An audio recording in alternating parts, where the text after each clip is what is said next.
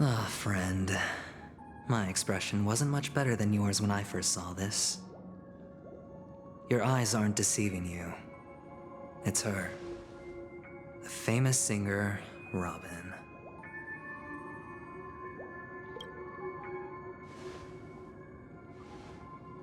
Well, first of all, can I just say that this had nothing to do with me?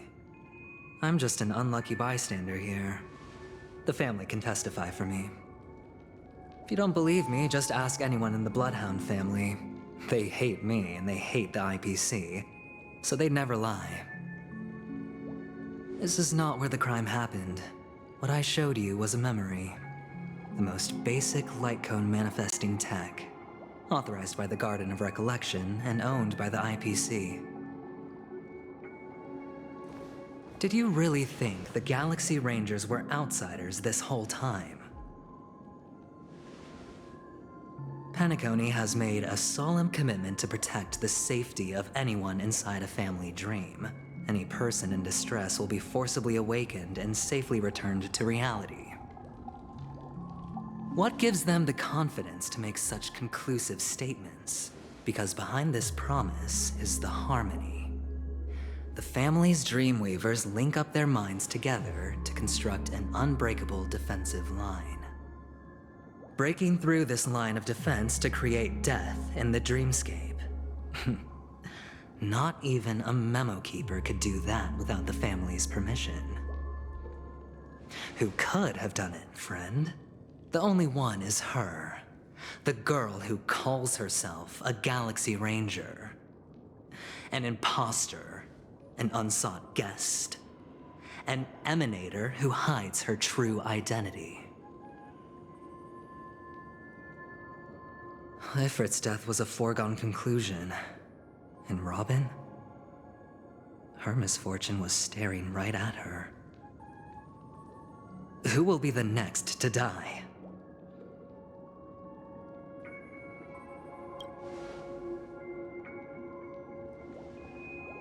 It's fine. Listen to your gut. Building trust always takes time, and I'm willing to wait. I just hope you realize that wherever that legacy is concerned, covert plans are already underway throughout Penacony. Everyone's got their own agenda. Careful you don't get stuck on the wrong side. If I were you, I'd keep my distance from Acheron. After all, any schemes out in the open are always going to be better than a monster in the shadows, right? Who's to say there isn't an even deeper conspiracy lurking beneath the surface? Memo Keeper, I think our little deal is finished. Aventurine is telling the truth. This memory is a real one, and there's no sign of any distortion grafting on. The IPC is not the Garden, and there are real limits to what they can actually do, but you know all this. Friend, let's not beat around the bush here. The thing is, I want to reach out personally to team up with the Astral Express. I told you I'm just not interested in scrambling for the legacy. I just came to Penacony for work. I'm here to retrieve some lost property for the IPC, if you catch my drift. I'm talking ownership of this frontier prison. This has all become a bad debt thanks to the cancer of all worlds. The IPC has tried sitting down for negotiations time and again, but the family wouldn't even take our calls. You have no idea how difficult these people are to deal with. Put it this way. They've hushed up the existence of death before, so they can definitely cover up any news about Robin's death. It'll just quietly float off like a bubble and pop. Nobody ever being the wiser. That's not fair, right? So then, friend, I need your help. I have but only one goal. The family's front door is like a high wall, and to tear the whole thing down, I'll have to dig out a few chunks first. Once I find a weak point, the IPC will have plenty of means. Now we have our chance. So long as we can get to the truth behind her death, we can have justice for Robin. While also gaining a valuable bargaining chip for bringing the family to the table. Truly a once-in-a-blue-moon opportunity. I've been investigating and making lots of friends all over Penacony precisely for this very moment. This tragic news would be extremely bad for the family, so they'll be doing everything they can to stop it leaking, especially to the IPC. But I trust that there are still a few factions that remain exceptions, and that's why I need you all. The reputation of the Astral Express precedes you, and the Harmony will give you the fairest of appraisals. You get to find out really what happened and seek justice, and I get to put it toward completing my mission for the IPC. It's what you call a win-win situation.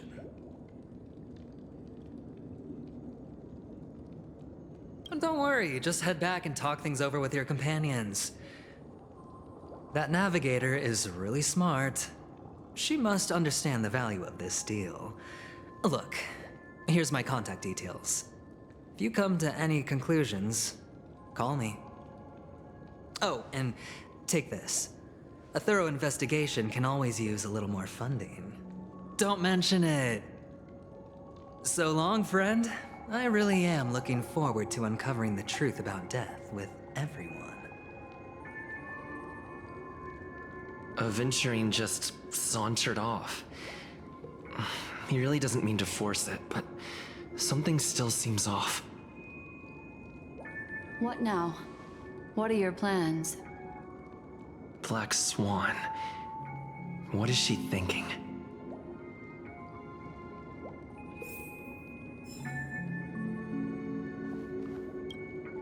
On the surface, this doesn't look like a bad deal for you. But Aventurine is a shrewd merchant whose scheme won't just be as simple as it appears to be. He doesn't know about Miss Firefly yet, but judging by your reaction, he may have noticed something going on and deliberately shifted topics to the truth of death to try and pull you in line with his way of thinking. That's quick thinking and very sound logic. Aventurine is no fool, and working with him definitely has its dangers.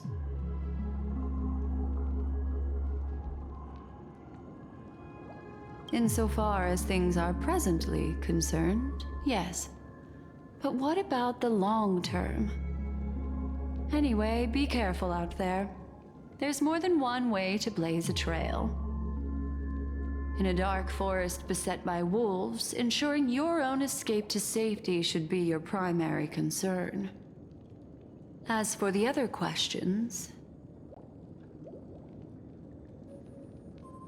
I'm not sure the two cases were committed by the same culprit, but that massive wound looked like its winged blade. We've all witnessed it in action before. Plus, it seems unlikely that there would be two lethal entities loose in the dreamscape. Sorry, I can't answer that question. That ranger is shrouded in mystery. I'm afraid no one is capable of providing an answer. But without a doubt, she is the most special guest at this banquet. It's like Aventurine said just then. It's best to keep your distance from her. Two victims appearing one after the other in a very short time span, in and of itself, that's very unusual. Two possibilities. The collapse of Penacony's dreamscape has started speeding up, making death extremely agitated and weakening the family's protections. Or everything has been planned out and executed by someone. If someone has chosen these victims deliberately, first a smuggler, then a family celebrity, then this murderer's motives are worth thoroughly chewing over. It's all happened so quickly, I can only make conjecture. After leaving here, go have a chat with your companions. I hope you can clarify the source of this confusion.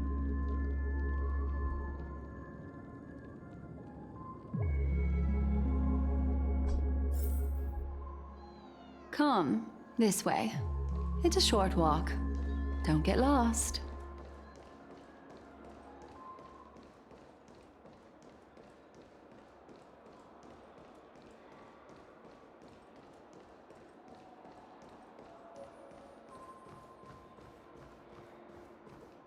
This way.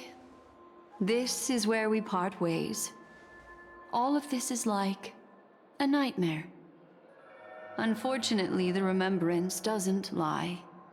What we just saw is the reality that happened, and it won't fade from our minds just because we wake up.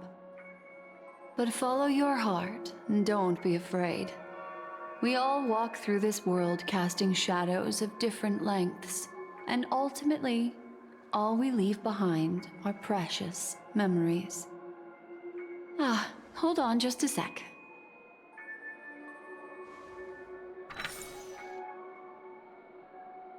There you go. A small parting gift. If one day you unfortunately fall into the deep waters of the memory zone, and there's no memo keeper to join you, hopefully it can guide you on my behalf. I also pay great attention to the ways of the world. Just think of this as an apology from me for hiding something from you. Then, I've something private to take care of regarding that Galaxy Ranger. Let's leave things there, shall we? What fascinating memories will you bring for me next time we meet? I sincerely look forward to them.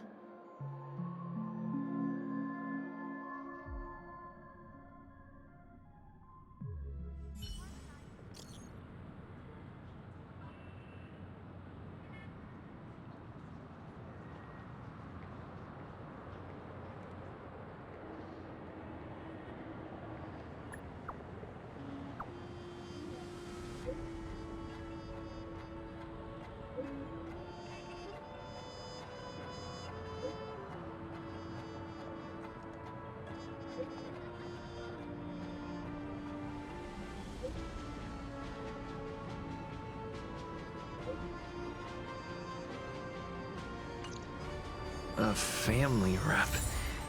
Is Himiko okay?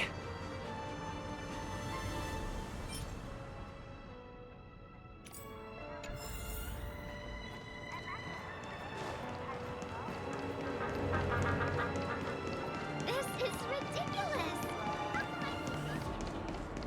Speed, not haste.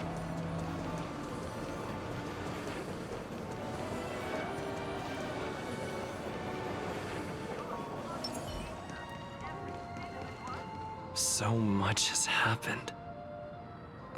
I should take a moment to gather my thoughts and wait for everyone to arrive.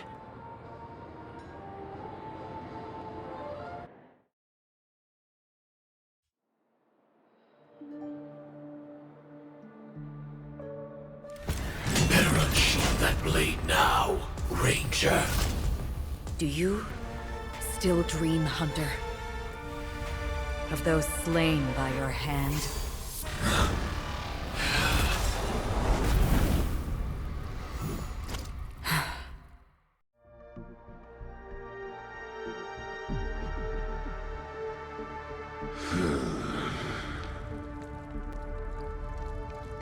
It appears the outcome has already been determined. We're still alive, as are you. We still have room to make a choice. Leave the music box behind, and then go. Choice.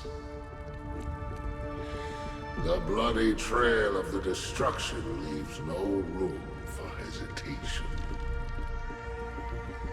Vatora's fire demon. Even if you sacrifice your life for that Eon, you won't get special treatment. Ranger, you tread the narrow path of the hunt. You could never understand. We come from the fire, and are born bathed in fire. We spread, burn, and destroy, until all the kindling has burned out and we leave only ashes on the ground. Burning forms the entire life of a fire demon, from the beginning to the end. We are born to die, just to put into practice a profile of another universal truth. All things are created for the destruction. Your companions don't seem to think so. They fight for your chance at survival. They are my children, and just as I was, they are flames that have yet to burn white hot. They're still young, and I don't blame them. But my flames are faint, and time is running out. Can you see the planet of festivities in the distance? I plan to bring Purgatory with me there, and before that, I must surpass you. Why?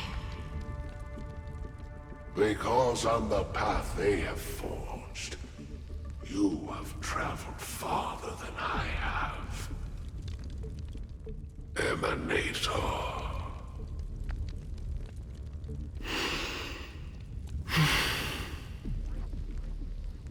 You cannot hide your true identity. Draw that sword, for we shall indeed remain here, bound to fight a decisive battle to the death, for I choose this. Destruction is intense, but brief. To cravenly cling to life is to endure an endlessly prolonged existence. Even if the answer turns out to be your own destruction.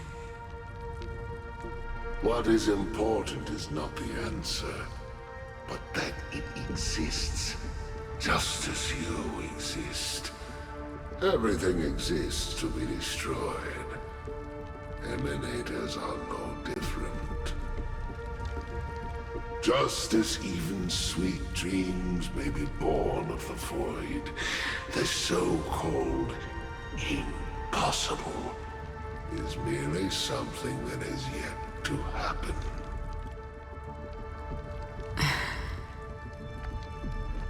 All right.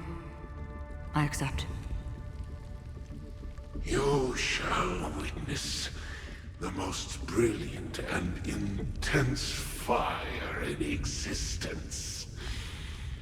May this flame illuminate the farthest reaches of your bottomless dream. A bottomless dream. Yes, that's right. But you've made one small mistake. This blade remains in its scabbard not out of pity or scorn. It's a personal secret that I don't want to disclose, but perhaps out of reciprocity.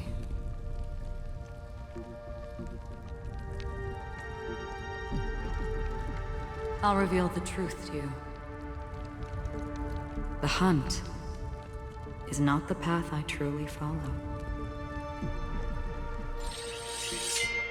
May death be the end of your boundless dream, guiding you back to the waking world.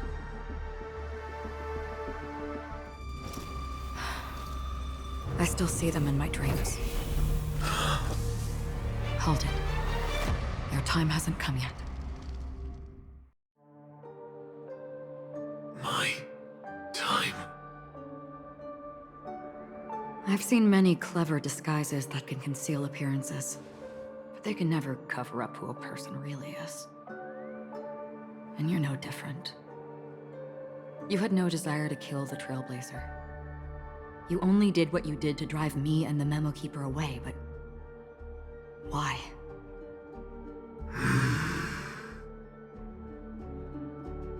Did Destiny's slave make you do it? You know, Elio. I thought this is just the kind of thing that'd get written into your script.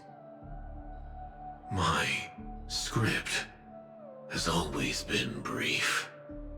Other than that, anything beyond that is unnecessary. He knows my nature. There is but a single destiny from which no one can escape. And until then, I hold the privilege of choice. However, you appear to be ignorant of this, so it's time for me to inquire. Who exactly are you? Not your enemy, perhaps. That's not what I asked. I don't deserve your curiosity. Loners wandering the cosmos always have their secrets. Take me. I'm wanted by the IPC, so it's little wonder that I know something about the Stellaron Hunters. That's all. Maybe I can help. What reason would you have for doing that? I tend to forget things. Which is why, rather than memories, I'm accustomed to using my emotions to capture what I normally wouldn't otherwise. So... I know who is inside that cold armor. How about it? Ready to take off that armor and sit down for a talk? It's not yet time. I don't need help, but I can give you a suggestion that would make things better for you and me. If your goal is the Watchmaker's legacy, then go look into the family. Not only are they covering up the existence of death, but they're burying the past and the truth about what happens inside the dreamscape. Already on it. And the Astral Express is no enemy of yours. I know that. I just never expected to hear you say it. What's next, then? The Trailblazer's been taken by Black Swan. Will you go look for him? No need for that. No harm in mentioning that Elio's only given me one instruction. Get all of the Astral Express to track down the Grand Legacy. I tried settling this in an easier and more direct way, but as you can see, here I am, confronting you. I failed. Can't ever go against the script. The so-called impossible is merely something that has yet to happen. That's it. Before we split, can I ask you one more thing? Is there anything else in your script about me? I'd like to know what kind of footnote I get to leave in that future foreseen by destiny. Unfortunately, not a thing came up. I knew it.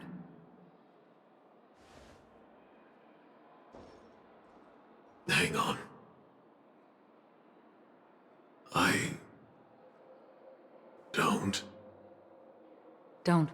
What? Your first question was, do you still have dreams about everyone who died because of you? I don't. Never have. I was born without the ability to dream. I live for this cold, harsh reality, for a little light, and to burn, to keep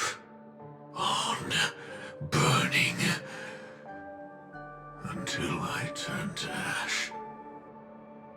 So, I really envy you. Is that so? Then you're already living in the waking world.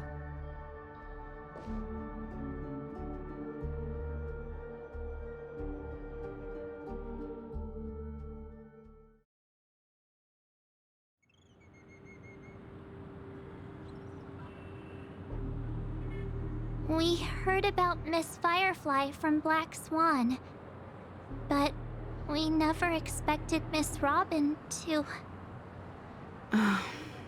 I'm sorry that I couldn't be with you then. Reality cruises on in serenity, while undercurrents bubble up from the dreamscape. Just like that memo keeper said. Stay strong, everyone. We can still do what we can for them. Starting with finding the murderer. Let's recap everything then. The Trailblazer just reminded me of something. March, do you remember what that family rep who negotiated with us said? Indeed, we trust that the Nameless has nothing to do with this. And we also beg each of you to help assist the family in verifying the identity of the deceased. That's how it was put, in reference to Miss Firefly. Looking back, he seemed a little evasive at the time. And he also failed to mention anything about the earlier murder, too. The family's planning on covering up all news about Miss Robin's death. If news gets out, Penacony's going to turn into a bloodbath. But the murder that followed closely after was obviously beyond their anticipation.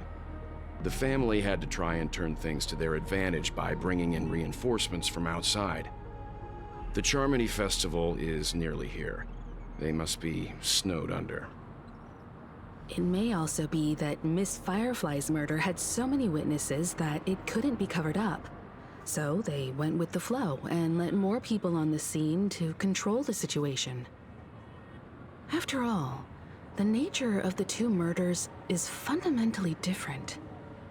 The family's first protective measure should be against malicious actors among the guests, such as that IPC envoy.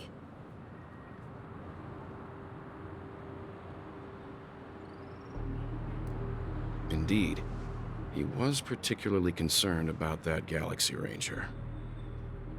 Are we missing the forest for the trees here? I always felt that Aventurine's reasons for accusing Miss Acheron were highly subtle. Can we believe him? At this point, I'm afraid the only ones we can trust are ourselves. Look, let's try to gather intel first and then list all the possible outcomes we can. Then we go through them, eliminating contradictions one by one. The fewer facts remaining, the closer we are to the truth. I've still got this sense of foreboding. It's like we're stuck in a whirlpool, spinning around that legacy even after everything that's happened. This time we're playing the role of a real detective. But before we start, what are we going to say to the family and Aventurine? As I see things, the family harbors no ill will towards the Astral Express. If they didn't trust the crew, they wouldn't have casually commissioned outsiders to investigate a case that's, in all likelihood, a scandal. Plus, this is the family's turf. Teaming up with them should make things easier for us in the future. As for that Aventurine, well, I'd like to hear your thoughts. He's complex. He deliberately slow-played his hand during negotiations while running circles around us all the while. He appealed convincingly to both reason and emotion. It wasn't forced, but the intent was obvious. Still, it's good to have contacts among all this uncertainty. Aventurine showed his skills, and as far as our interests are aligned, he can become a reliable ally. We also need to keep a certain distance from the family. Never let them get too close. Teaming up with the IPC helps balance that out. If either side makes a move, we have the option to pull out. So you suggest accepting Aventurine's proposal to team up? Yes. It's risky, but we can only wait until both sides have played their cards before making any further judgments. I get why, but there's a whole lot of bad guys and girls around here, and I'm worried about getting stabbed in the back. He's been bullied a few times now, and I can't stand it anymore.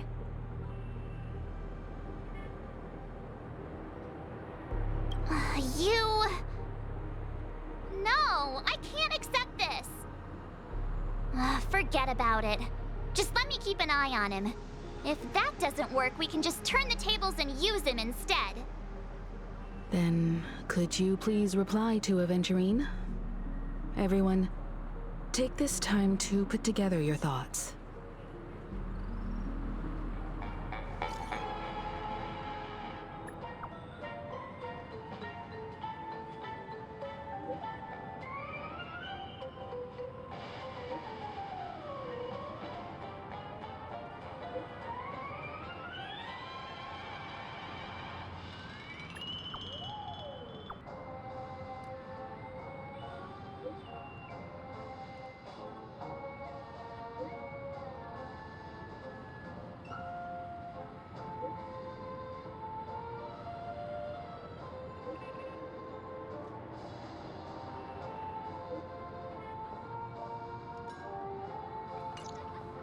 Looks like Aventurine is happy with this outcome. Let's tell everyone about it. Aventurine's goal is to try and recapture Penacony for IPC. To do this, he'll have to bring down the family in its entirety to create a big enough chance. The existence of death will be covered up by the family.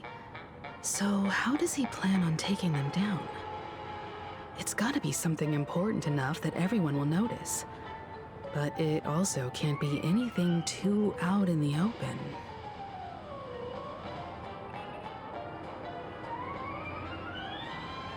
An attack on the hotel guests? Unlikely. Penacony's guests include quite a few bigwigs known throughout the whole cosmos. People who not even the IPC would dare take lightly. Aventurine is a shrewd merchant, and there's no way he doesn't know that. He's definitely going for the family, and it's just a matter of how. The harmony is strong in Penacony, and almost impossible to take on head-to-head. The fact that the IPC dispatched Aventurine shows that they do not intend to simply play by the book here. Aventurine has devoted considerable attention to her. But this Galaxy Ranger, we know hardly anything about her, and can't rush to any conclusions. I was also considering this possibility, especially because he respects you so much, and has sought you out before a few times. Perhaps he's also unsure of your intentions and is probing you. I'm just speculating. In any case, we have to be careful when handling Aventurine. He's skilled at reading people and discerning the right moment to strike. Also, he's clearly a born gambler if he's willing to go all in to win.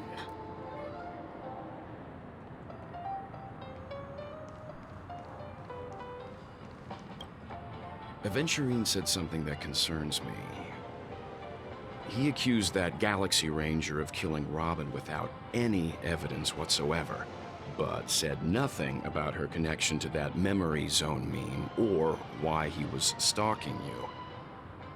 It was a groundless accusation, which only serves to make him seem more suspicious. Maybe Aventurine's goal was never to gain our trust. Maybe he wanted to foster a feeling of enmity towards Acheron and make the situation more volatile. Two birds, one stone. However, I asked Dan Heng back on the Express to confirm that story about the Annihilation Gang and the lost messages. It wasn't something that Aventurine made up out of thin air. You've met her many times now. What's your impression of Miss Acheron?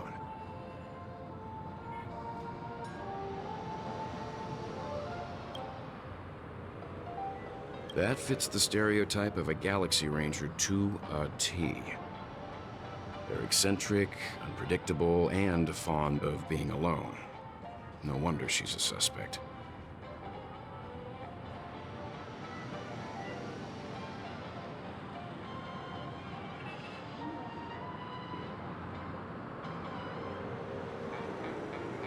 I really love Checked off the list. I hope it's not too soon to bring it up, but I feel like Miss Robin isn't actually dead, but that she's still alive and well. Somewhere. That everything's just some horrible prank. Because aren't we supposed to be inside a dream? How could someone die in a beautiful dreamscape like this? Shouldn't only good things happen here? Whenever I see the Grand Theater, I just can't stop all these thoughts from flooding my head.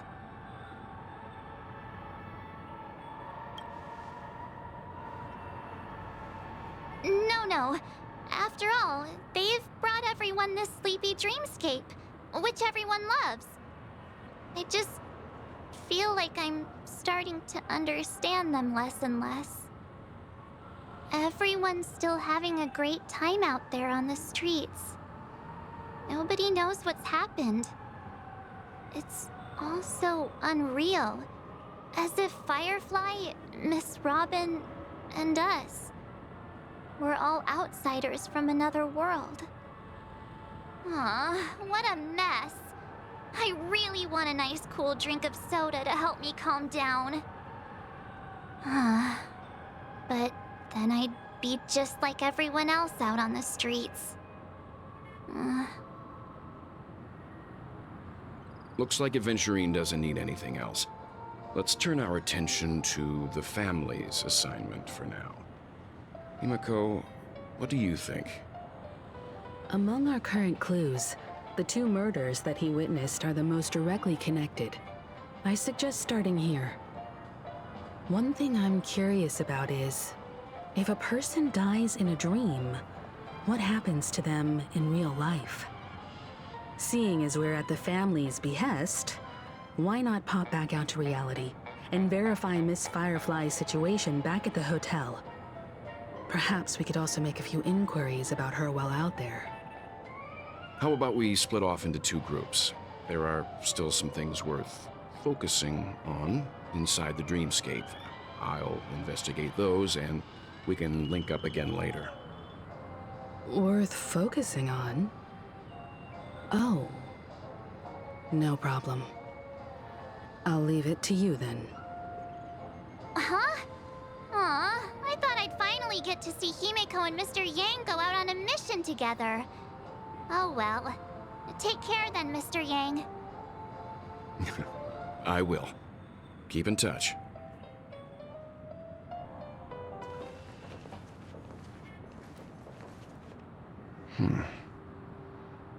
Honored guest, could you come out for a second?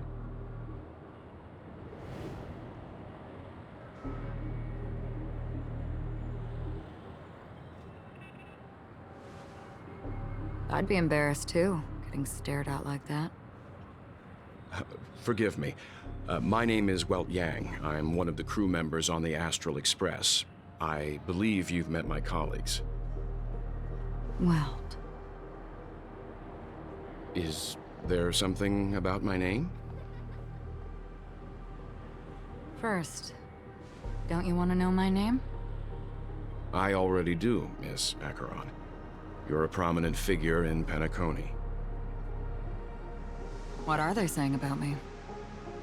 Some claim that you're the real culprit behind these murders, that the Annihilation Gang's tragic fate at the banquet was a result of your blade. And that you're now attempting to unleash another bloodbath on Penacony. The Annihilation Gang. Ifrit of Everflame Mansion. Tragic fate. That Duke turned his dying body to flames and sacrificed his life as a martyr. He was a determined and heroic pathstrider. Not even a villain should be disparaged like this.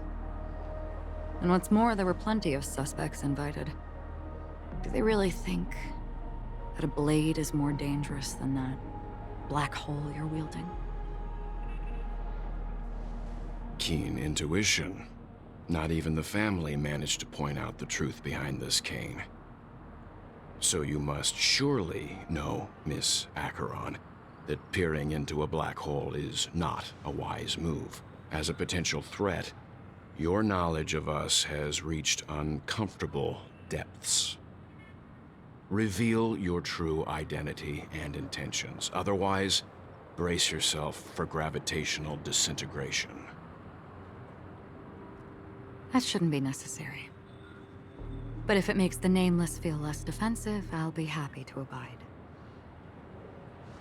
Believe it or not, Galaxy Ranger, Acheron, those are the names I go by to this very day. My trip to Penacony is solely to fulfill an old, final request. I'm here for the Watchmaker's legacy. And that's it. I think I've been honest enough. Still unwilling to reveal your true identity? It's not that I don't want to. It's just that I can't. I've come so far, and I can't sum up all of that in just a few words. Everyone has their own unspeakable past. Secrets that they don't want to be revealed. And I won't be asking any more questions, such as why the Astral Express is roaming around the cosmos with a Stellaron on board. Is he okay? That memo keeper didn't do anything, right? He's fine. Let's stick with the topic. Gaining my trust all depends on how much you're willing to reveal. I've run around many different Penacony dreamscapes just to try and find that legacy. And during this period, I came into contact with quite a few guests. In the process, I gradually came to realize the secret of Penacony may be closely related to the Trailblaze. That's why I've come to ask for your help. I don't have enough proof yet, but I'd like to speculate something. The source of all tragedy lies within the family. If you could trust me, we could find the proof to support this claim together. Mr. Yang, I think you've come to the same conclusion, haven't you? Let's leave it at that. For now, I'll choose to believe that you bear no hostility. Share your findings with me and me alone. I don't want vague conjecture to interfere with other people's judgments before we find solid proof. Mm-hmm. By the way, would you like something to drink? Before we go, how about 2 cups of Wake the Heck Up? No, 4 cups. Because the conversation coming up will last forever.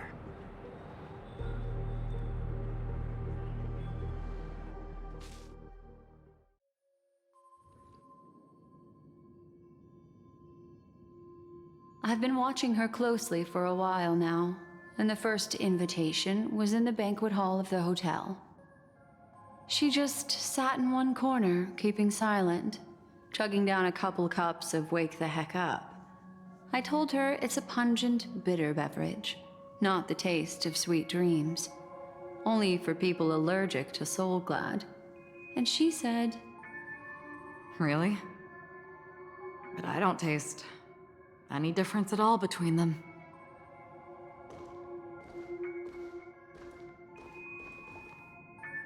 the guest rooms are charmingly minimalist.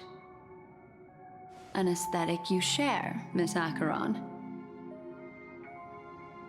It's a cinch, this music box. The invitation received by the Annihilation Gang. There are latent memories that linger on it yet. You see, memories of you are not yours alone. They travel in other people, other things.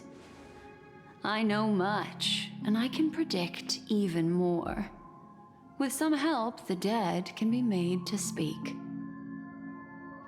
The Annihilation Gang, that band of desperados who all disappeared after meeting you. What exactly happened to them? Well, let me reveal all.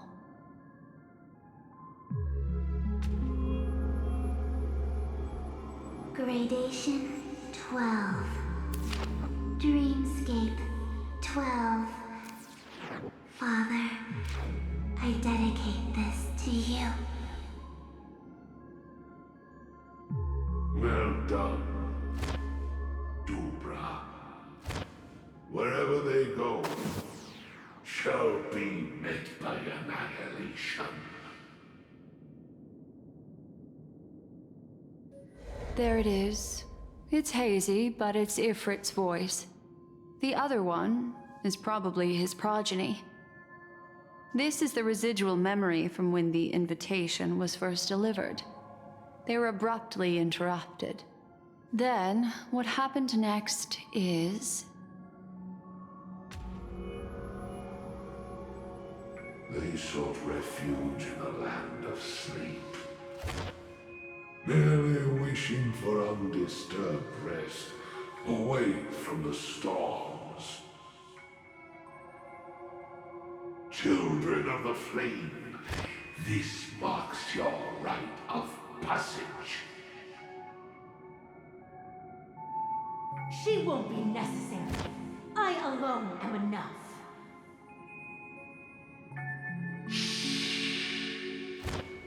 When have thou, on the path of destruction, feared death? The Everflame Mansion has set out on a journey. Those poor people, they have no idea what lies in wait ahead of them. Memory recovery is going well, but slowly. She'll be here soon, and time is short. There's nobody else here, so there's no need to be delicate. In fact, I think I'd better go all out.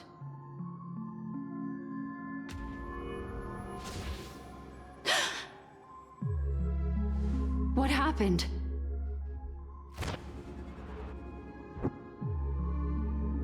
The memory after that is blank. How is that possible? This music box fell into Acheron's hands, and she brought it to Penacony. That's a fact, and that's how it should have gone. But along the way...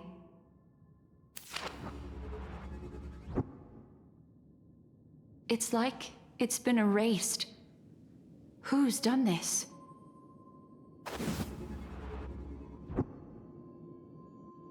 Who are you? Who are you? It's... No. Is this not a memory? Oh, a memo keeper. Do you serve the Garden of Recollection? Or the Cremators? My name is Constance. A pleasure to meet you. We were supposed to meet in Penacony and spend an unforgettable time together. But that seems unrealistic. Dahlia's not welcome on the banquet star, and I don't need a coming-of-age ceremony. And you, I know what you're looking for. Want her secret? I can give it to you, and then you can enjoy the banquet for me. I wish you unforgettable memories.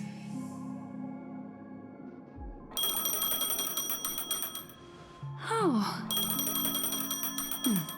A phone. Wanna listen in?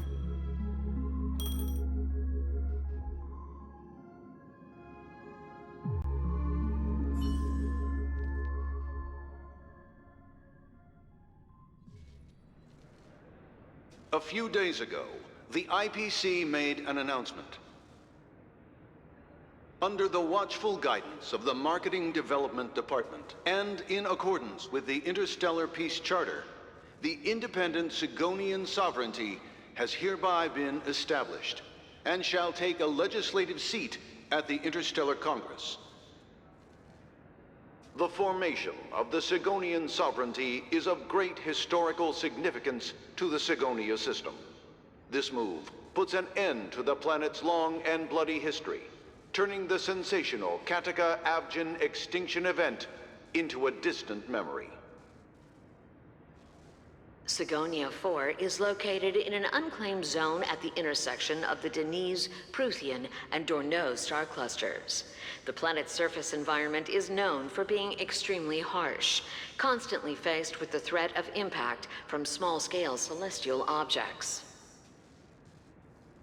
This is why very few intelligent species have made this planet their home, dividing themselves into several tribes to eke out nomad lifestyles as they struggle to survive the arid desert wilderness.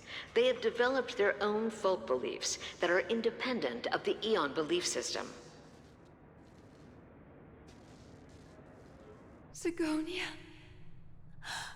Sigonia. Ravenous eye of the storm, spurned by all the gods. Land of rock, but not water. Lightning, but not rain. Blood, but not tears. You beat us with your falling stars. You lash us with wind and storm. You chew us up with the cracked earth.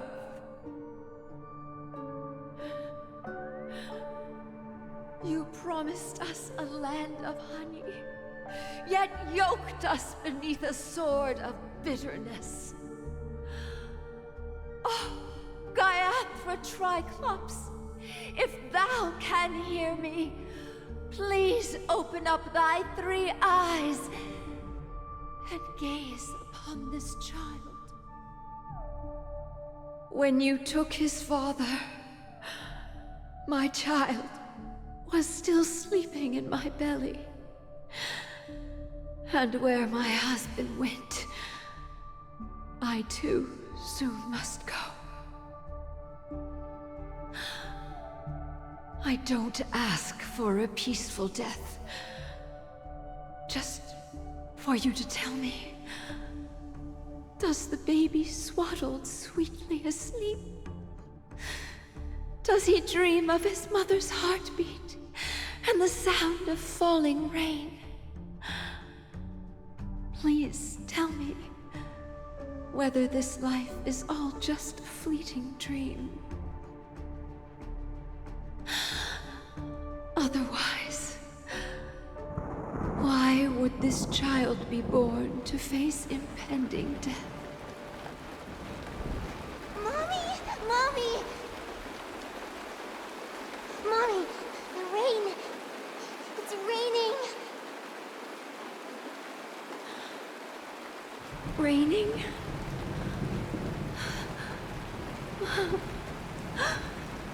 Raining. It is raining. It's true. Those Outworlders weren't lying to us. They really did summon the rain. Mommy, we can leave here. We can go back home.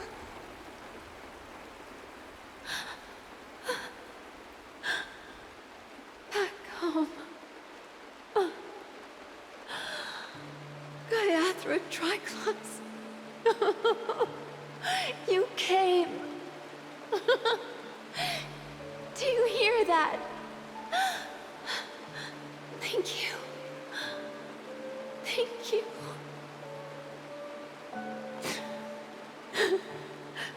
Darling, listen. This is the sound of rain. On the day you were born, the sky also sent down a gift like this from Gaiathra. Such a lucky child. such a blessed child. Just like your name. A gift from them to Avgen. My boy.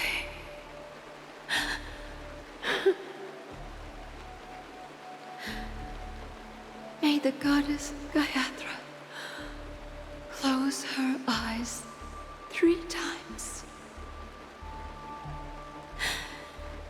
Keep your blood eternally pulsing.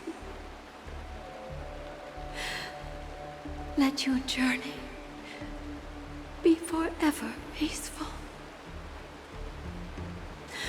And your schemes forever concealed.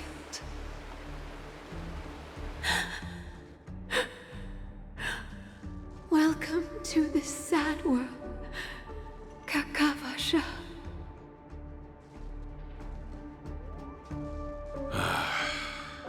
Time to wake up, gambler. Oh, heavens. I must have drunk too much Soul Glad. Didn't expect you to be back so soon. How is it? Find anything? Just as you guessed. Nobody outside knows about Robin's death. There aren't even baseless conspiracy theories. They're still streaming the rehearsal for her ceremony, using a stand-in, I guess. They must be dreaming. Of course. Who could imagine that death would actually descend upon the idyllic dream created by the family? Let alone that the victim would be the female lead of the Charmony Festival. To be honest with you, I didn't believe it. I even tested it a few times myself, until I discovered that I couldn't actually die. Whenever there's any danger, I'm forced awake by the dream pool, and it's all as if everything were just a nightmare. That's why I'm convinced that there are a few big secrets lurking behind the scenes. Then you must have heard about the Memory Zone meme. When I graciously deigned to establish connections with the Oak family on your behalf, they were quite in a pitiful state of disarray. Besides Robin, there was another body. I don't know the exact details, just that it was a stowaway. 2 murder cases? I told you something seemed off about the Nameless. He must have come across the other one.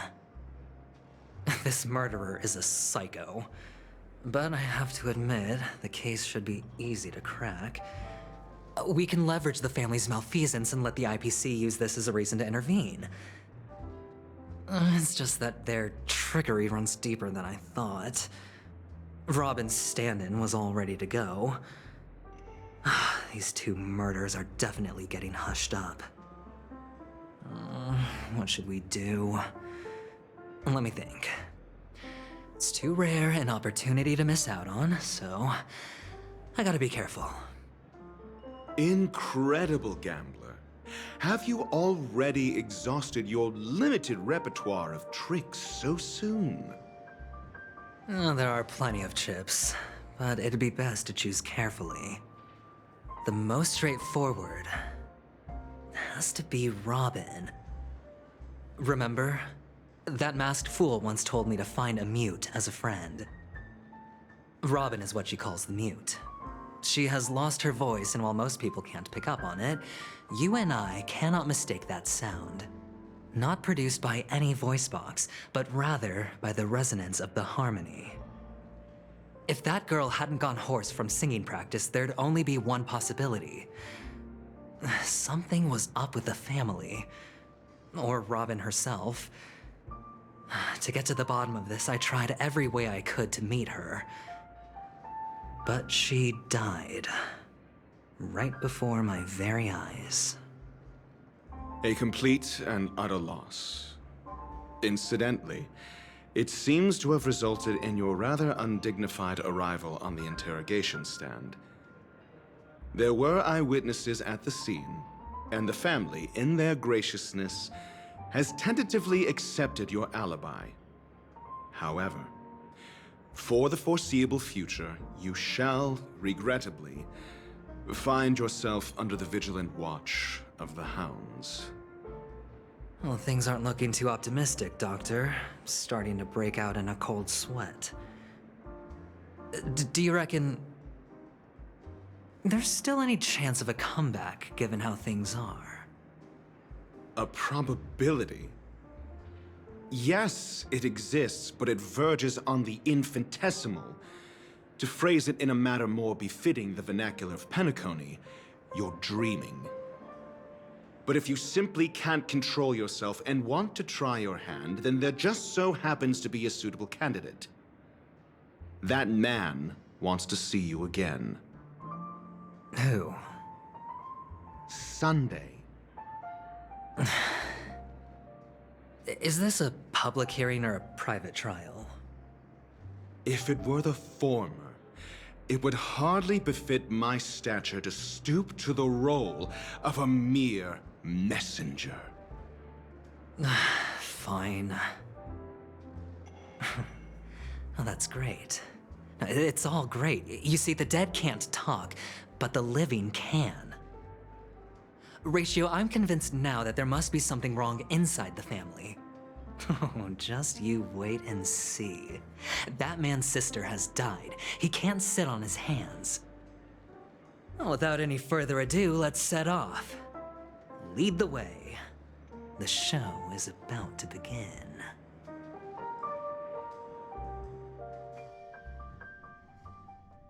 We're here. The Dewlight Pavilion is the Oak family's fortress and a place where heads of the families meet to discuss great plans for Penacony. Fortress? I like this metaphor. I dealt with the warlords of the Amanicus star system not long ago, and their synchronized orbital manor wasn't this heavily guarded. This mansion nominally belongs to Sunday, and is very befitting of its owner. Without his express invitation, the likes of ordinary guests would never grace these grounds in their lifetimes. Look around while you still have this moment of freedom. Hey, Doc, whose side are you on anyway? Who's to say I won't sell you out? We'll see. When we meet the authoritarian master of the Oak family, I'll pry an answer out of him. Follow me and I'll bring you to his parlor. Hold your tongue and let me deal with the members of the family.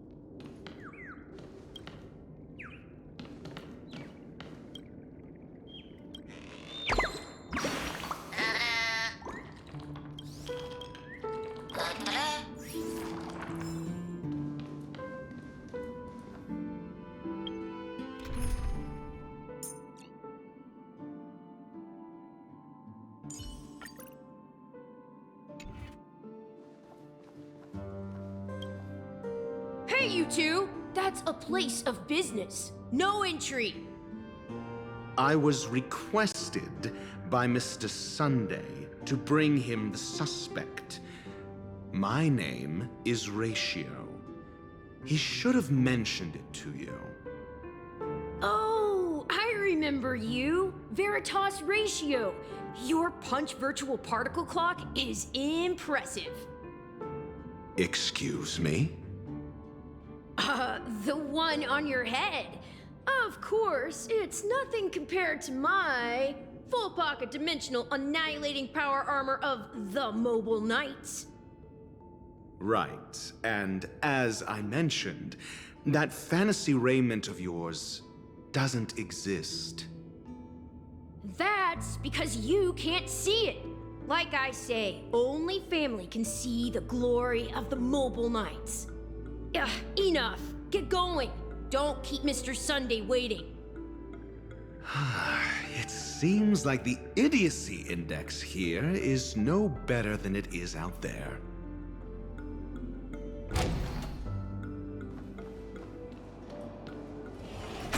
A dead end? The door is shut tight. Looks like we're on our own. I mean, there isn't a door. How did you get in before? For security reasons, the family built the administrative site deep in the dreamscape, with the mechanisms hidden in these Nightingale statues. The direction of the statues can be controlled. On the previous occasion, an attendant named Kona had gone to the side room to verify something before setting the statues in the correct positions. Well, maybe we should do the same. Let's go and take a look. Of course, we can also use brute force.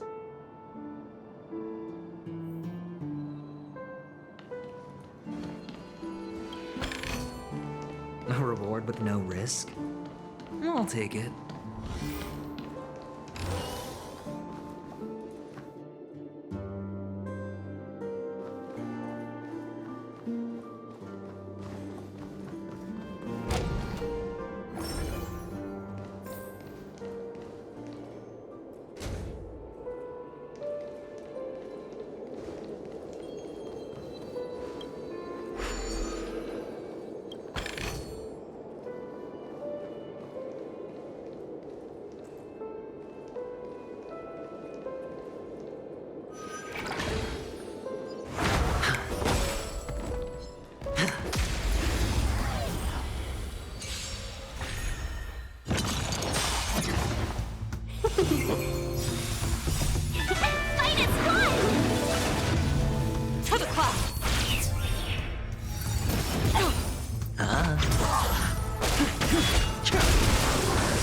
Blood-cleansing dragon.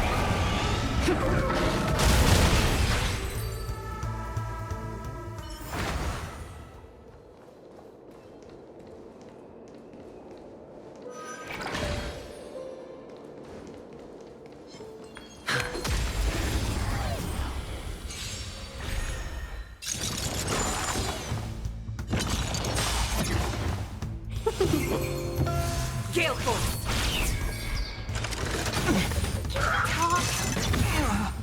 Watch your head.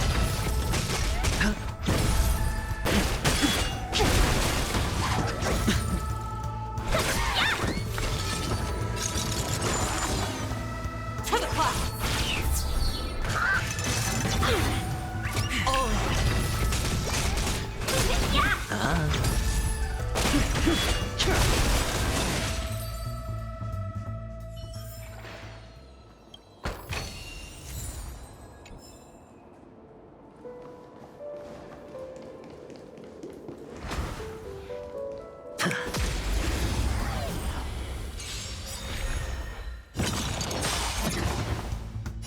Blood-cleansing dragon.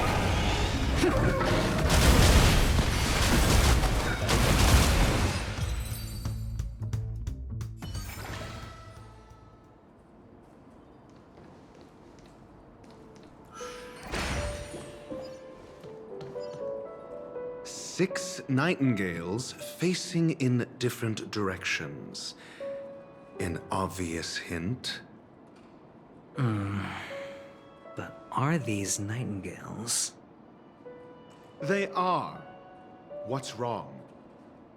How can nightingales be so huge? They look more like torment eagles to me. There are no eagles in the 5 families, only nightingales. Why am I wasting time with you on this?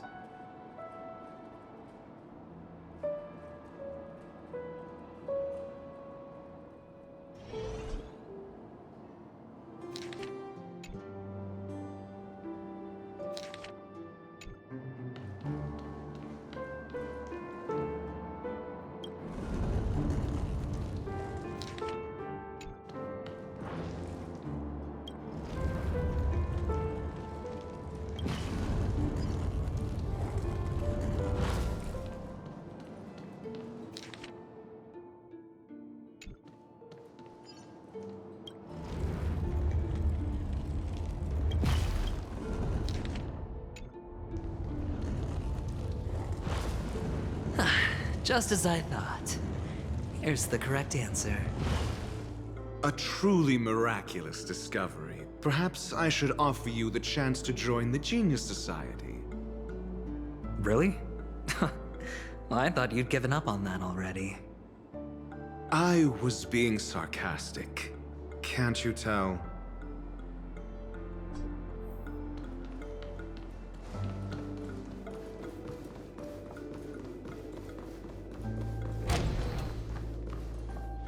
Oh, impressive. So much for Mr. Sunday's reserved, virtuous image. Do you need me to remind you? We're in a dreamscape. No matter how grand the mansion looks, it'll not affect Penacony. Stop wasting your time nitpicking the family here. Yeah, you're right. The only way to destroy the family is death. Sunday must have thought the same. Let's head down.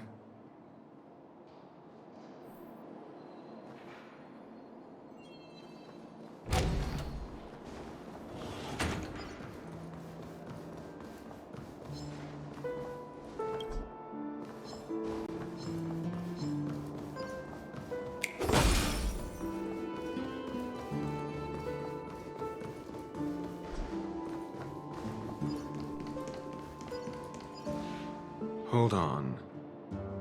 Huh? What's wrong? Are we heading the wrong way? No, but this door is locked. My friend? Did you really make an appointment with him? It's a trial. You got to prove your worth to Sunday before you can speak with him.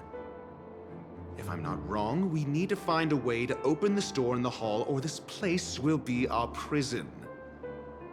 Oh, an escape room. My favorite. Get serious. I've no time for games. Let's head back. The hint is probably in that prominent sandpit. Wow. That's an enormous sandpit. I'd love to build a tall building for myself. Once I have enough savings.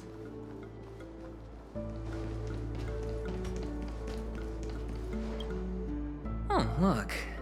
There's a noticeable gap in the model. I believe you're right. There wasn't a gap before. That man must have done it intentionally. Well, with your brilliant mind, you shouldn't have any trouble recalling what was here last time. Right, Doctor? Of course. Let's look around. When I see it, I will know it. Fine.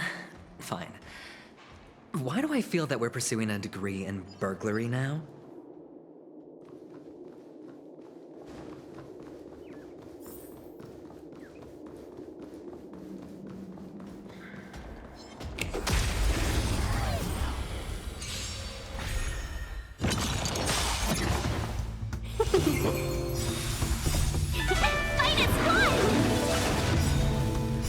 World-cleansing dragon.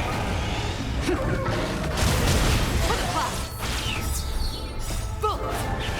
From above!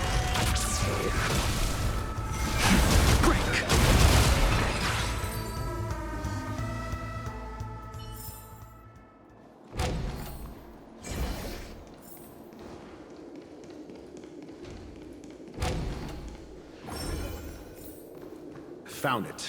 This is it.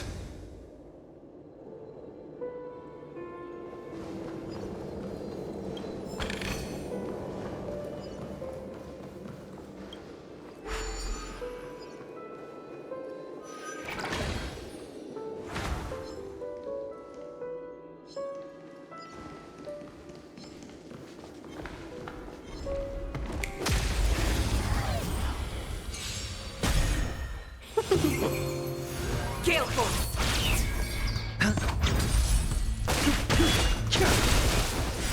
World Cleansing Dragon. To the clouds! Rise!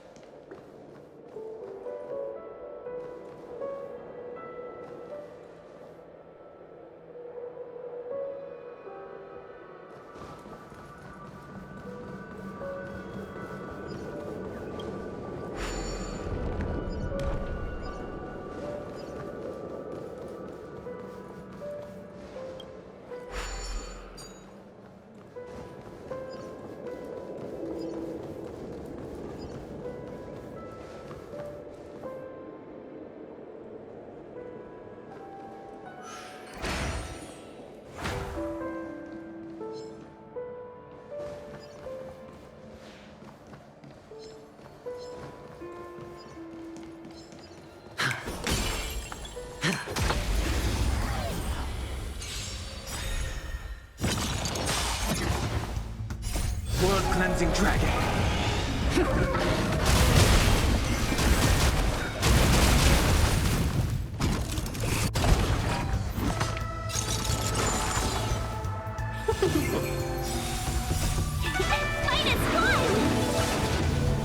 Gale Force! Bullet! From the bow!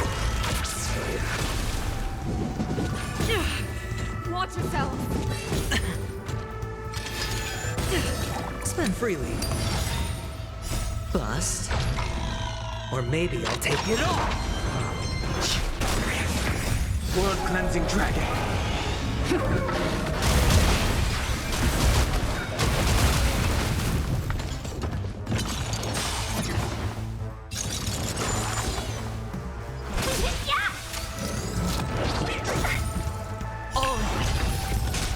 To the clouds! No dirty tricks, all right?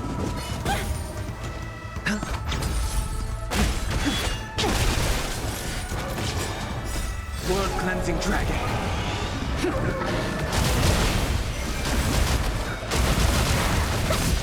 Gale Force! Bullet! From the bow!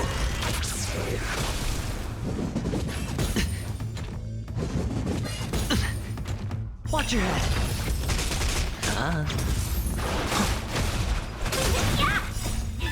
Fight is good! World Cleansing Dragon.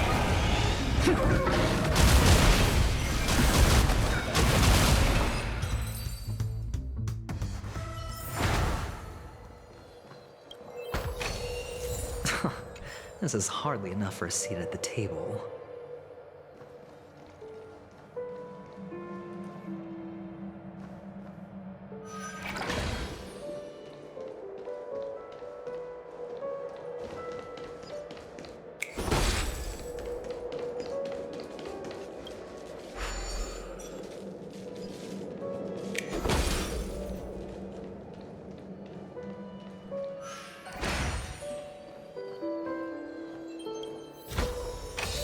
Fortune follows luck, just like it always does. Huh. And the nameplate reads Gulliver's Arch. Well, I'm amazed you can remember something this tiny. You know, this reminds me of a tunnel I once saw that could shrink people who passed through it. If I were you, I would shut my mouth. It's wise to remain silent when you should.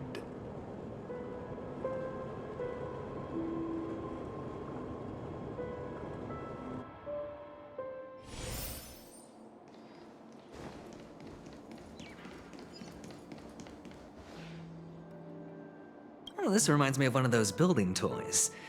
You know, with the blocks.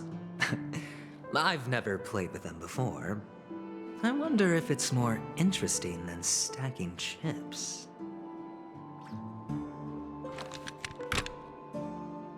Oh, look. The gap is closed. And it fits perfectly. So, what's next?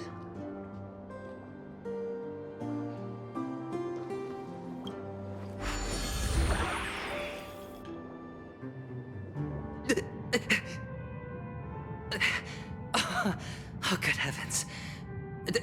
Did I drink? Am I still in a dream?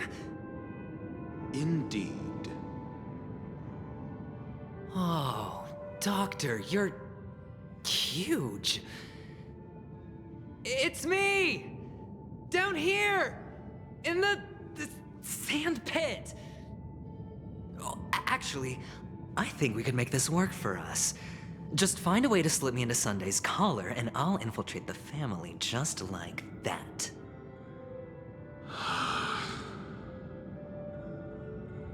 Oh, fine. I was just kidding. Let's find a way to open the door.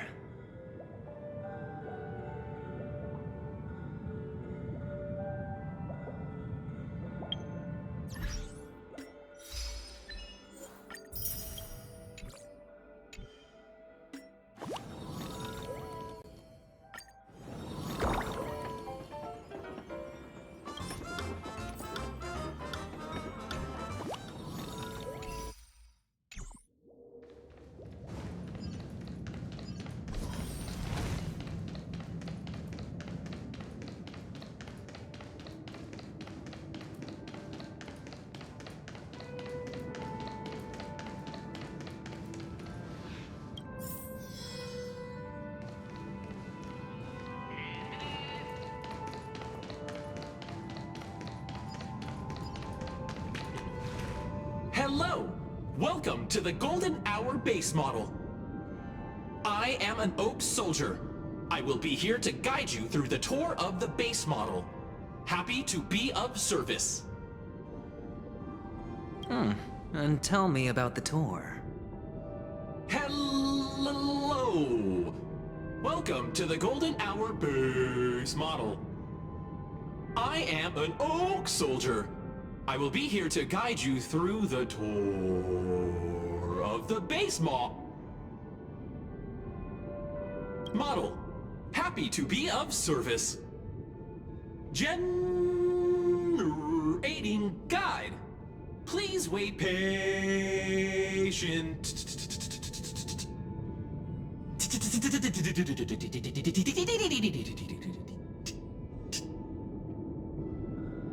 Found the nearest check-in spot. Please look behind me. A capsule machine model.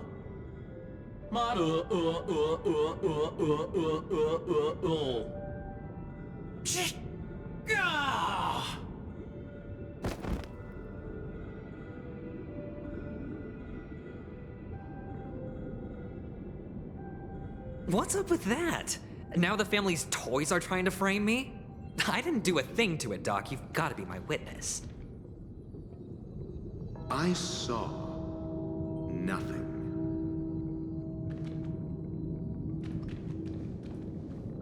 Oh, capsule machine. There's no mechanism on the floor. Could there be one at the top? Doctor, do me a favor.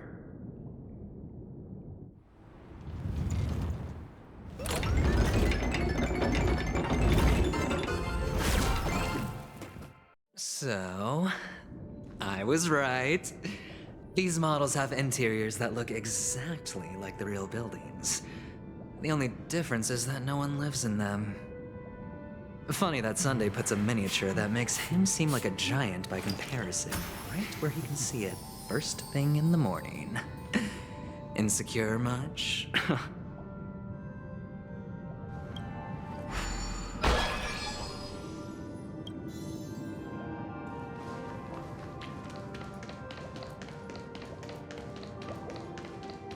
Speed, not haste.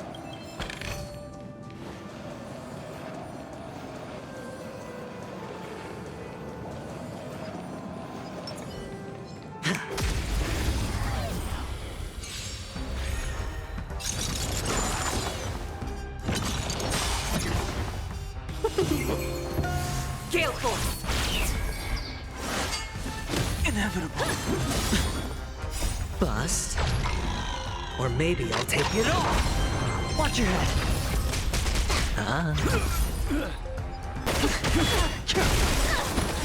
World Cleansing Dragon. To the cloud! Rise.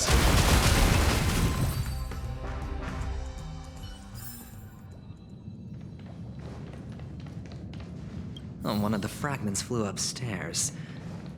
I'll need to use the pinball machine to flick myself up there. But it's tough.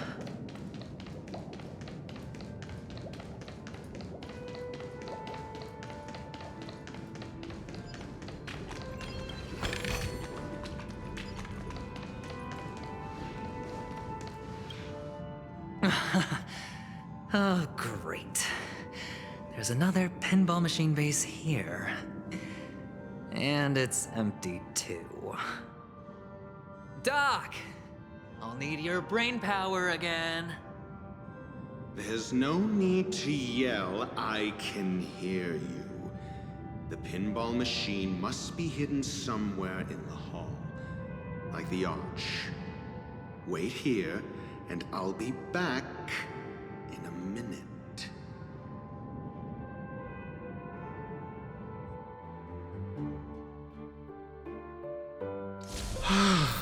Finally, a moment of peace.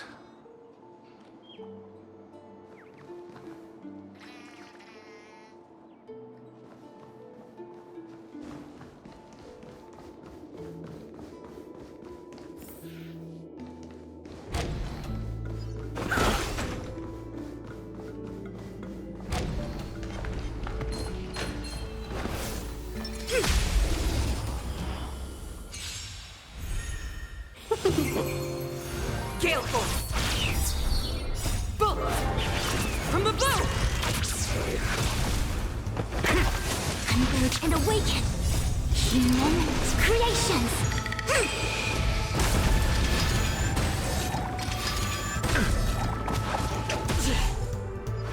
Yeah! Fight is one! Test. 0 points. Knowledge, the measure of truth and falsehood.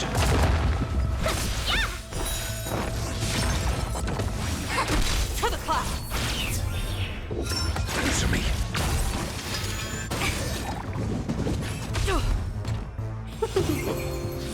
Gale Force! Bullet!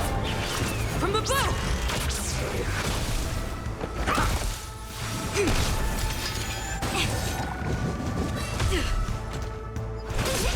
To the cloud!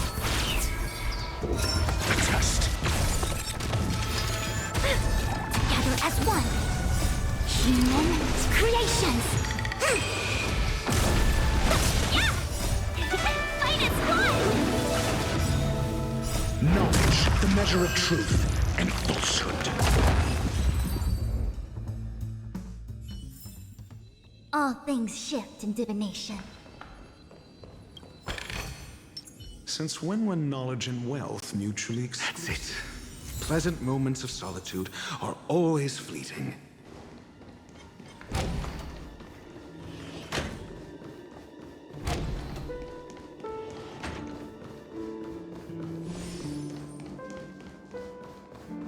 Oh, you're back. Just place it here. Thank you.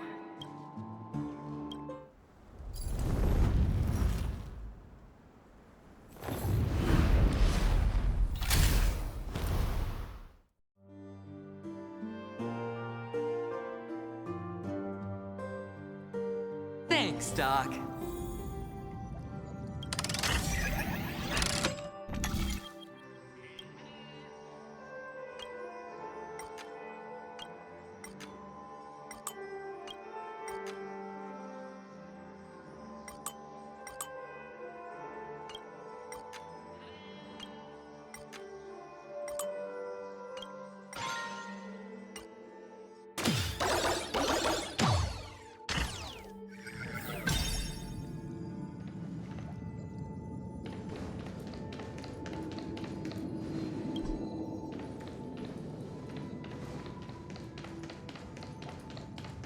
Horatio, you should come in here and take a look. The view here is breathtaking.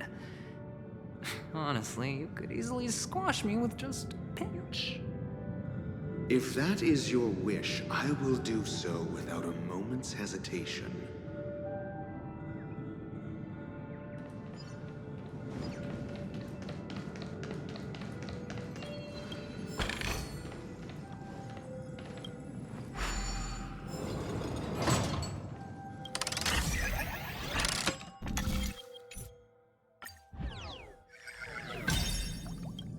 All done. Piece of cake.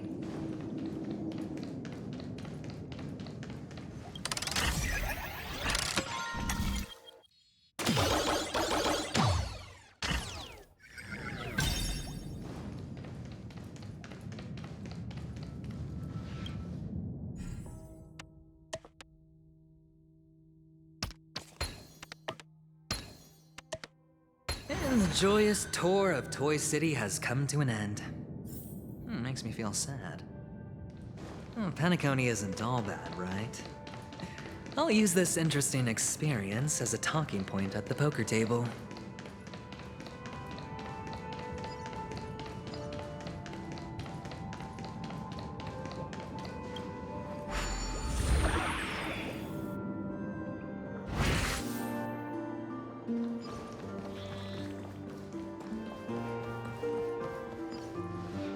It's a pity you made it out of the sandpit alive.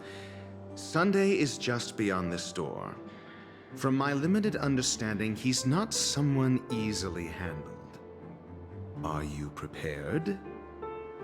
Yeah, only I believe he's the one who should be prepared to face me.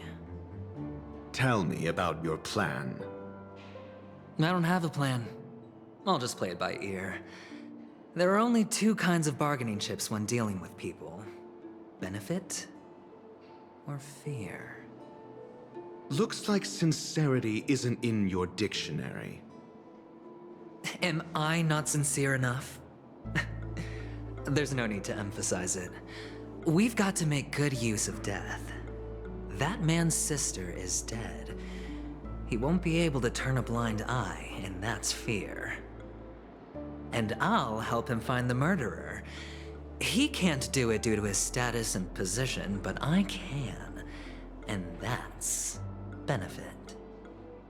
On what basis do you believe he's incapable, necessitating the delegation to someone from a rival faction? The IPC?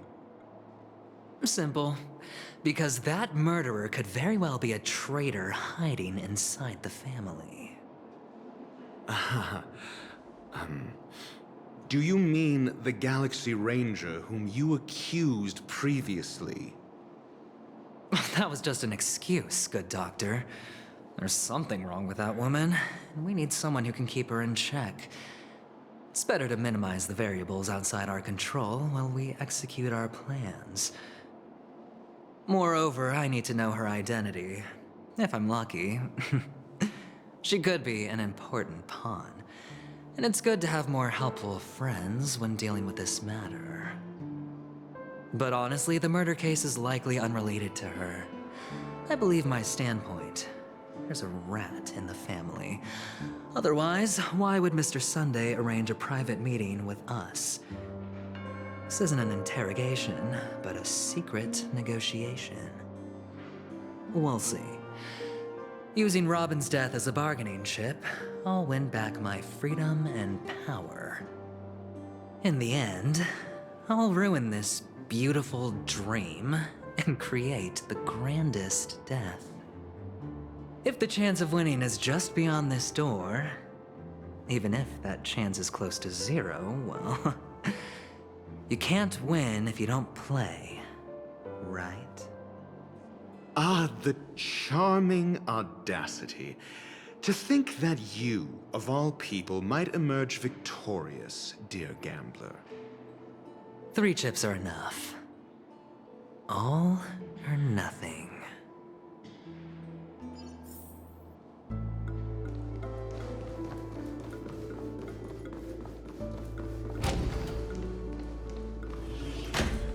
It seems my puzzles are too effortless for you, IPC Ambassador. I appreciate your words. And I see you put a lot of effort into welcoming me, Mr. Sunday. However, this is no way to greet a guest. Well, this isn't an invitation, but a summoning. Before we speak, I need to test your character. I imagine this knowledgeable doctor friend of yours has been of great help, yes? Certainly. You ought to know this better than I do. He's already faithfully fulfilled his duties, hasn't he? Yes, the doctor has assured me of your noble character. He considers you, like himself, a virtuous person who can be trusted by the family. I have come to know you very well as a person, Mr. Aventurine. You're diligent, generous, and willing to cooperate. The fact that you succeeded in overcoming many obstacles just to meet me gave me the reason to believe in your wisdom and courage. But there's one thing I must ask you. That is, you've used your wisdom at the wrong place to meet the wrong person and put yourself in a situation where you shouldn't be, witnessing a tragedy that shouldn't have happened. You don't look too well. Am I making you anxious? If not, then it means I'm on your side. If I wasn't mistaken, you'd just made a serious accusation against the family. No, you weren't mistaken. For depravity is creeping in around you. Well, there's no need for us to be evasive. Let's talk about your sister. Your sister's talent is unrivaled in the world of show business. As you know, her voice has been out of tune since she returned to Penacony. What's more disheartening, she can't sing anymore. Who could be responsible for this? Many suspect the culprit is among the outsiders, but I know you hold a different opinion. Now your noble status has become a shackle, preventing you from apprehending the murderer and avenging your sister's death. You're feeling anxious because you're out on a limb. But don't worry, I'm on your side. I'm immensely honored by your concern for me, Mr. Aventurine. Since you're so selfless and generous, I believe you wouldn't ask for anything in return, would you? Well, naturally, you wouldn't incur any loss from this. I just want to reclaim what is mine. My liberty and the personal items under the family's custody, the bag of gift money, and the box in which the cornerstone is stored. That's right. Cornerstone. I've heard it's a treasured asset of the Strategic Investment Department. A sacred stone that seals the Preservation Emanator, granting significant power. And every liquidation specialist holds one. For an object so precious, it probably comes at an even higher price than other forms of recompense. Well, I'm sure you're aware of the high level of risk I'll be undertaking to bring the truth to light. Mr. Aventurine, when you're out and about, do you always make adjustments to your appearance? Your tie should be on the center line. Your shirt must not protrude from your vest. Your trouser creases should be perfectly straight and always aligned with the tips of your shoes. Of course. But I don't, because it's not appropriate to do so in public. You should make sure everything is presentable and in order before leaving the house. I'm not the kind that takes risks. The cornerstone must be in the custody of the family. No room for negotiation? Please, don't let me turn you down twice. Sure. The gift money is good enough. I suppose you wouldn't mind that. After all, a merchant can't function without a bargaining chip. You compromised quicker than I thought. Unfortunately, it's a gambler that needs a bargaining chip. not a merchant. I can give you your gift money, but before that, I want you to tell me.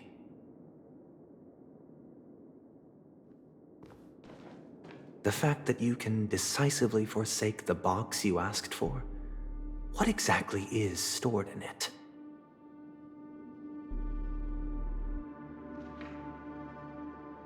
Oh, triple-faced soul, please sear his tongue and palms with a hot iron, so that he will not be able to fabricate lies and make false vows.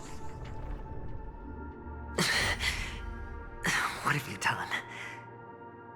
Under the light of the harmony, all wickedness is revealed. I implore them to shed their light, and I'll ask you questions on their behalf. Next, you have 113 seconds to prove your innocence and gain my trust.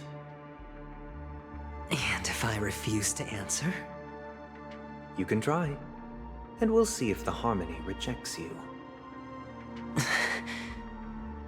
Question: do you own a cornerstone? Yes. What a simple answer. You, too, understand that idle chatter leads only to poverty. Did you hand over the cornerstone to the family when you entered Penacony? Yes. Does the cornerstone you handed over to the family belong to you? Yes. Is your cornerstone in this room right now? Yes. Is your memory free from any kind of tampering or deletion, encompassing but not restricted to the techniques of the Garden of Recollection? Yes. Are you an Avgin from Sigonia? Yes. You even know about that? Do the Avgins have any ability to read, tamper with, or manipulate one's own or another's mind? No. Does it matter? Do you love your family more than yourself? Yes. All the Avgins were killed in a massacre. Am I right? No. Are you your clan's sole survivor?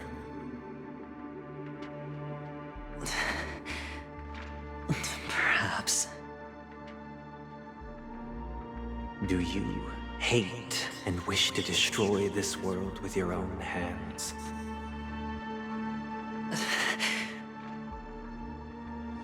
I don't know. Interesting. Now, the final question. Can you swear that at this very moment, the Aventurine Stone is safe and sound in this box?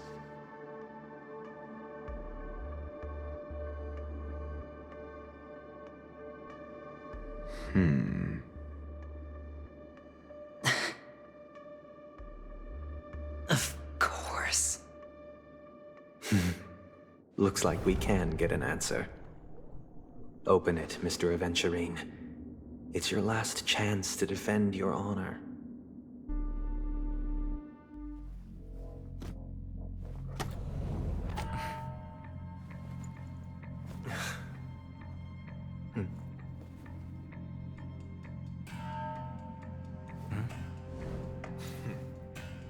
Please.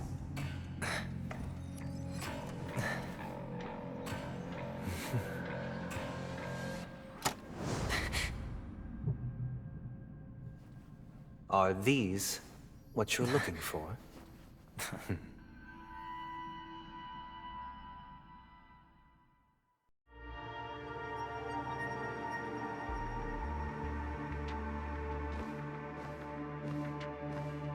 Since you came as promised, learned doctor, does this mean that you are willing to take the side of the family in this farce? What makes you think you can convince me? I've heard you haven't enjoyed Mr. Aventurine's company. I also understand that you're an avid learner who sees the pursuit of knowledge above all. In that case, you ought to realize that a competent scholar knows their position and wouldn't forsake more vital matters for the sake of petty pride. If you agree to assist the family, I'll share our research findings on the Stellaron. You must be quite aware that, besides the family, no other faction is willing to share such information.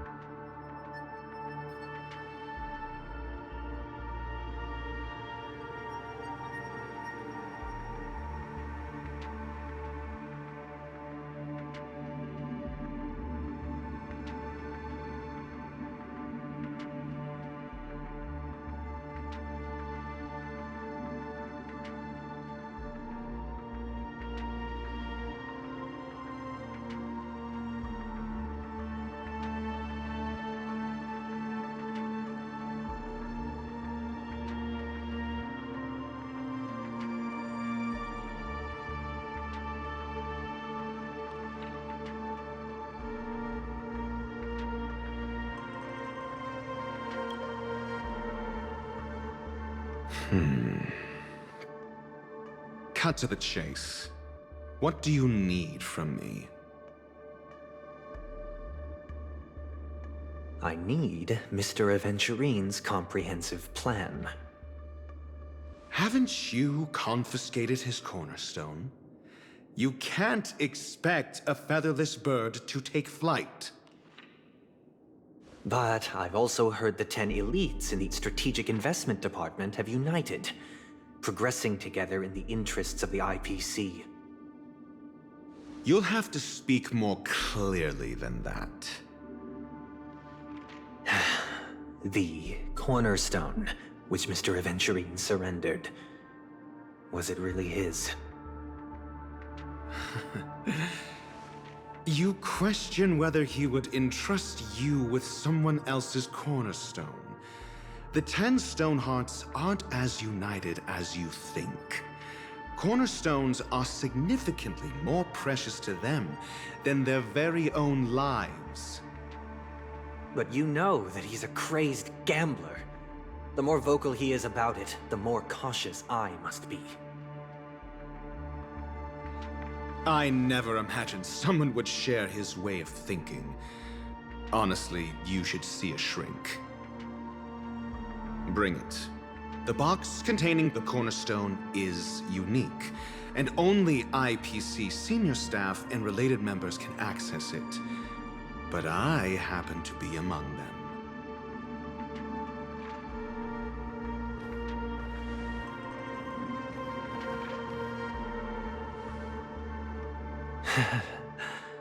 I appreciate it.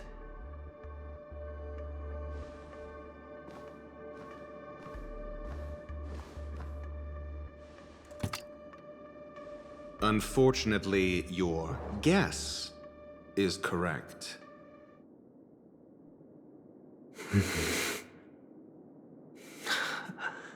The golden stone. Its color and glow are similar to that of Klepoth's body. This is the very ruse he intends to use to fool you. He won't reveal to you that the 10 Stonehearts chisel their own will into the cornerstones, granting them an unparalleled radiance. And this golden statue is also known as Topaz, not Adventurine, and it belongs to Topaz. So, do you wish to confront him? Not at the moment. I'm more interested to know the location of his cornerstone. The safest place somewhere you'd never think of. Because he never intended to hide it. In fact, that cornerstone has been in your hands from the very beginning.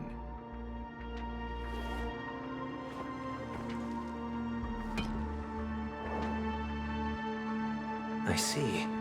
This bag.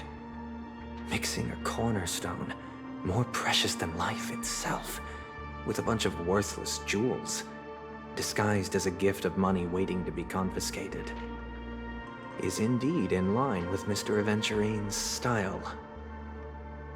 Then he makes up some trivial excuse, downplaying the matter, and requests the gift money. This is a gamble, one he's all too familiar with, betting on your single misstep, leading to a total loss. Learned doctor, I am grateful for your help.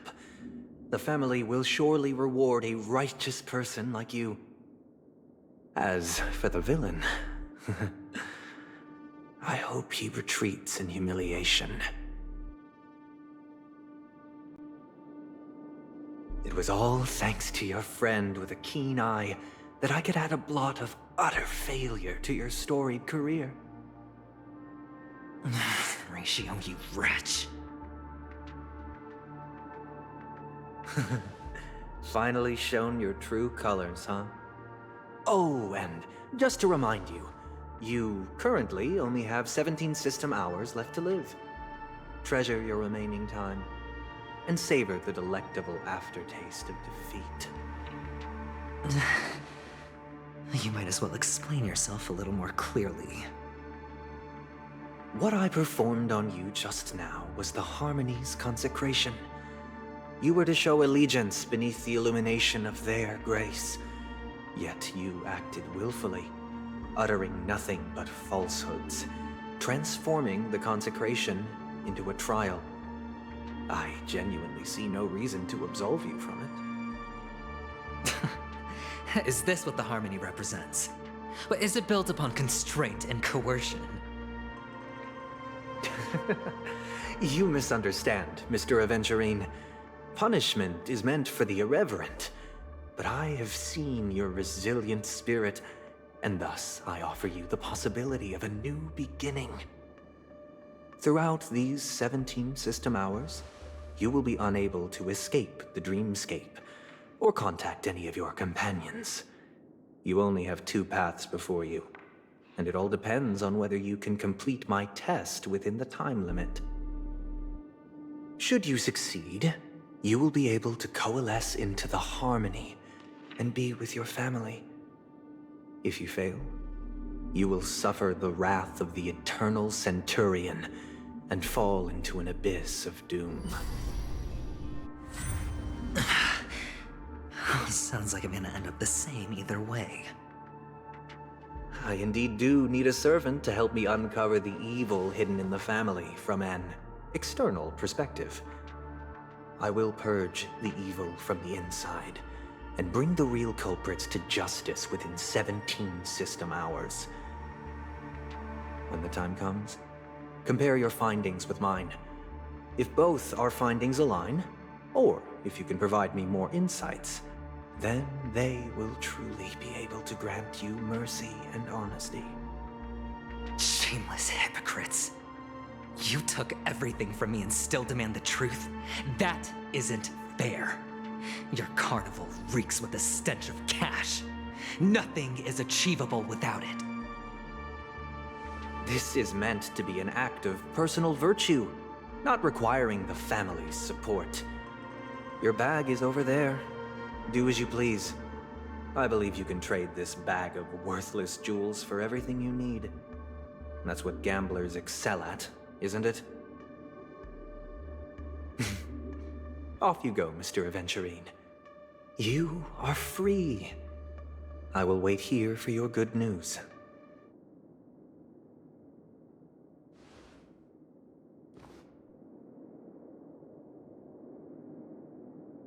This meeting isn't an interrogation or a negotiation. It's an outright execution. Why would I do that, Mr. Aventurine? I'm just wondering what a passerby who stumbled upon a scene of a murder could have found out. That's all. By the way, before you go, I have a personal question. What is it now? Do you truly wish to bring about the destruction of this world?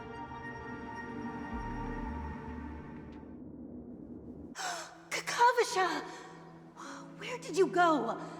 Oh, are you injured? I got it back, sister. You went to look for them? That's too dangerous. It's just a necklace. It's neither food nor water. We can survive without it. But I can't live without you, little brother. Promise me not to look for those catechins again, okay? Sister, don't be afraid. The catechins are fools, but I'm smart. I played a game with them, and I won. Won? What happened exactly? Tell me. I made a bet with them.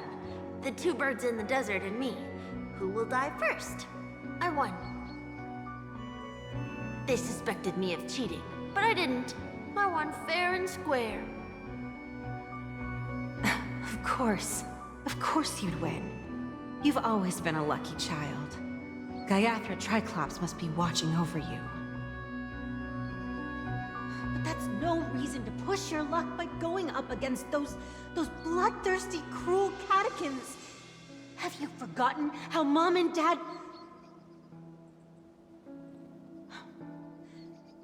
Look, this is just a necklace.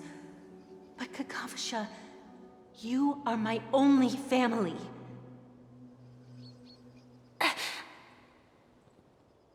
I'm sorry, sister. I thought you'd be happy. Because Mom left you this necklace. There'll be no next time. It is important. But not as important as you, my dearest brother. I don't blame you, but you must remember what Mom said. Pain and poverty are the trials of Gaiathra Triclops. She has also granted us a chance. And that's your good luck, Kakavasha. Your good luck is the most precious wealth we, all Avgin, have. You're a child blessed by Gaiathra Triclops and can lead the clan to happiness. So always remember to protect yourself and never resent the pain and poverty you're going through, all right?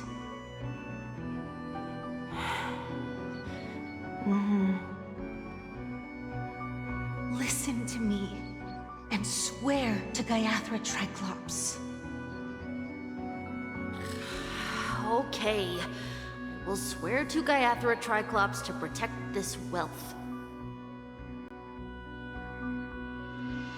But sister, if Gaiathra Triclops was really watching over us, then why did she not protect Dad when he was swept away by the quicksand? After all, Dad went to the Catechins' land only to prepare for Gaiathra Triclops' offerings. And where was Gaiathra Triclops when Mom was shivering in our arms? Mom was still pleading for Gaiathra Triclops' forgiveness under her breath until the moment she closed her eyes. Sister, everyone praises me for being smart, but I don't get it. If every rain pour was Gaiathra Triclops' forgiveness and grace, then how bad were our sins? So much so that we were born in this world of death?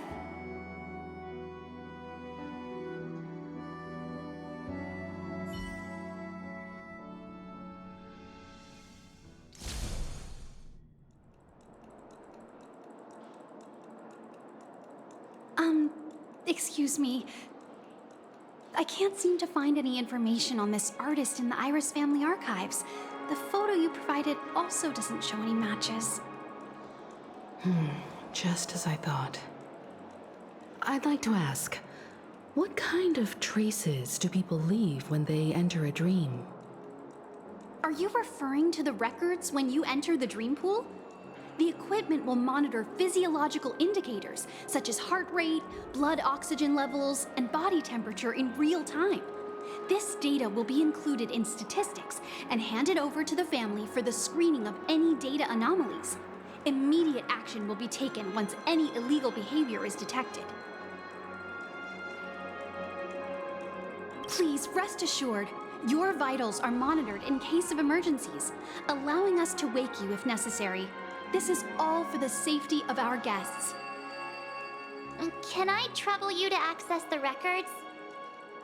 I apologize. The hotel does not have access. This information is managed by the Bloodhound family. We can only gain access if there's a problem. Looks like nothing can be found here. At least we know who to look for next. We can ask the Bloodhound family for information. Thank you for your assistance, Miss Allie. By the way, is Miss Robin doing fine? We are looking forward to her performance. Fine? What does that mean? Is there something wrong with Miss Robin? The preparations for the Charmony Festival have been proceeding smoothly, so I guess things are pretty good. I believe she will be able to put on a spectacular show for all of you. I'm sure. Sure enough, no one knows about Miss Robin. I'm not surprised. But that Miss Firefly is truly mysterious. There's no information on her in the hotel system. Even if she's a stowaway, she should have a disguised identity after entering the planet. She's also in the running for the legacy. How is she going to sneak into the dreamscape unnoticed? Is there any other way to enter a dream? Besides the hotel room's dream pool? The Memo Keepers have abilities that are difficult for normal people to comprehend.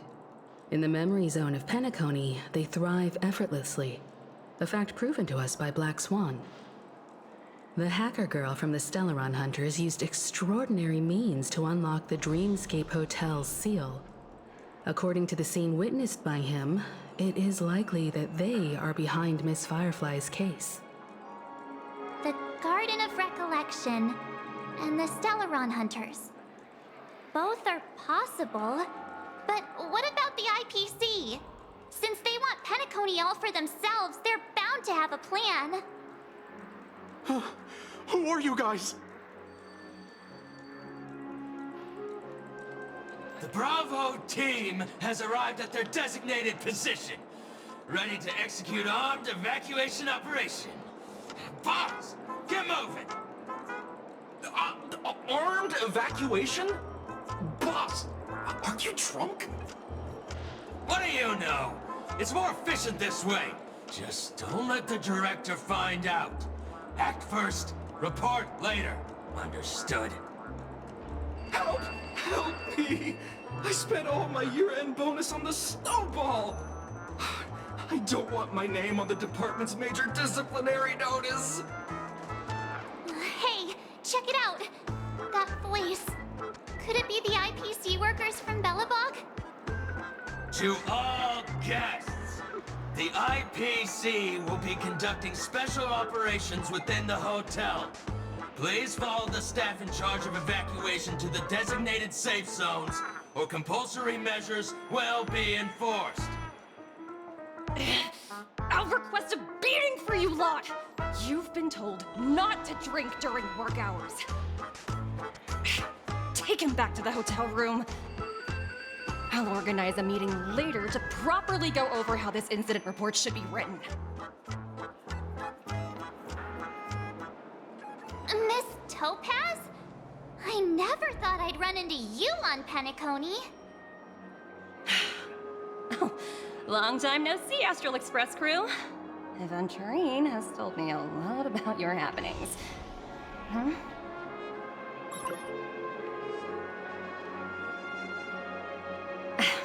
It's fine. Do as they ask, and try to avoid any conflicts with the family. Report to me before taking any action. Yes, all right.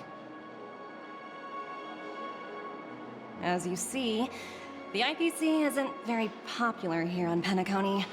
Cordiality from the family is a mere facade. The former frontier prison has turned around and cuffed its shackles on the IPC staff now. Only Aventurine, who carries an invitation, is allowed to attend the banquet. An entourage like us, we can only sit around in the reality hotel, unauthorized to even enter dreams. No wonder Aventurine's scrambling to partner up with someone. The IPC can't back him up in the dreamscape. His situation isn't optimistic, I hear. You're all helping to investigate some dirt on the family, are you not? Let me know if you need anything outside the dreamscape. The IPC always treats its partners well. Thank you, Miss Topaz. We're on our way to the Hounds to verify some intel. Perhaps you've had dealings with them? Yep. They're tailing us right now. Why not go and talk to them? It'll take the spotlight off me. Being constantly stared at is really uncomfortable.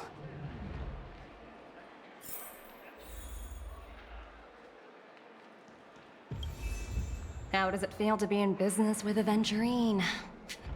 I bet you're not used to it. That's just his style. All or nothing is his mantra. He's always cozying up to his clients while egging them on to undertake some dangerous assignment with him. But everyone has their merits, so I won't comment further. But Aventurine's luck has always been good. He's always closed all his cases without a hitch, and basically never lost a gamble. Which is why, on the issue of retaking Penacony, I'm watching with keen interest.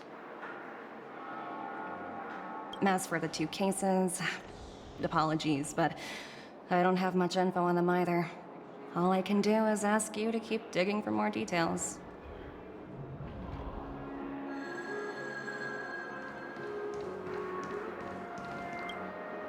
We're carrying out our captain's orders. What do you want? We made a mistake last time, and we're working hard to rectify it now. We don't have time for anything else. Surveilling the IPC executive Topaz, ensuring that she stays put at the Reverie Hotel during her time on Penacony. We've got the right one this time. So that's it. They were the pair who were after Firefly at the time.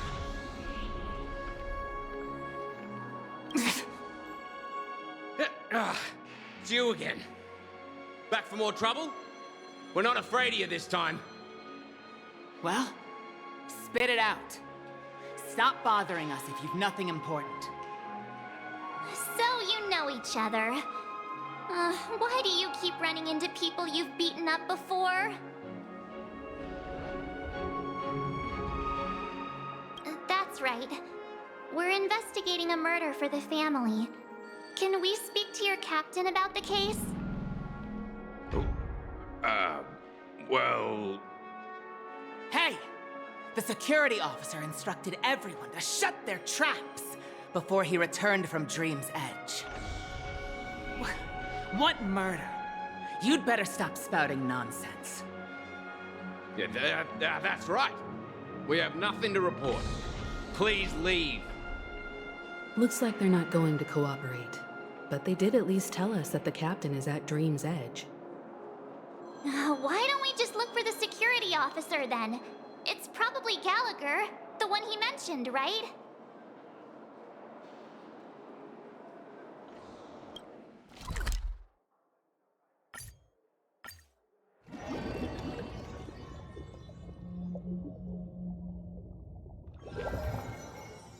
Such tight security. I bet they're stumped by the case as well. Constructing dreams. Gallagher. Apologies. The Bloodhound family is running an investigation up ahead. No unauthorized personnel allowed. Hold on a minute. I think I've seen you before. The gray-haired one. How much trouble have you stirred up exactly on Penacony? Not possible. It was you the last time, yelling about some clockwork friendship while beating me up with that silver-haired girl.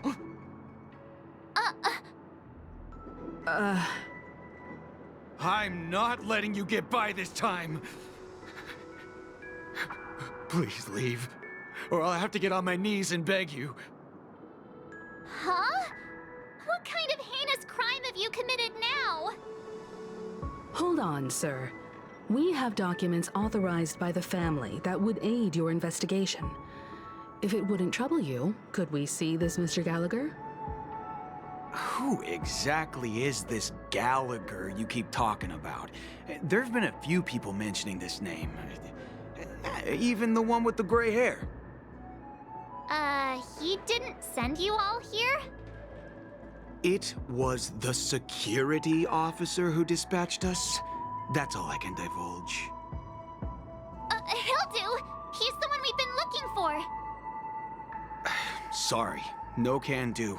The boss said that since it's a matter of the family's reputation, no one's allowed through. Everyone, please leave. There's really no need for us to make things difficult for each other, right? We're really sorry for troubling you. Let's think of another way. Another way.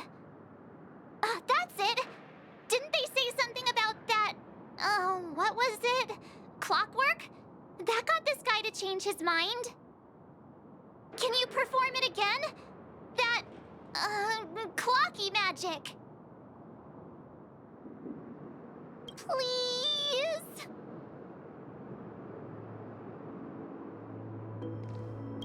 Sorry, no can do. The boss said that since it's a matter of the family's reputation, no one's allowed through. Everyone, please leave.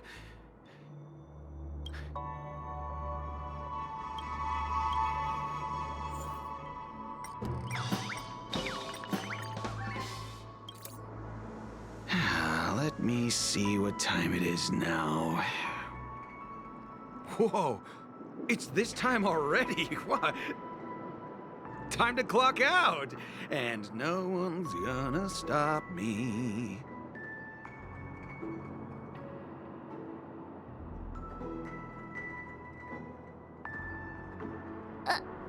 What? Huh? This clockwork trick of yours, it's kinda dangerous. At least he won't be getting in our way again. Let's go find that Gallagher and ask him the intricacies of the case.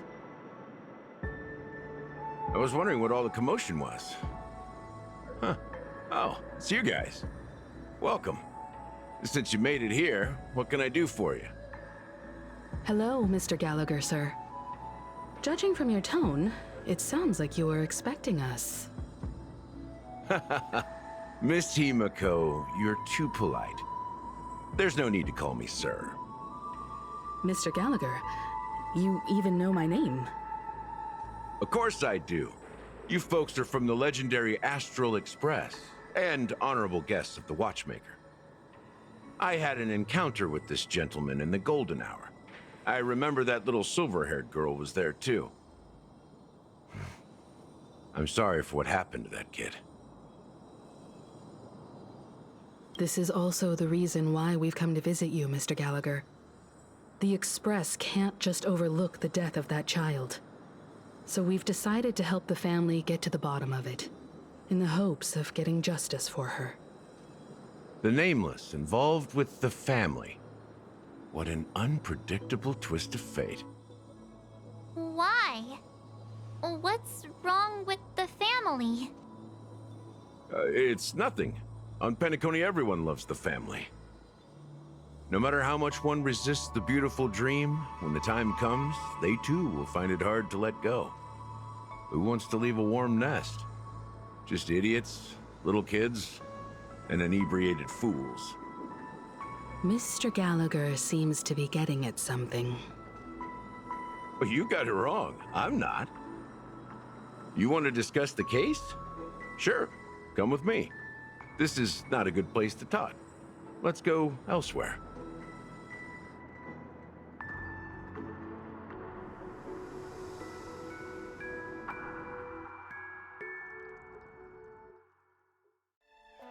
Even after that chilling tragedy, this dream is still running effortlessly. Other than the family of the Harmony, it's hard to imagine any other power in the universe that could sustain a building of such magnitude. The family itself is a huge, perfect building. Like a living idol. Each member of the family sees themselves as a piece of the divine puzzle, revolving around a singular core and a shared ideal. Under their command, they loyally fulfill their roles, offering themselves while also receiving sustenance in return. Interesting analogy. Perhaps that's why Penacony's beautiful dream has persisted for so long.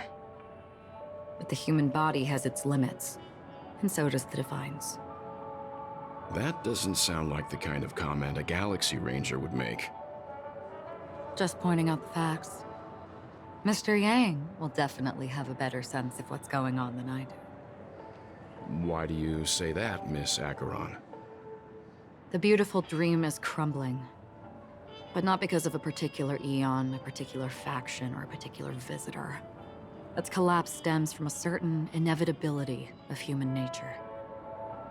The family refuses to acknowledge this, and it has ultimately backfired and become a catalyst. As people immerse their souls in the dreamscape, where consequences and pain cease to exist, and only ease and pleasure prevail, they draw closer and closer to necrosis. Regardless of the perceived bliss, death looms as the inevitable conclusion. Also, this necrosis will diffuse and spread. One piece of the puzzle's mutation will eventually cause the entire building to shake, break, and crumble. In the end, the dreams that people built in the name of freedom became the cage that imprisoned them. I'm sure you've gained a lot from this trip, Miss Acheron. Are you willing to share your findings with me? Of course. That's if I remember.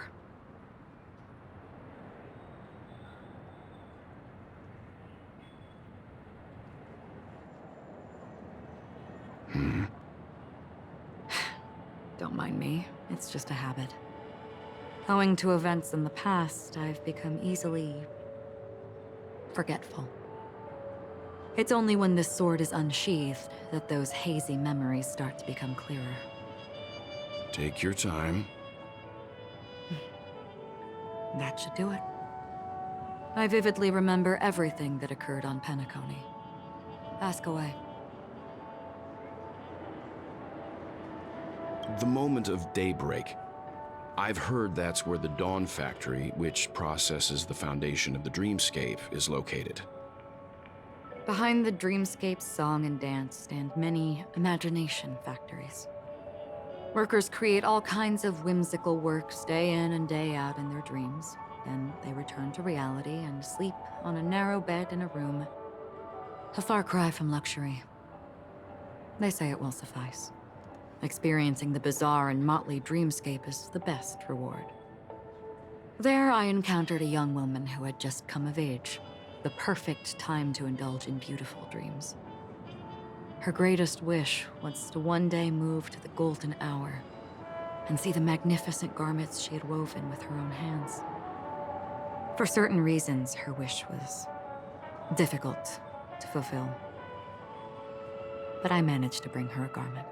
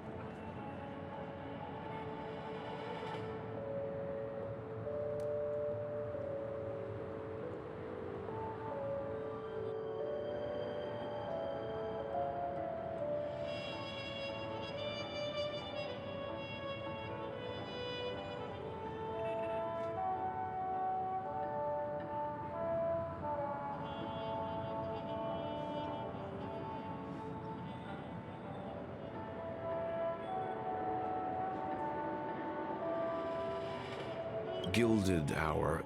It's said to be Penacony's currency center. Yes.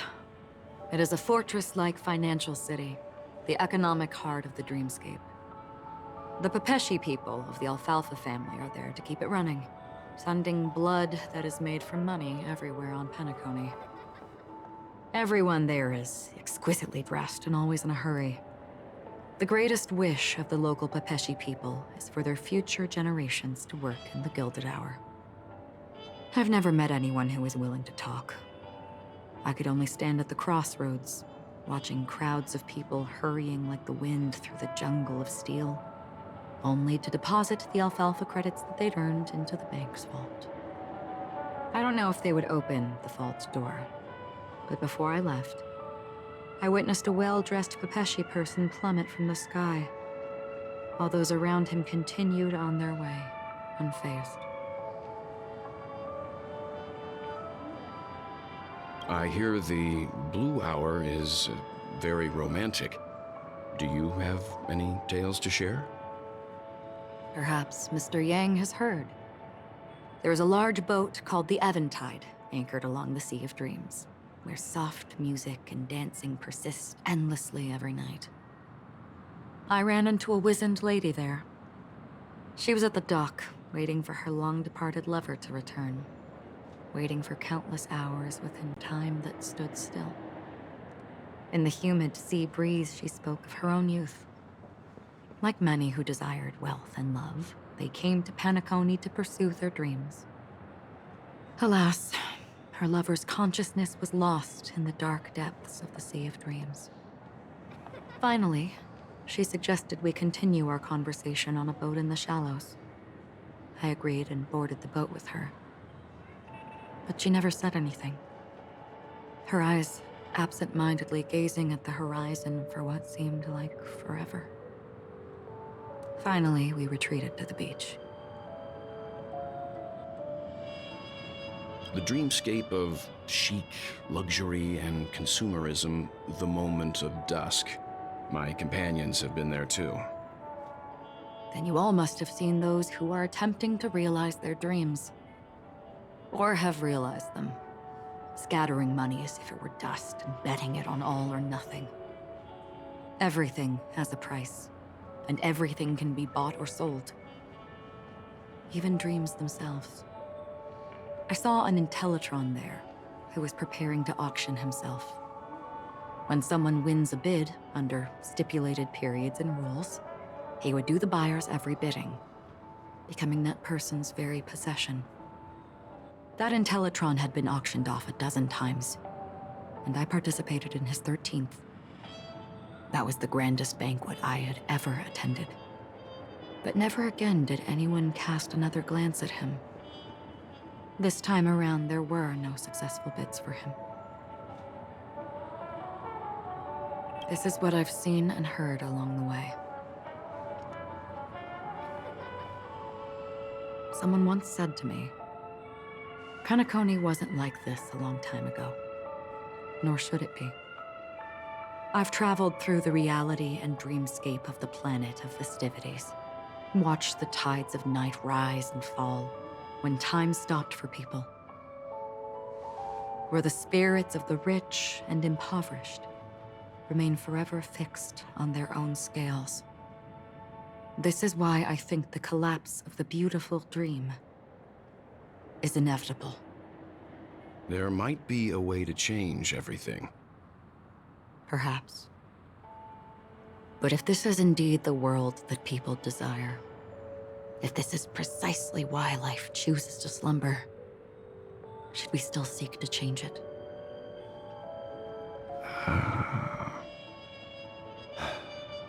Miss Acheron, now it's my turn to share a story with you.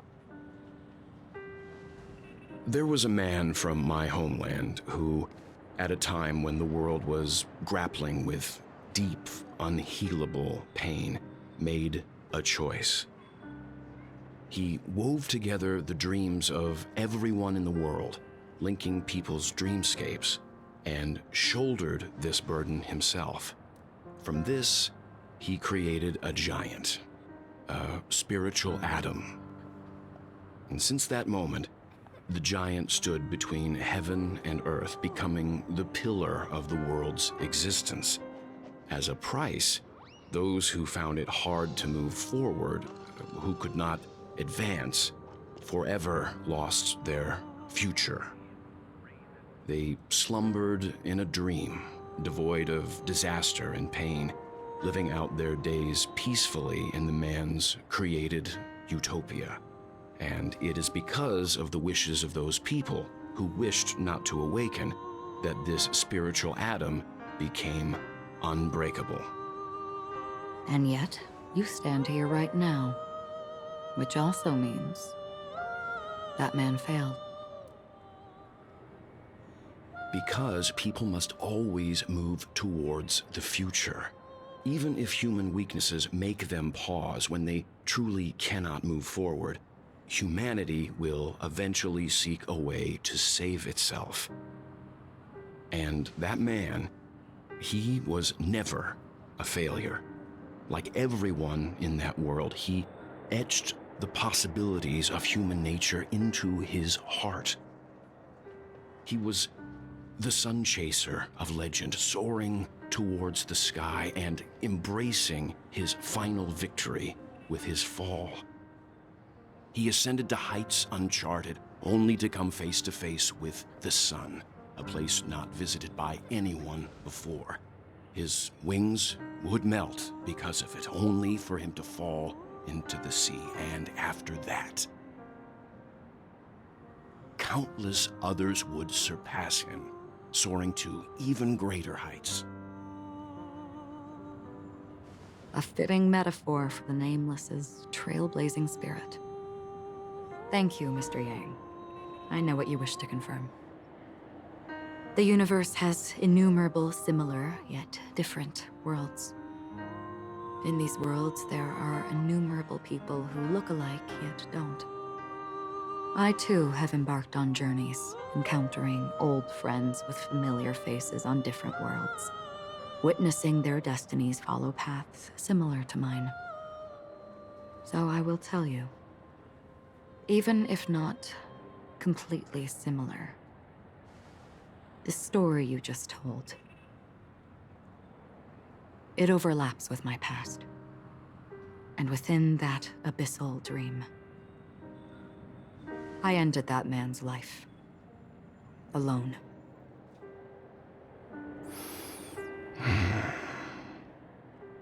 I am not who you think I am.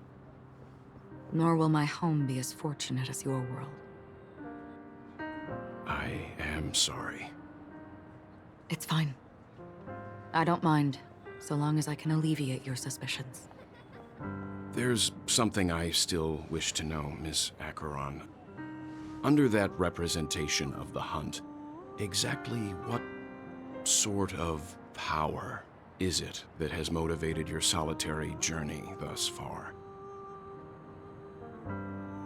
Mr. Yang, before answering that question, I wish to continue the previous topic. I like your analogy very much. Indeed, birds are born to fly. But in a distant past, their ancestors could only gaze at the sky in envy. They saw that faraway ray of light from above the heavens, piercing through the clouds and blanketing the earth. And so, time and time again, generation after generation, the birds spread their wings and took to the sky, attempting to touch its ceiling, all because the sun was there. Then, what if the last bird finally soars into the sky, only to realize that the end of the light is not the sun, but darkness? Then why, exactly, do we even walk towards the light?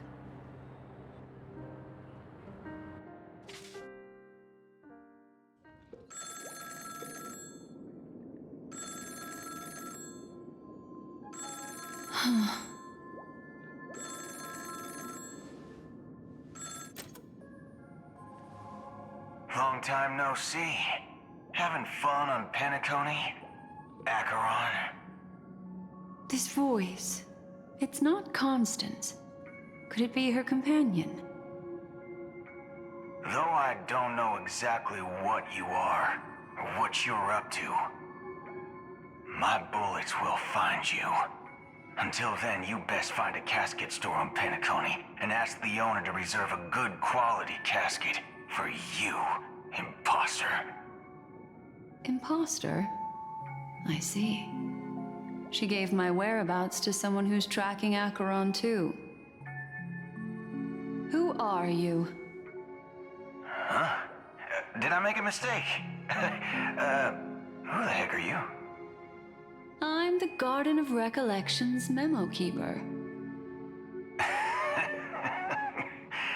Not bad. This is the kind of tough challenge I like. You that imposter's bodyguard? Never mind. It's fine. I'll leave a round for you.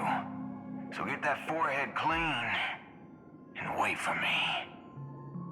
I don't know what you're talking about, but you know Acheron, the Galaxy Ranger, yes? I have something to ask you. Are you asking me to write your will? Sure. Go ahead. Not quite. I only want to ask, how exactly did she become a Galaxy Ranger? She's clearly not a path strider of the hunt, but you are, aren't you? Tell me, what's Acheron's deal? Sure. Heck, never thought I'd come across an ally. What a stroke of luck. Well,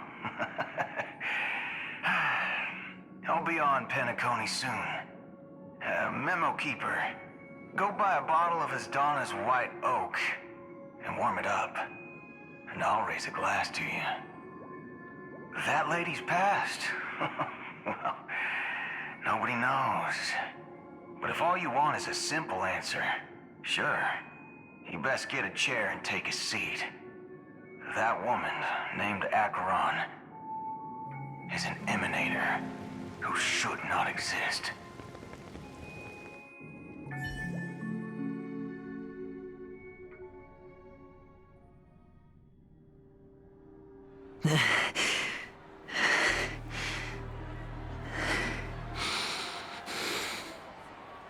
You look pale. Or is that also part of your act?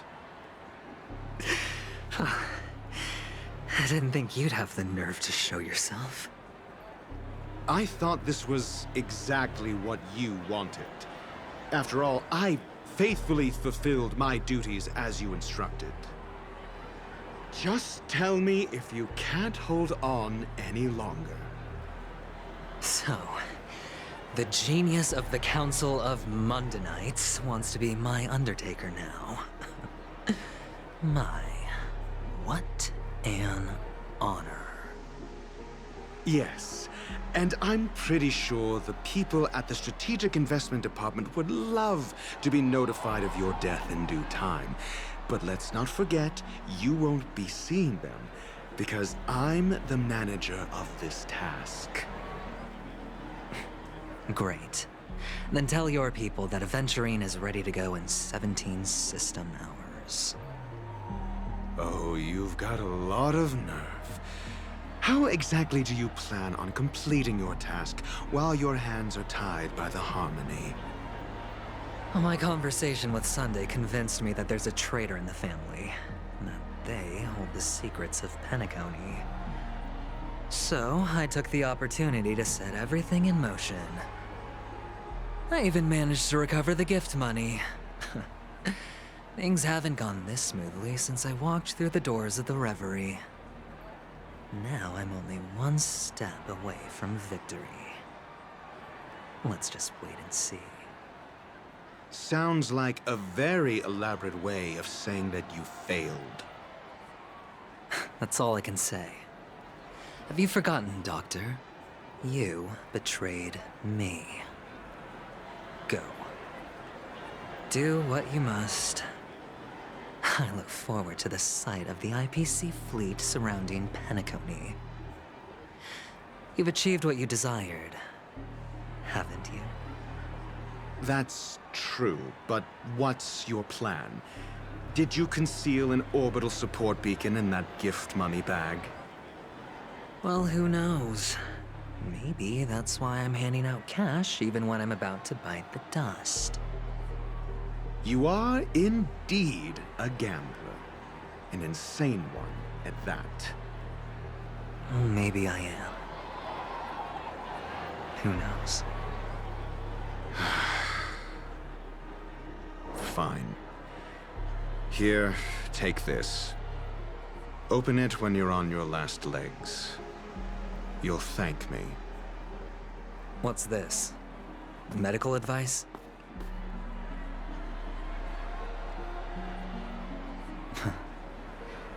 You catch on pretty fast, Doctor. Asking me to solve a case without giving a single clue. How typical of you, you wing-headed scoundrel. But the way you're all on edge about that stowaway, it's just as I guessed it would be.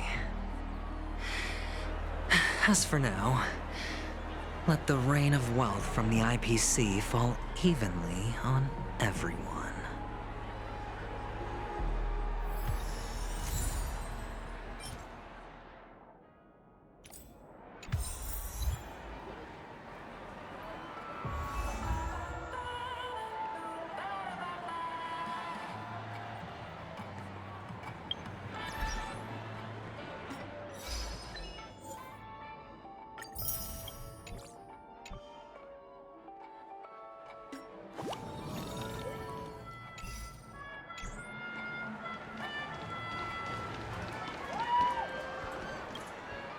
Would you be willing to support my performance? And keep the Song of Beauty alive in the cosmos? Wow, how fabulous! But why would you give such a wonderful gift to a random stranger like me? Well, you see, I can't bear to see anyone in this sweet dream suffering from poverty. That's incredibly kind of you. Thank you so much, sir. If you ever get the chance, please, feel free to come by and indulge in my singing. Sure thing. Oh, by the way, do you happen to know anything interesting about death? Death? That's a pretty scary topic, and it doesn't really match the mood of this sweet dream. Oh, you see, I'm a tabloid reporter collecting ghost stories in Penacony. As you know, the more chilling the stories, the more attention they get. Maybe you could help me out. Well, if you're up for some gossip, it's not about death, but there have been some rumors about a guest at the reality hotel who fell into a deep sleep and didn't wake up. It was like they were in some sort of coma. Nobody knows what caused it, but luckily the customer eventually regained consciousness. Well, all customers are under the protection of the family, after all. Thank you. This will make for a very juicy headline. May Shibe protect us. Unexplained coma. That's actually what happens to your body if your brain dies in a dream. But unfortunately, the customer ended up waking up in the end.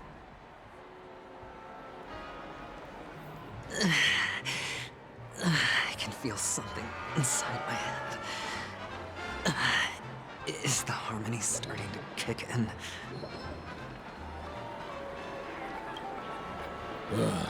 The world has truly lost its way.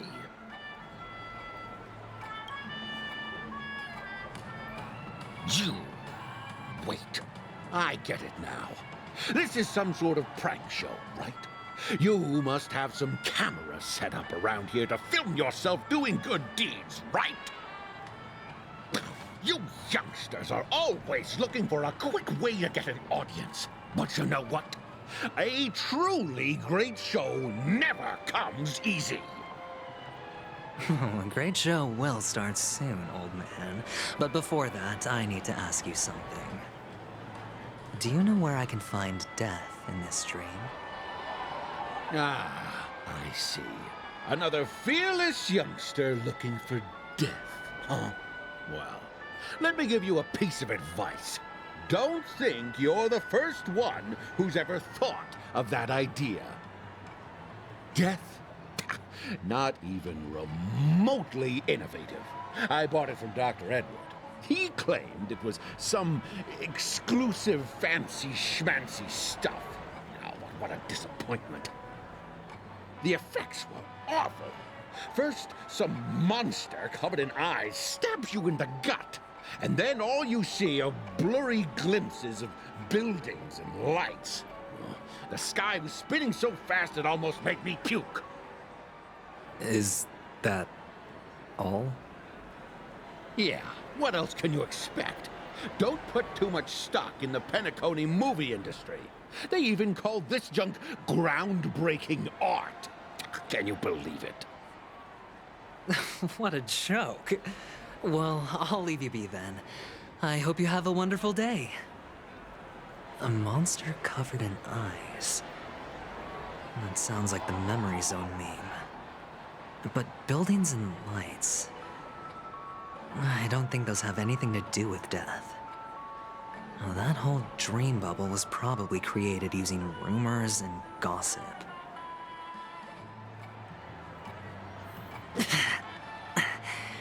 The disturbing voice in my head. It's getting closer. A sip of liquor. A blissful reprieve. To drown 1,000 sorrows. Let worries leave. I know I have what it takes to become a poet. Oh? You're giving these gems to me? Didn't expect to meet such a generous soul in this place. Or are you just pitying me? Well, it really doesn't matter. As long as I have Soul Glad, that's enough.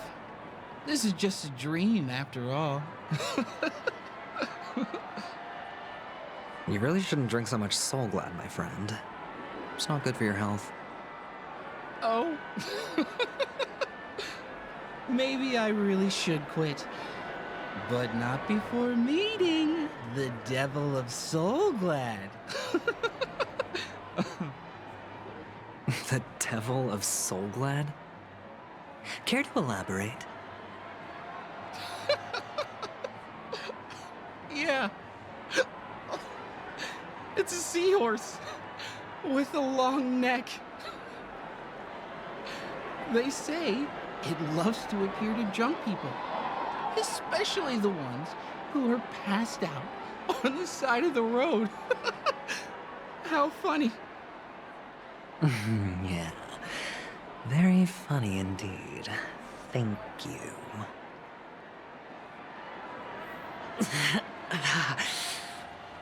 Does everyone have to go through so much torment before joining the family? Darn it. Now I just want to dig out my brain and use it as evidence.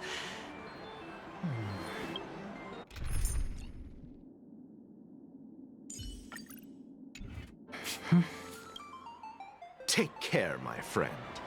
If you ever find yourself in danger, remember that the hounds are always ready to help.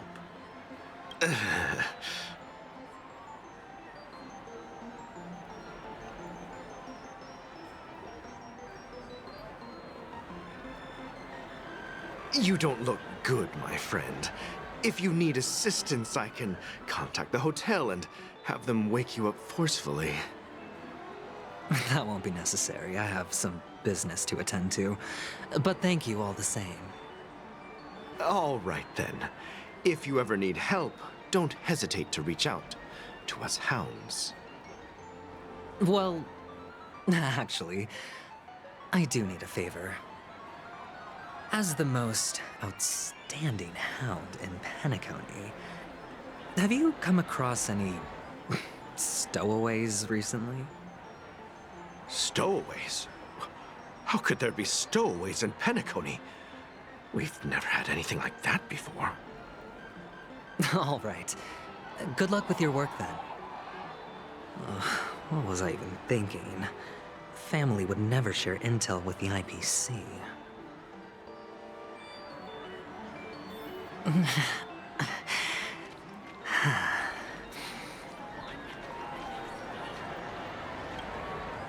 You want to talk to me?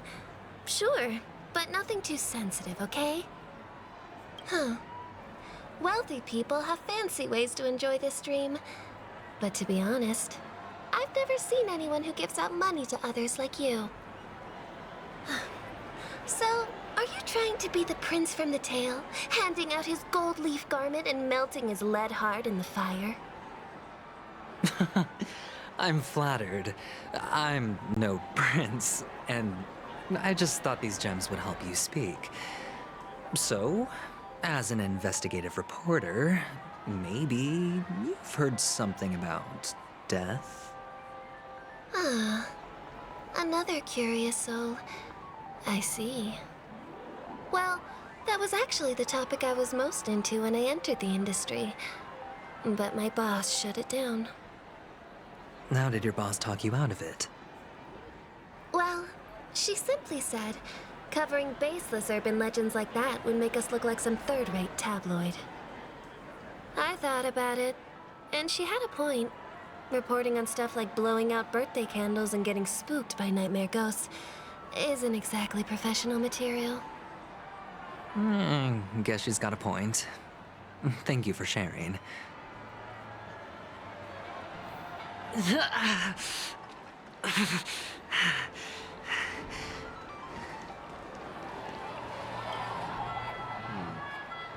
Were you wanting to talk to me? Sorry, I thought you were checking out something behind me. Is this a gift? For me? Are you sure this isn't some kind of mistake? Yes, it's for you. Just take it. Is this for real? Someone is actually giving me a gift. Not for my parents, but for me. Thank you. Thank you so much. No, it's not much. I just want to ask you something. I knew it. What's on your mind? Are you trying to ask about my father or my mother? Neither. I just wanted to know if you've ever heard about death in the dreamscape.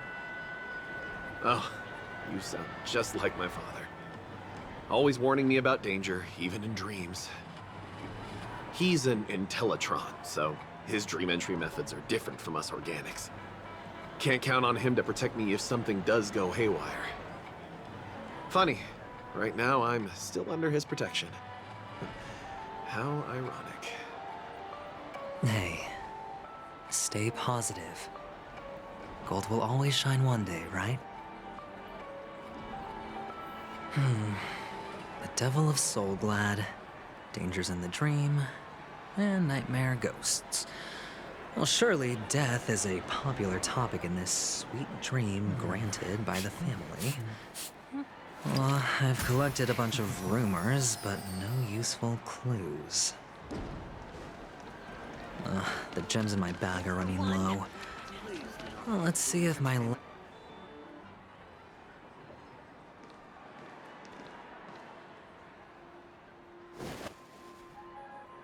Remember what I said. You Sigonians are better off hiding in the sewers. Look at you, snooping around and sticking your nose everywhere. Is the smell of death so enticing, my fine fellow? Oh, it's you, masked fool. I should have guessed it. You're the imposter who appeared on TV after Robin's death, right?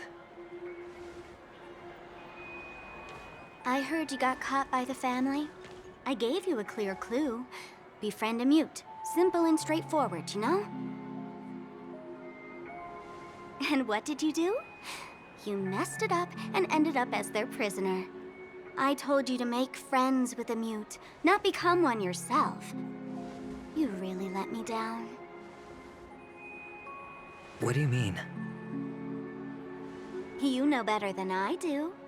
Who watched the little songbird that couldn't sing perish right before their eyes? You did, Blondie.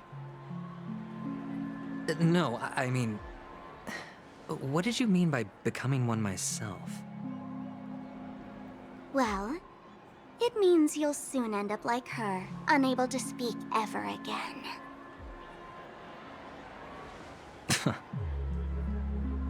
But it's a good thing if you ask me, because... Because I'm getting closer to the truth, right?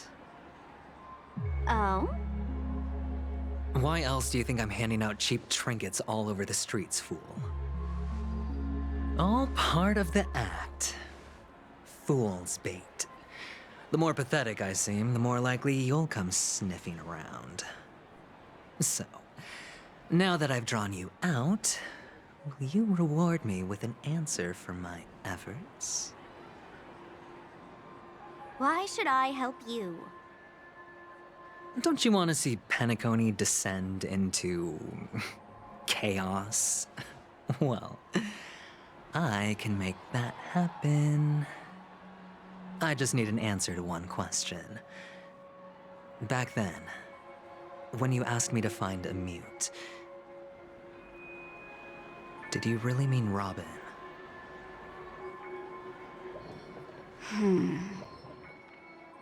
And what if I say no?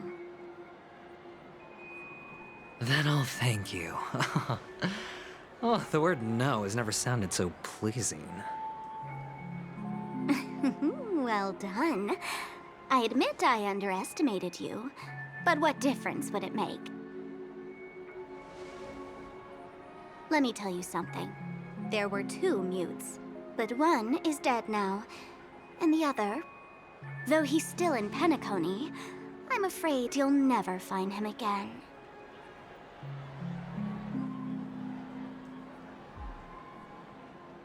Now I'm completely sure that I was on the right track from the beginning and never strayed, fool. Right now, there are only 2 things missing from my grasp: the meaning behind the truth and the means to expose it. How impressive. That's quite a fancy way of saying I haven't learned anything so far. Not exactly. I've gathered enough clues to prove its existence, and that's enough for me. As for the answers to my questions, I'll find them within 16 system hours. Oh, really? Only 16 system hours? Well, let me lend you a hand. Here you go. This is my precious, mutually assured distraction button, and I have one just like it. When either of us presses it, the other and the whole of Penacony will go up in smoke. If you're really so desperate for the IPC to take over Penacony, blowing up the chessboard isn't a bad idea. Start from scratch. That's where the IPC excels, right?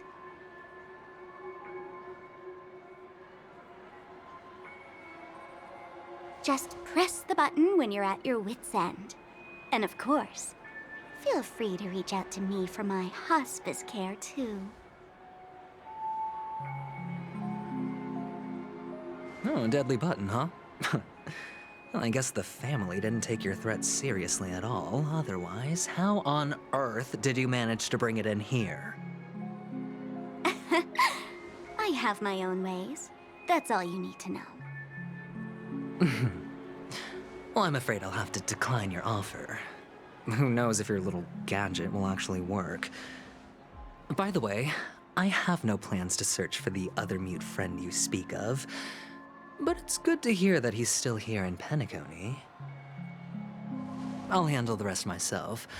I'll orchestrate a grand finale for the downfall of the family. And at the climax, the walls will crumble, people will wake up, and those who couldn't speak will find their voices again. When that time comes, go ahead, press the button, light up the sky with a magnificent fireworks display for me. Catch you later, fool. You're still talking big, but sure, if that happens, I'll stay true to my word. Just don't let me down now, okay?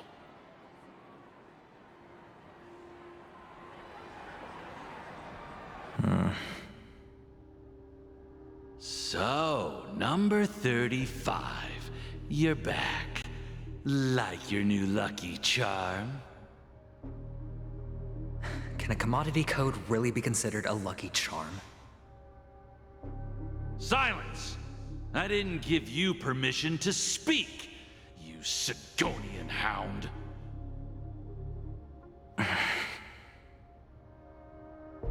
The guys in black didn't say much, so I've no idea what you did to save your skin in that massacre back in the day. But I figured you must have had good luck, so I bought you. From now on, you and your good luck are my assets. Are we clear? Your first task is simple.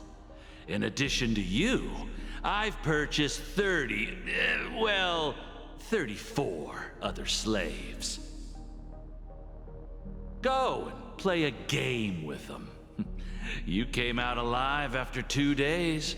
It proves that you are the real deal. You're insane. Testing out if you're a good product.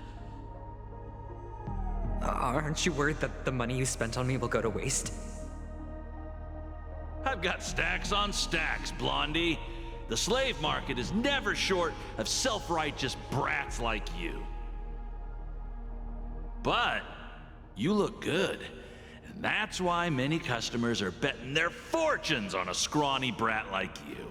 So go along now, and don't let your master down.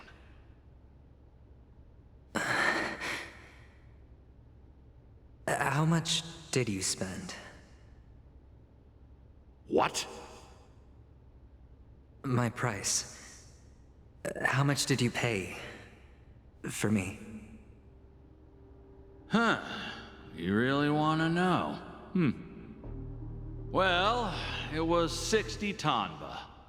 No more, no less. I'll take my chances. 30 tanba. If I come back alive, you'll give me 30 tanba. Deal? Are you trying to strike a bet with me? Oh, you've got some guts. Yeah, sorry, but that won't do. Don't forget your place, slave. You're not qualified to be at the table. You're just a chip. A life thrown away in someone else's hands. Either you come back with more chips for your master, or you never come back. It's all or nothing. Don't embarrass me, my lucky hound.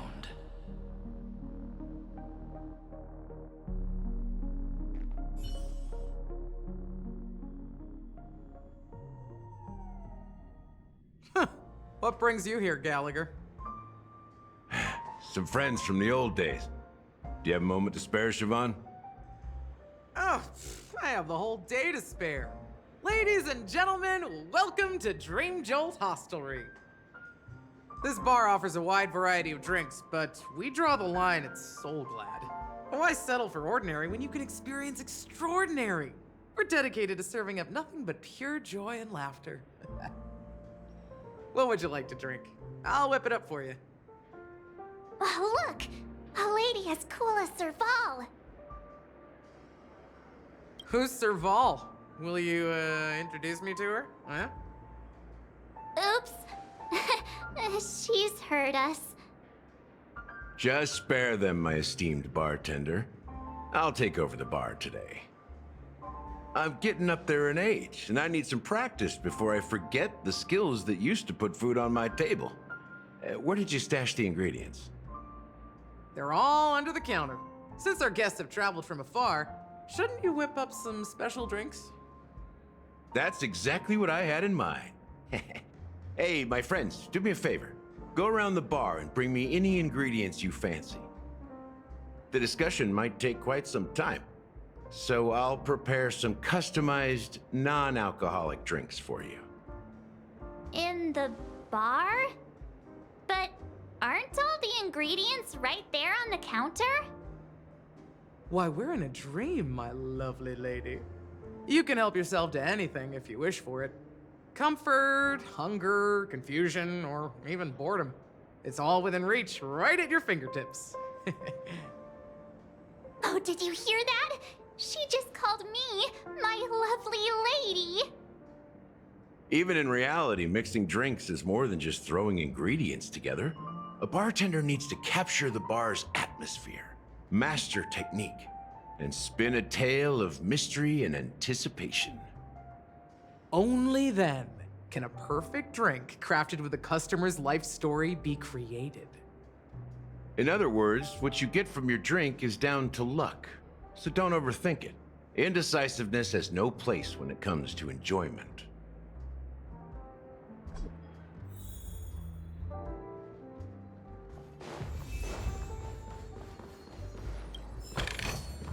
This could serve you well.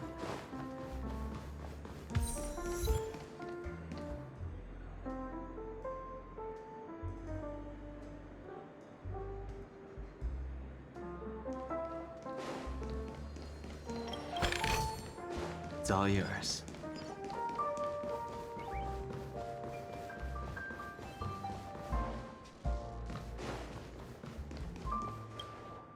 Hey! Look at all these chips scattered everywhere. A few days ago, an actor from the Iris family came. Caused a ruckus with Siobhan. Those chips must have gotten scattered during all the chaos.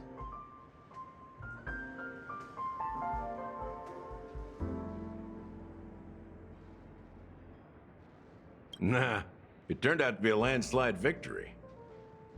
That being said, opening a bar in this place, filled with monsters, is quite a feat. Siobhan must have a lot of tricks up her sleeve, right? You'll have to ask her yourself to find out. But I have a feeling she won't budge unless you impress her with an incredible drink.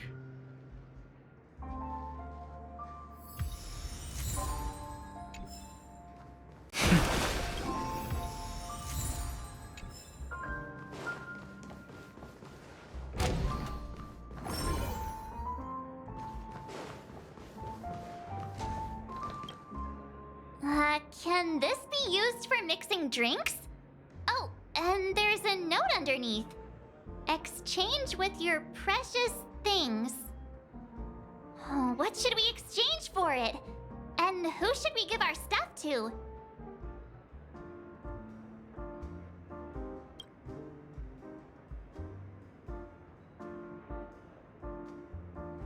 Hey, what are you doing? You can't just throw trash. No way! The words on the note are changing! Happiness is the dream of the humble. Does this mean we can take it? Something feels weird about this.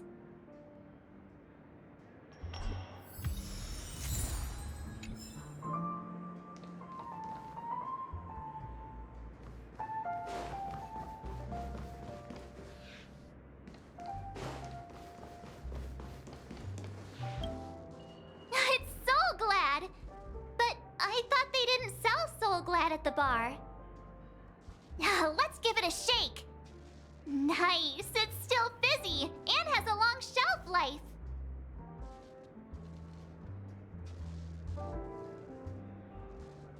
That's possible. You see Soul Glad everywhere these days, so it wouldn't be a surprise if someone brought a bottle here. Why don't they sell Soul Glad in this bar? Did something happen? It's all about the bartender's pride. It wouldn't make sense for customers to come here and order drinks they can find anywhere else. That's the mindset I use when I brew my coffee. You're right, Himeko. That's quite a stash. Not sure if it's enough. Stay out of my...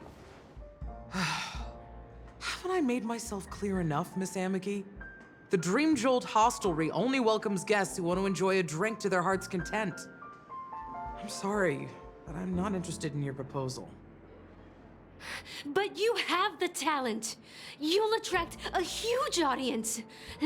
You're destined for the Iris' stage, not for this rundown shack. Come with me. We'll become the talk of Penacony, a shining light into every corner of the dreamscape. Please, Siobhan, I really need you. As you see, I'm entertaining my guests. Don't make me repeat myself. Fine. If you don't come along, I'll just sit here and not go anywhere else.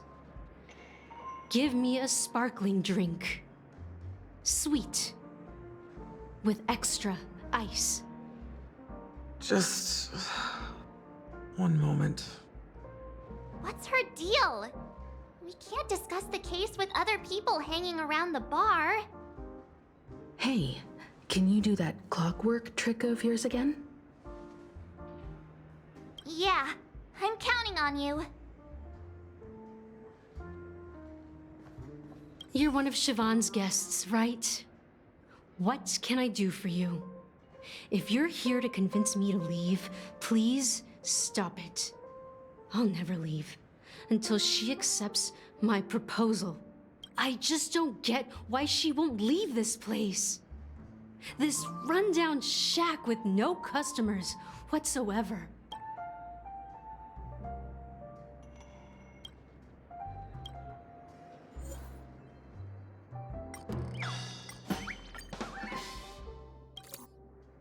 I've seen it. The moment when Siobhan and I share the stage.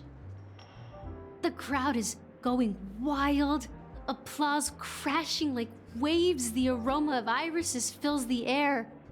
A beautiful melody playing, ribbons dancing around us, and the taste is sweeter than honey. I've seen that scene countless times in my dreams, and every time it mesmerizes me.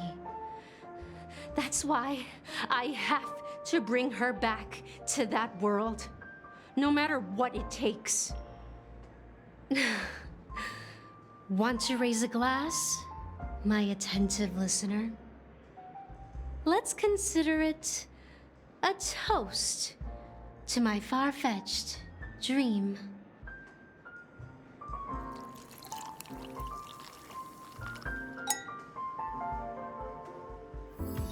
She's still not leaving. Maybe I'll have to try again. I just don't get what...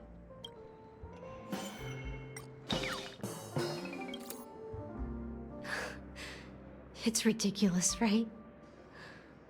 Our paths were never meant to cross, yet I'm still holding on to her.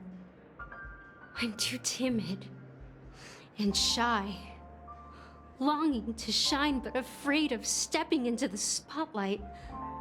I need her guidance, because I'll never be able to do anything alone.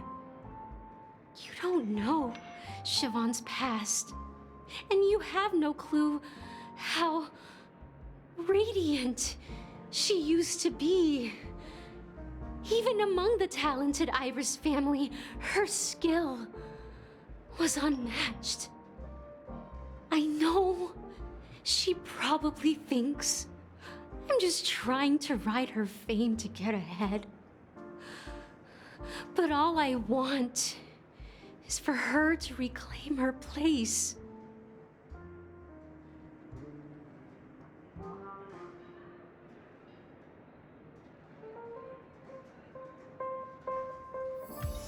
She's still not leaving.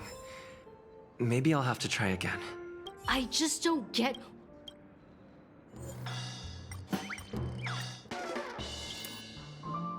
Those darn Iris jerks! They're the ones who forced Siobhan into hiding here, running this pesky bar. It's all their dirty scheming. I get it now. She's not leaving because she doesn't want to run into them again. I can help clear the way for her. I can do her a favor. I'll go back and write a letter to the Dream Master exposing the crimes committed by the Iris family. Siobhan will definitely appreciate it. Well, talking to you has got me feeling a bit down. My thoughts are swirling, making my mind clear, and bringing tears to my eyes. Maybe I should find a place to reflect on what Siobhan truly means to me. Here's the payment for the drinks. Please, pass it on to her. I'm leaving now. Amaki has left? That's good for her. Radiant dreams may be enticing, but they're nothing more than dreams. Her drink is on the house. Please keep the money. When you're ready, go to Gallagher. I can tell he's itching to show off his skills. That being said, mixing a drink is way simpler than you'd imagine. Just pick your favorite ingredients, toss them in a glass, mix it up, and it's done. So go ahead, explore the bar, and bring me any ingredients you prefer. Nice work. Let me take a look. You found some interesting ingredients there. Now, take your pick. Each drink has its own unique flavor, and the base ingredient sets the tone for the initial taste and the lingering aftertaste. So, which one would you like to use as the base?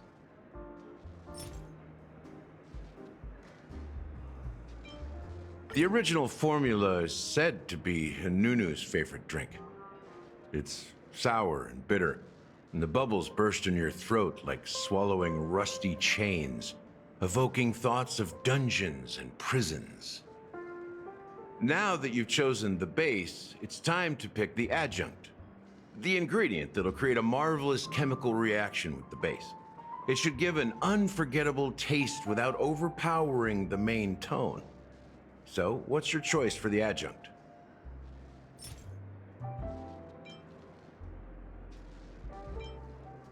Bright future.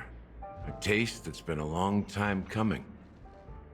I'll never forget the flavor that danced on my tongue as Mikhail whisked me through the dreamscape wilderness. Those were haunting times. Too beautiful to be real. Mikhail. Almost there.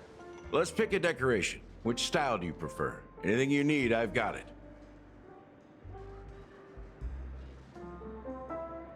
The IPC's favorite. Ambitious, aren't you? Well, it's done. Here's to you, the Nameless, with this glass of A Ticket to the Boneyard. To the dead and the dying. Well done, Gallagher. You're not over the hill yet. So, are you satisfied? Oh, the flavors! They're way more sophisticated than Soulglad. The richness and layers of these flavors are a masterpiece, especially with the adjuncts. I can taste the spicy and sour notes with a hint of sweetness. I'm not entirely sure what it all means. Maybe Mr. Gallagher can shed some light on it. Well, if you're expecting a profound answer, I'm afraid I'll disappoint you. The imagery it implies is pretty straightforward. It's just a glimpse of what this dream truly tastes like. Nothing more. Does this true taste have anything to do with that Mikhail? Yeah, that name does sound familiar. When you got knocked out by that masked fool girl, I think I heard someone calling that name. Do you remember? I was right about you. You guys seem to know quite a bit, and now there's no reason to hide anything from you anymore. Let's dig deeper into the case, and of course, I'll tell you a story about Mikhail. All right, Let's start with what we know based on the clues the family has. It seems that Firefly isn't a local or an invited guest. In other words, she's a stowaway. She managed to fool me at first. My age must be getting the best of me. But here on the planet of festivities, stowaways are a common sight. You're bound to run into one sooner or later. After the incident, the hounds wasted no time searching for that girl in both the dreamscape and reality. But here's the thing. We only received bad news, and the trickiest kind at that. She simply vanished, leaving no trace in the dreamscape or reality, as if she had never come to Penacony at all. Huh? Does that mean... Different? Are you suggesting that girl wasn't actually killed? Come on, aren't you a witness in this case? Let me be frank. This case, actually, is unlike anything the Bloodhound family has dealt with before. Dealt with before? So, death does happen in Penacony, if I understand correctly. You've witnessed it, so there's no need to hide. Even the shiniest city has its dark side. We're all adults here. Surely I don't need to explain too much to you. Confronting the family based on that alone would be naive. Death may occur in sweet dreams. So what? Such events are highly unlikely and only affect a tiny number of people. If you really want to delve deeper into this case, you need to understand the true problem with the family. I guess it's time to tell the story of that Mikhail. You're very perceptive. The Astral Express has received that music box too, right? Do you know the secrets it holds? There's a message. Witness the impossible in the realm of dreams. Find the legacy of the Watchmaker, father of Penacony, and thus the answer to the question, why does life slumber? That's the exact wording.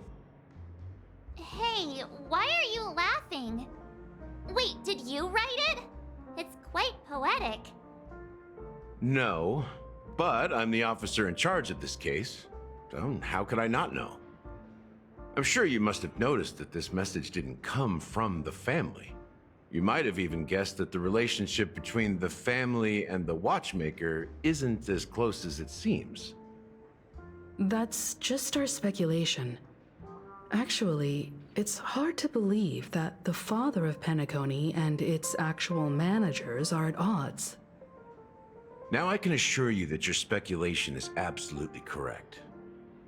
The family has considered the Watchmaker an enemy for a long time, but the hounds haven't been able to track him down, as he seems to be living only in the characters and stories he created.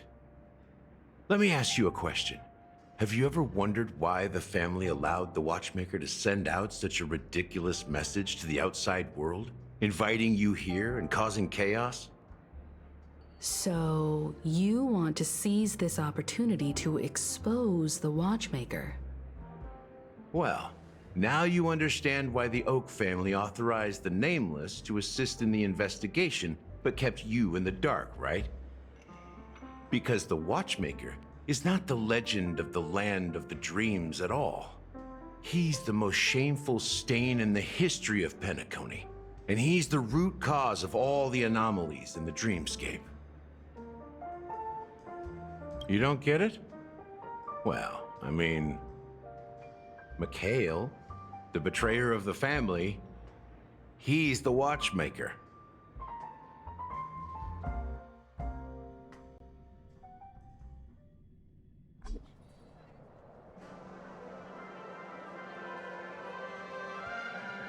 Here we are, Clock Studios Theme Park, the most popular entertainment center in Penacony. Wait, aren't we supposed to be discussing the Watchmaker? I would have expected you to take us to maybe a library or an archive room of sorts. But an amusement park? The culture of a city reflects its history in the most authentic way. To you, it's a fun place. But to me, It's a prison for the planet's past. You know that Penacony used to be the IPC's prison planet, right? All the prisoners were brought here, helping the Garden of Recollection salvage the leaking memoria from the macro void. The prolonged exposure to high concentrations of memoria caused a unique phenomenon. The dreams of countless prisoners intersected and overlapped, and people started meeting each other in their dreams, living lives that were almost identical to reality. But everything has a price, and sweet dreams are no exception. In the end, the dream world was unable to alleviate the suffering of prisoners in reality. One of the prisoners broke free from the IPC shackles and fought for freedom. He is Hanu, the great leader of Dreamville, the great peacemaker, and the faithful companion of the underdogs. History is always written by the winners. However, it's undeniable that Clocky is an animation that draws from Penacony's actual history. These characters not only exist in Dreamville, but also in the distant past. Once you realize this, you'll understand why we're here. There are so many members of the Bloodhound family around here. They just received a lockdown order, supposedly from Sunday himself. Who knows what it's for?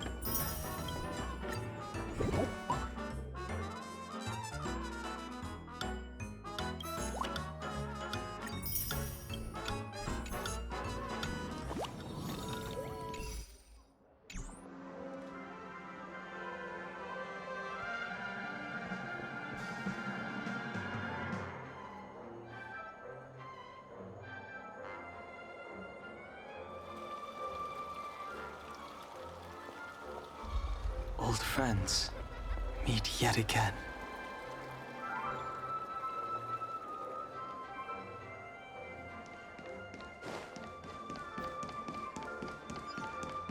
What's going on? So many of them. I've never seen anything like this, even when they're tracking down suspects. We don't need to go in. We don't want to draw any unwanted attention inside. We can just talk here. Let's find a quiet spot and continue our conversation. View here is great, right? We can see everything from here, including Clocky. If all the characters in the animation are based on characters in reality, then Clocky's counterpart is definitely the Watchmaker. In the animation, he's Hanu's partner and one of the founders of Dreamville. Does that mean the Watchmaker was personally involved in that war and sided with Asdana? It was a monumental war for freedom. Hanunu fought alongside a motley crew of masked fools, nameless, history fictionologists, mourning actors, omen vanguards, even visitors from beyond the sky. In the end, they emerged victorious. Among them was the person who would eventually be known as the Watchmaker. But if you do the math, doesn't that mean the Watchmaker was around for several centuries? I'm not sure, but Mikhail was already the Watchmaker when I met him, so maybe he inherited the title. How old are you now, Mr. Officer? I'm 13. No way. Not even close. Anunu freed the frontier prison, but peace still eluded him. With limited resources, threats from the outside world, and internal conflicts between major prison districts, the future of Osdana was uncertain.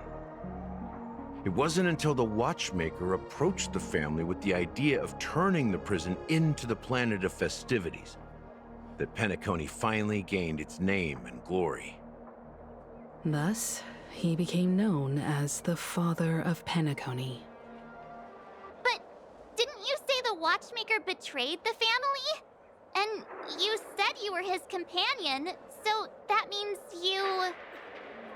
No, I'm not his companion, but rather one of his many children.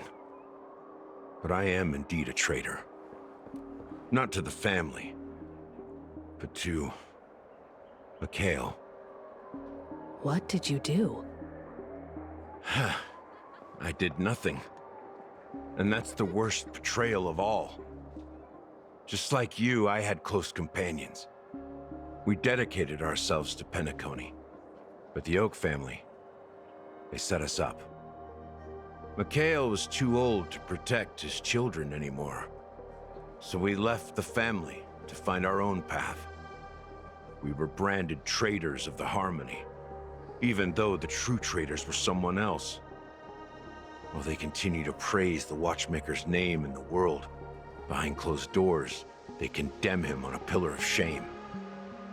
Nevertheless, we wanted to clear his name.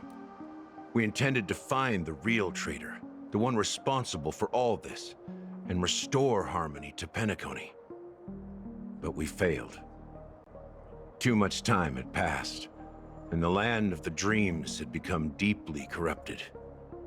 After countless fruitless pursuits, I gave up. Like a lost dog. The family accepted me and made me an officer, supposedly as a form of forgiveness. But it was actually a punishment.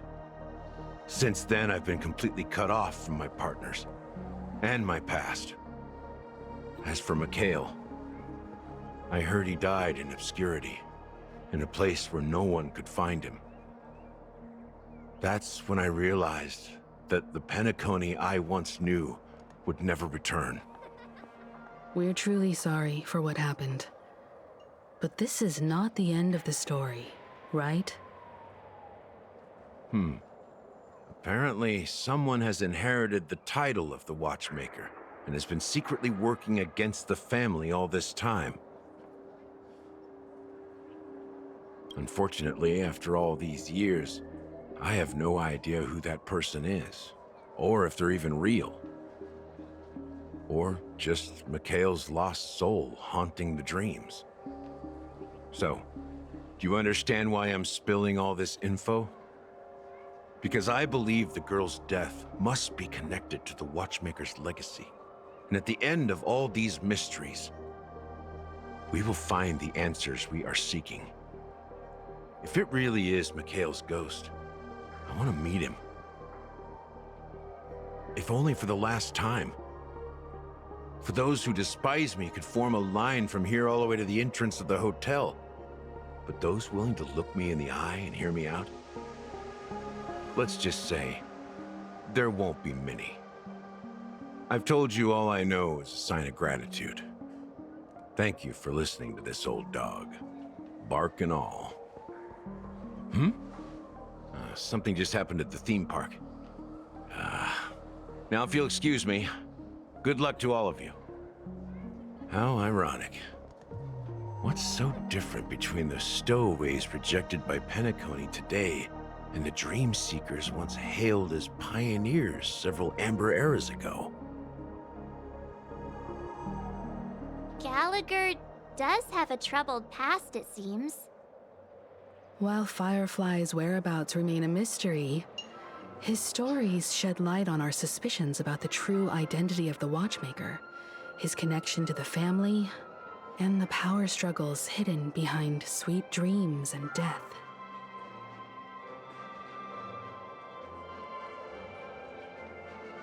Exactly.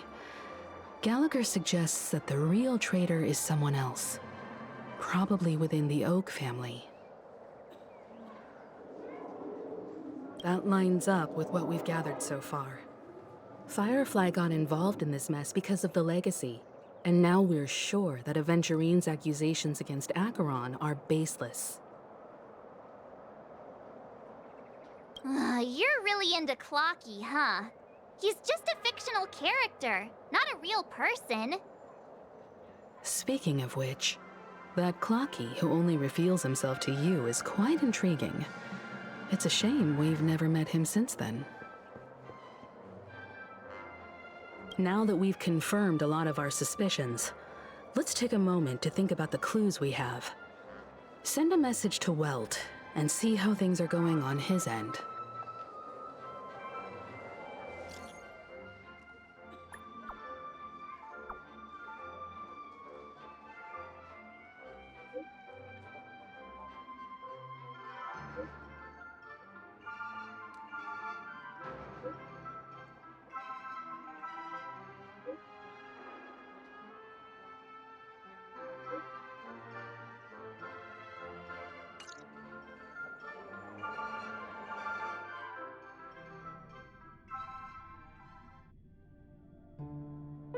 Are your companions worried about you?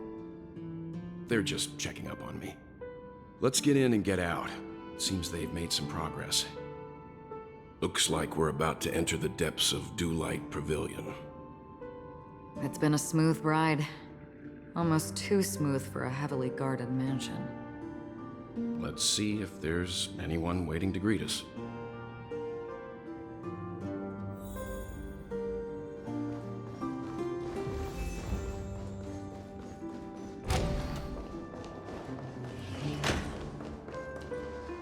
Something feels off. A grand mansion like this and not a butler or servant in sight. Could it be due to the disruption caused by the emergency? Well, this door is open. Looks like we'll have to investigate ourselves. Let's proceed with caution. Just one moment.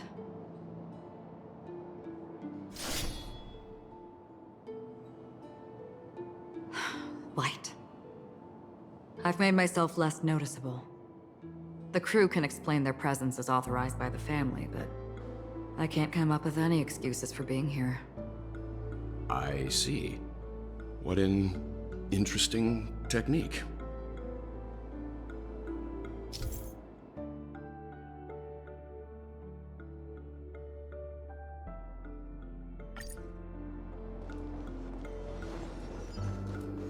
Stream forth!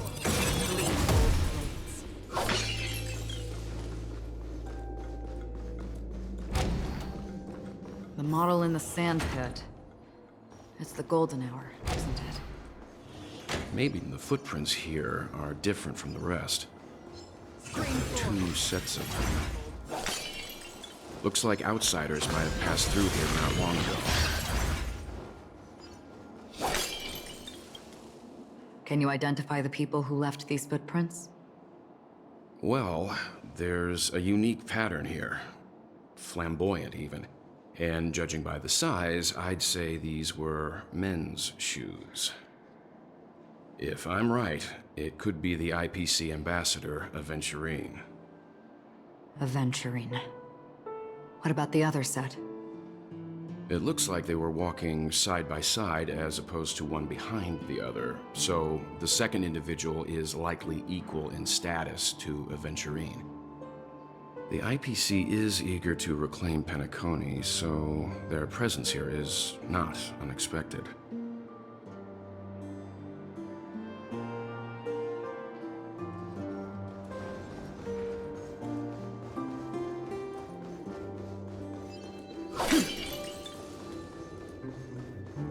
Stream forth! The gleam of old blades.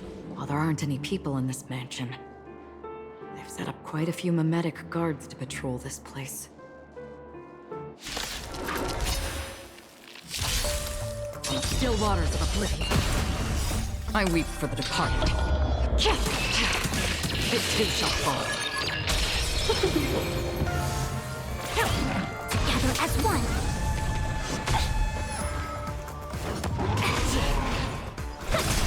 Destiny. for oblivion. Gale Force! Full! From the bow! Still waters of oblivion.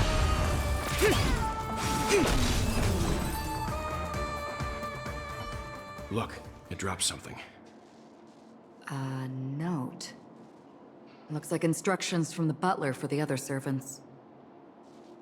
Seems like the mansion's entire workforce were assigned other tasks before Robin's death. It must have been a big project to require that much manpower. The Charmony Festival, perhaps. But no matter what their main priorities are, there should always be someone left at the mansion, right?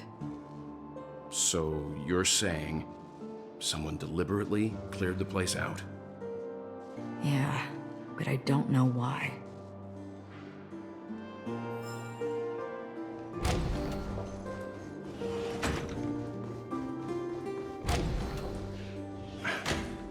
No one here either.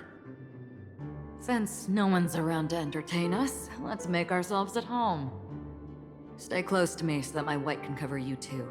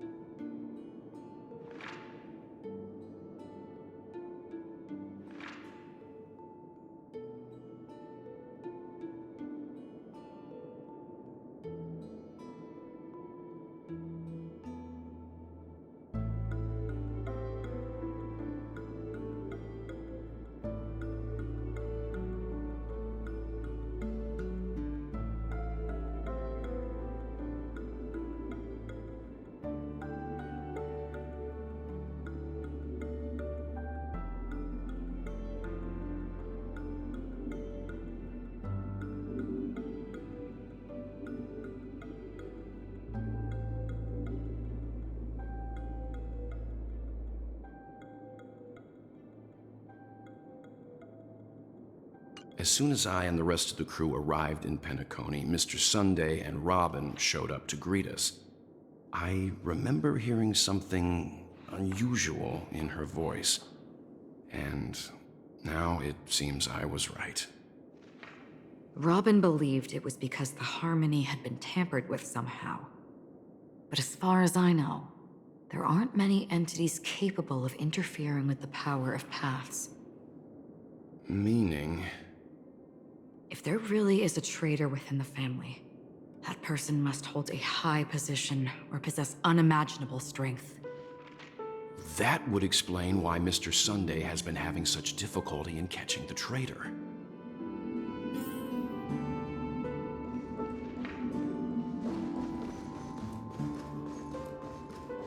This light cone is securely guarded. It must hold some important memories. According to Robin's interview, despite having performed on so many grand stages, her favorite performance was a pretend show she put on with her brother when they were just kids. I wonder how their relationship is now. Growing up brings gains, but also losses. Yeah, time has a way of smoothing things out. The beautiful dreams of youth will eventually fade away.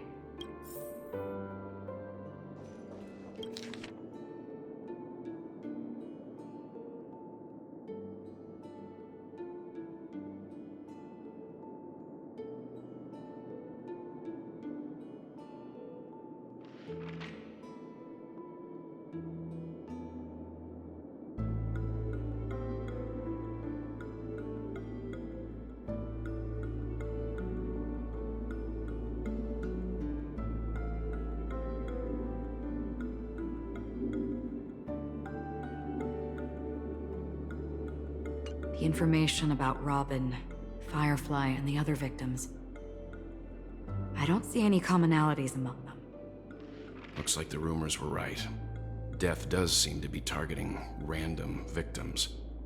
And based on Sunday's notes, he's no stranger to death. He's just surprised that it has resurfaced.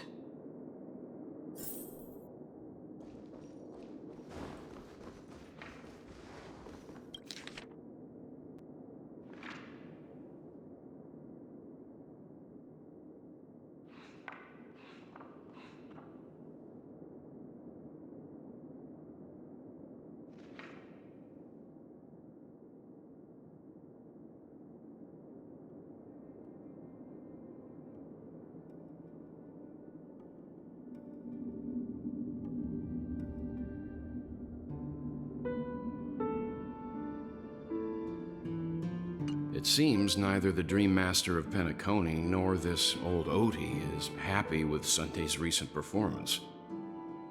They don't seem to care much about death. Instead, they're more concerned about the Charmony Festival and the Watchmaker. Maybe the other family heads don't think death is a big deal. One thing's for sure. There's a lot of internal conflict within the family, and everybody has their own agenda.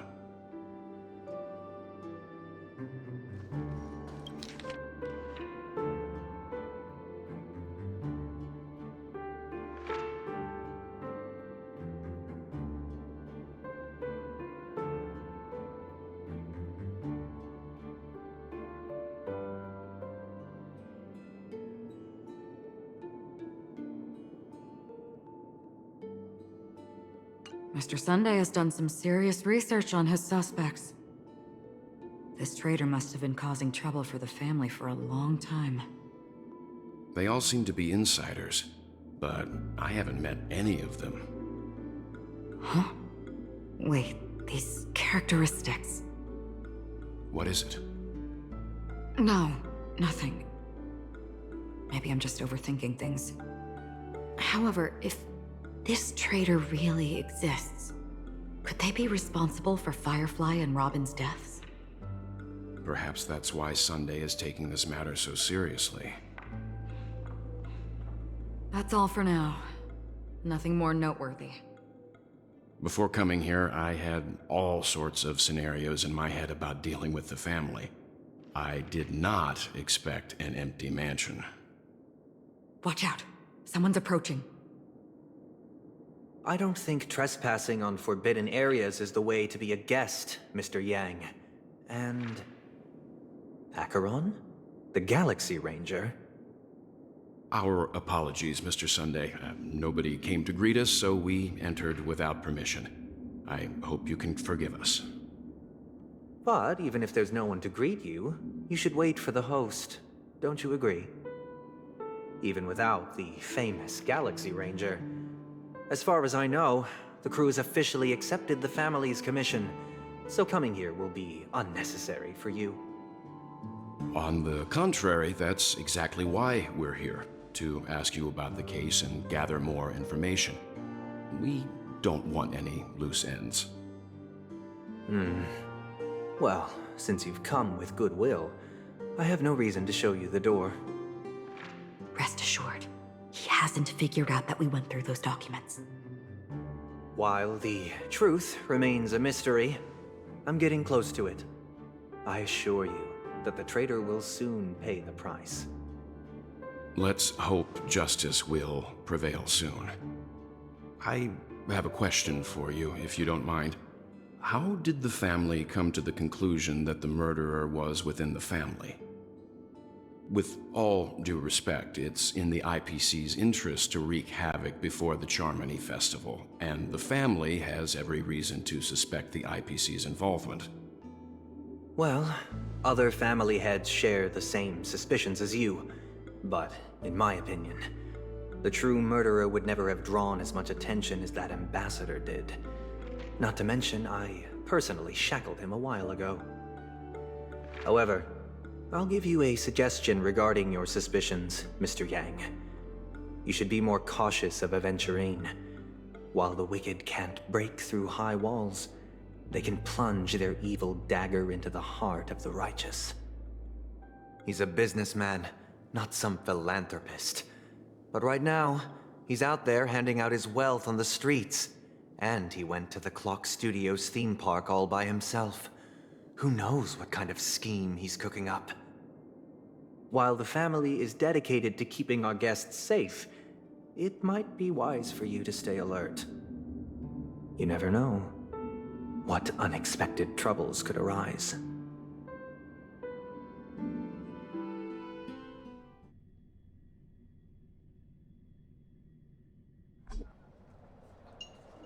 According to a Pierpoint hotline tip, there was a major breakthrough in the shocking Ejhazio Aventurine case.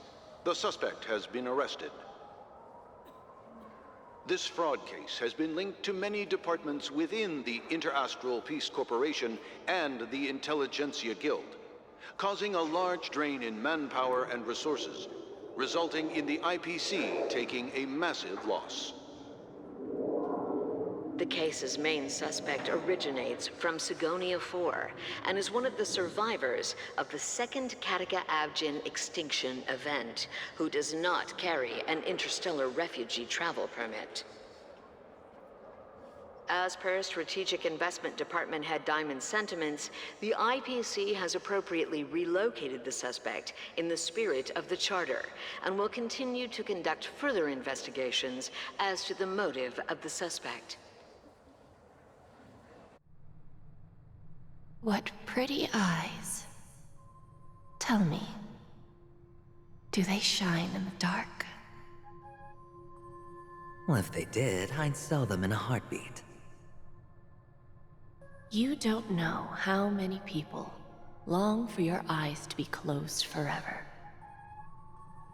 As a servant, you should not resist your master. Yet, you went and killed that man anyway. No lawyer has the audacity to defend you. Perhaps you ought to represent yourself.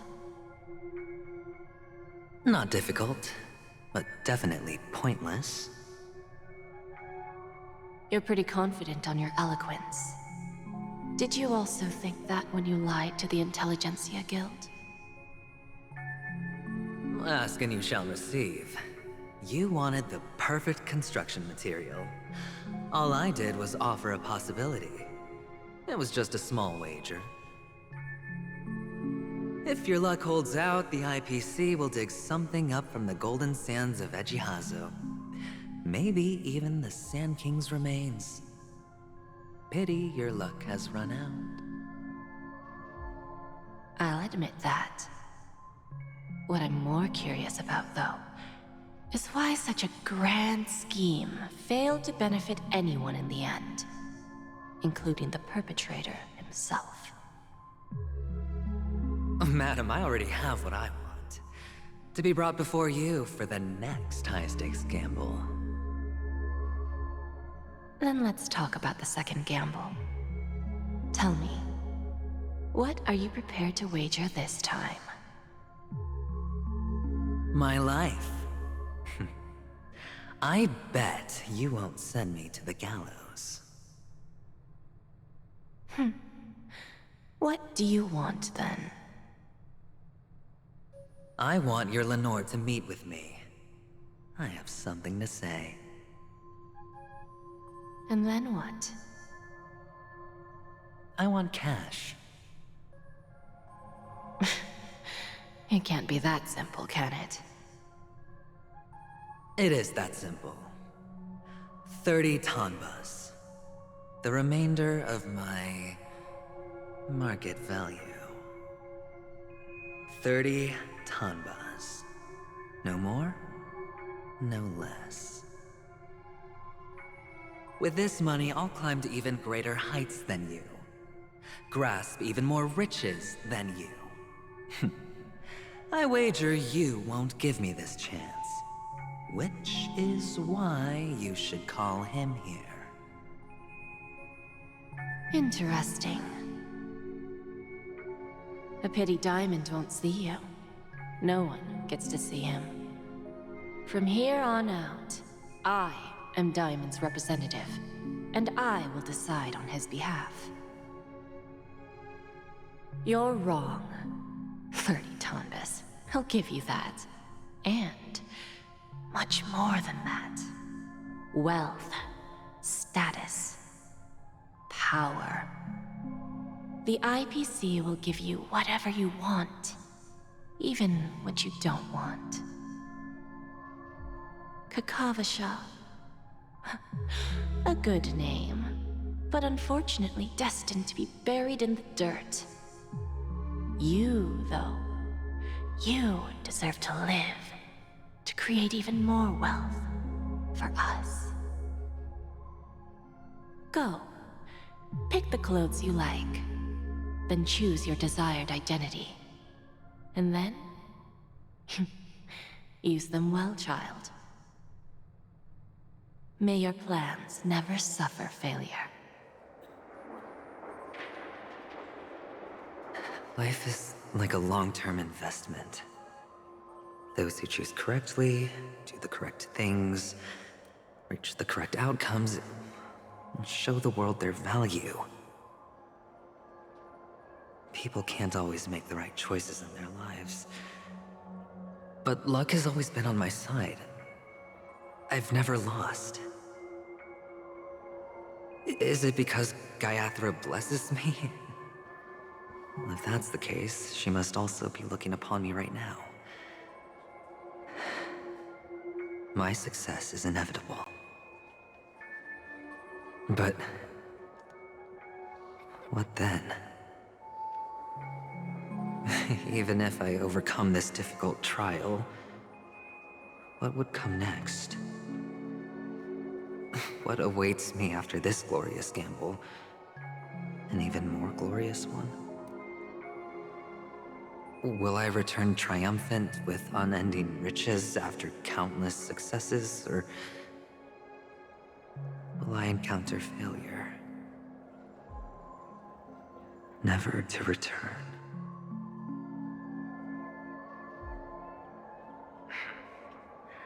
I'm pretty sure you already have some ideas. Lowly gambler.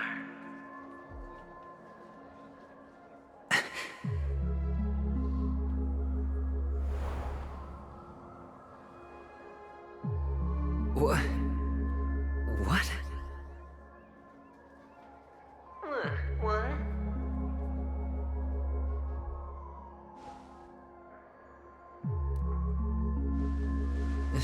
Am I dreaming, or have I gone completely insane? Perhaps both. Forgotten me already? When you were strapped to that electric chair by a mannequin warlords, who was it that gave you the idea? Fine. I may be crazy, but I'm not stupid. Get out of my head, newborn of the Harmony. The Harmony? Oh, don't play the fool. It's not the first time we've met. No need to be so polite. I'm you, and perhaps even more aware of yourself than you. Of what exactly you want. You're dying. And you still want to drag a bunch of unfortunate fools with you through death's door. That's why you're here, isn't it? A grand unveiling. You really think you can pull it off? Why not? Well, you may have fooled everyone, but you can't fool yourself. I can show you. Before you're entirely gone, I'll be with you for the last stretch of your road. Let's have a heart-to-heart while we walk.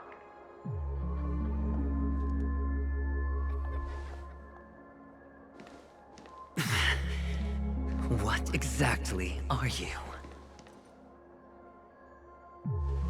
Most people in this world spend their entire lives just to reach one outcome.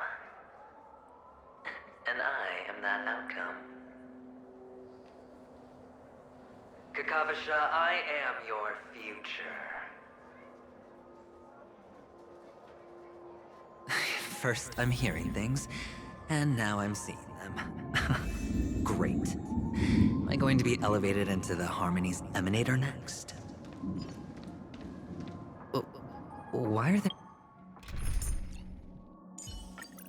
no guests here? What's that featherhead doing? Just a Pepeshi? No. A child? I thought minors weren't allowed in Golden Hour. Hey kid, you okay? Are you lost?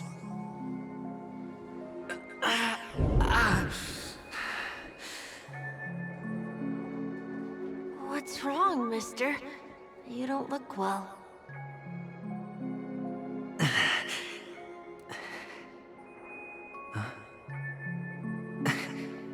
Your eyes.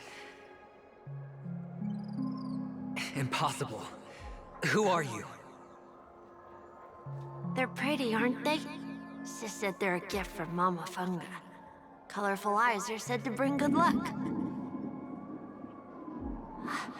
Mister, you have pretty eyes too. Beautiful. Are you alone? Where are your parents? They're in that amusement park. Papa and Mama went in first. I'm just about to go look for them. I have to go. Goodbye, mister. Hope you have a good time, too. Those eyes. And Mama Funga. No, it can't. There aren't any Avgens left.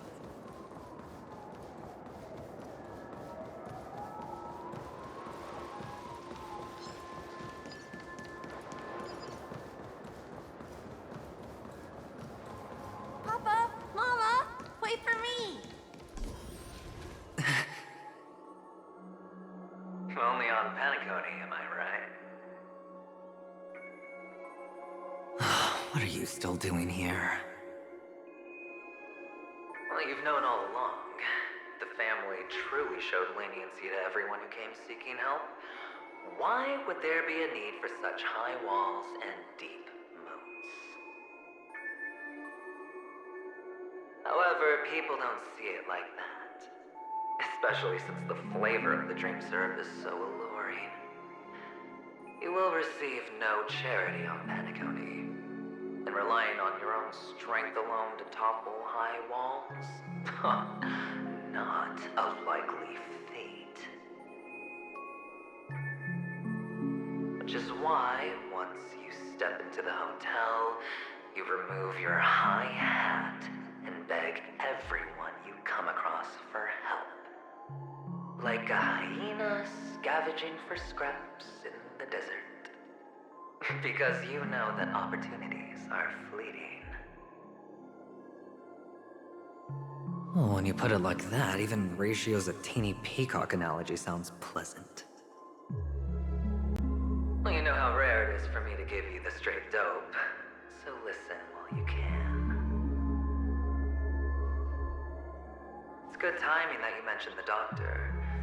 I'm especially fond of what you and he have in common. The conspiracies, calculations. Especially the part about the finale, a magnificent act of betrayal. Oh, when everyone thinks this way, who would even suspect that it was another trap you've meticulously devised?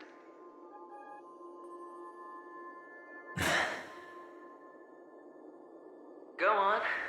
Tell me I'm right. You know who you really are, Mr. Cavalier Gambler. Uptight, overcautious, massive inferiority complex. You've won so much, you're still so afraid of losing.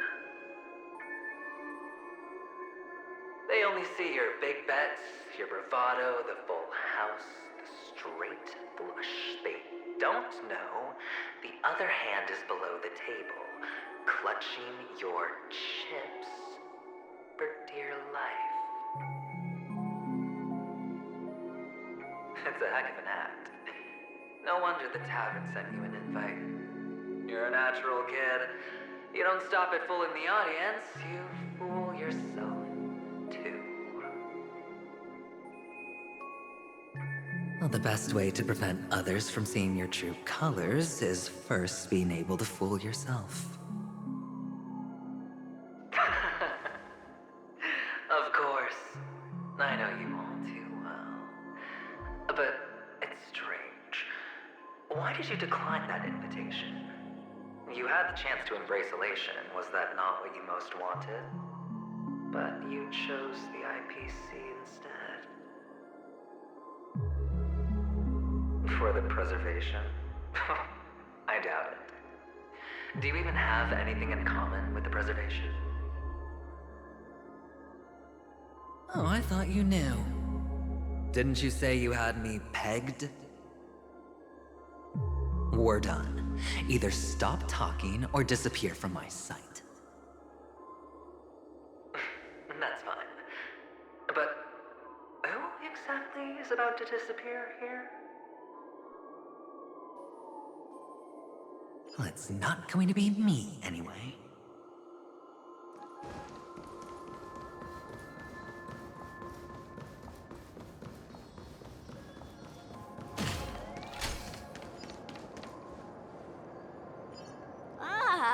Playing hide and seek.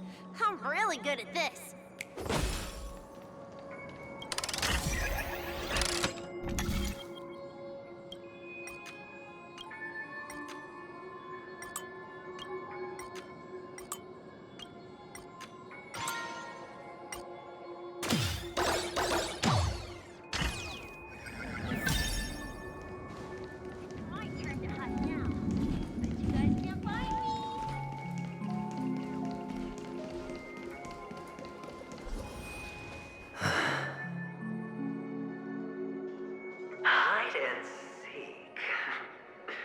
What sweet childhood memories.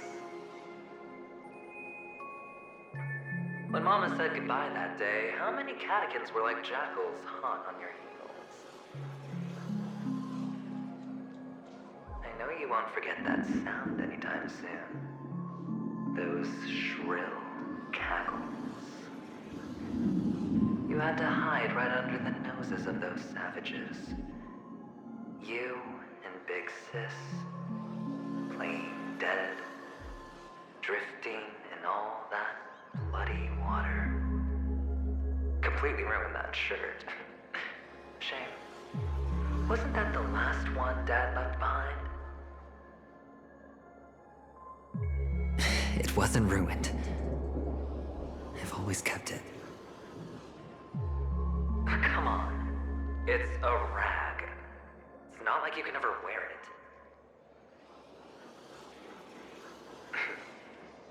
Now you don't have to hide. You probably won't even deign to get your pretty outfit wet in the rain. Your social capital has changed after all. I've never changed. On the contrary, now you're the one who does the hunting. The last round of hide and seek, and you get to be it.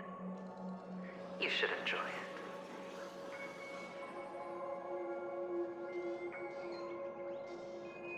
That child. Could he be in here?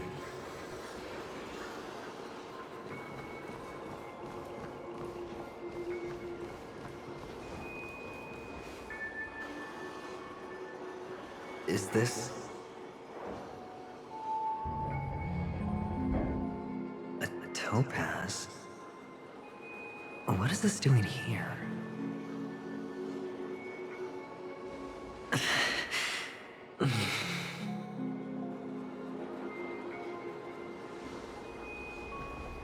What? Does her cornerstone wrench out your heart, son? I was merely curious at why it was here. Maybe that winged guy put it here. To taunt you. Just to make you realize that your painstakingly arranged magic show is nothing but a death rattle. The cornerstone's hue is the same as the radiance of Clipant's body. I've gotta give it to you. I've heard a lot of baloney, but that lie deserves a prize for sheer nerve. If you were just a little bit smarter, the jig would have been up right there. This is just bait. Of course. That's why Ratio's betrayal was one of the keys to your plan. I have to say, that doctor's acting was superb. Or maybe he wasn't acting at all. All the better for you. Sunday didn't become head of the Oak family by acting sloppy. He's obsessed with control. You have to give him enough detail to satisfy his meticulous nature, but not so much that he gets suspicious. Which is why you had Ratio seek him out and leak the plan on purpose. To prevent the other party from suspecting anything. The intel you gave to Ratio was all true. He spoke the same to Sunday. Finally, Sunday took the bait, found the other cornerstone, and before you know it,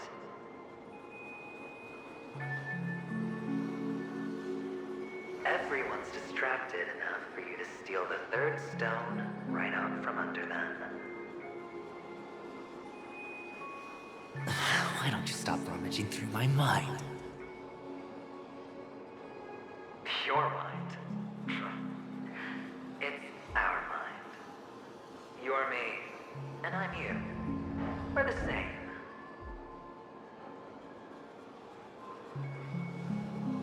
The best way to prevent others from seeing your true colors is to first be able to fool yourself. Really? You can't even fool yourself. You just got lucky this time.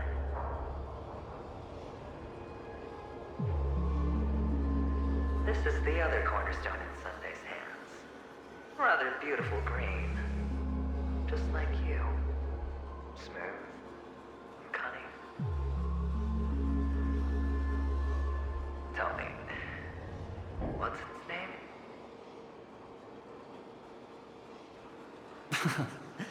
Why are you even asking me? Must I do all the work? Aventurine is the stone of luck and trickery. That's what she said when you received the stone, wasn't it? This type of stone isn't rare, but its hue is very similar to a certain gem. In fact, it's often used as a substitute. And that more precious gem is...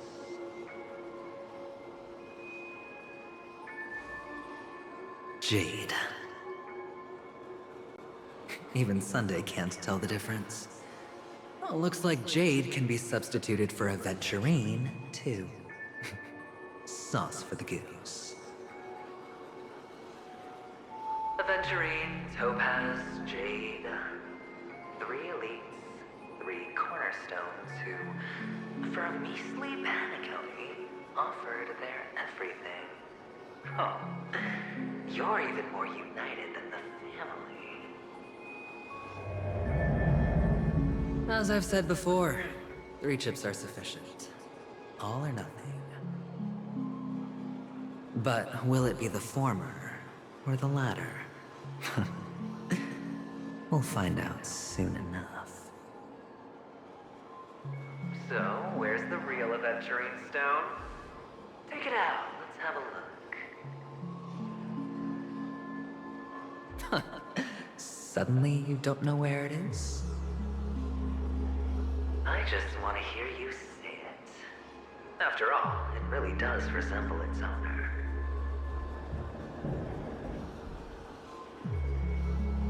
As you wish, then. They never went anywhere. They're right where they belong.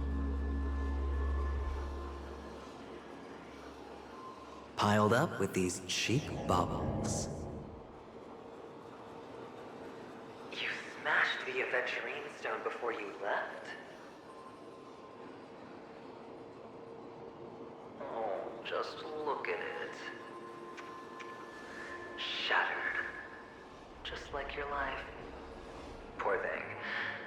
A humble pebble coated in the most lustrous sheen. I take it back. This thing is far more precious than your life. You're absolutely clear about the consequences of doing this. Blasphemy against Clip-On's body. You think the IPC will let you get off scot-free?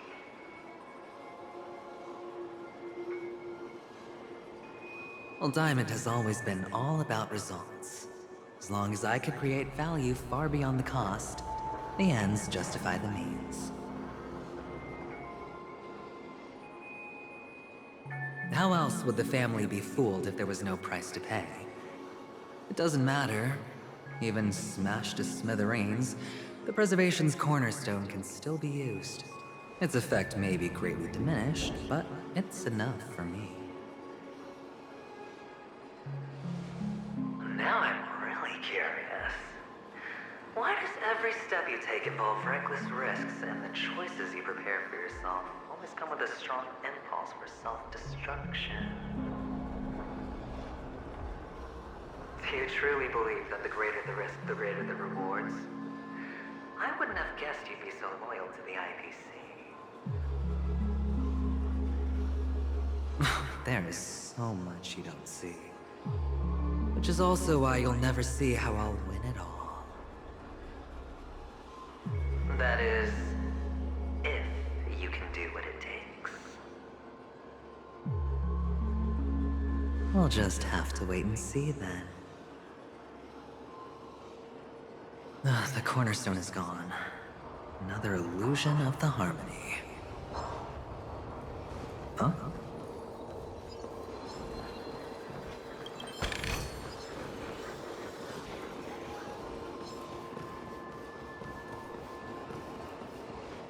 Hello. We meet again, Mr. Pretty Eyes. Yes. We meet again. Did you find your mother and father? Of course. Big Sis is there too. The four of us were just playing hide and seek. I'm so happy. On our way here, Papa even brought me to see a blimp. I think you mean film. Yes, that's it. Putting many drawings together and turning them into a moving wall painting. They put me, Papa, Mama, and Big Sis together, turning us into one big family. You should give it a try too, mister. You look sad. The amusement park will cheer you up. Sure.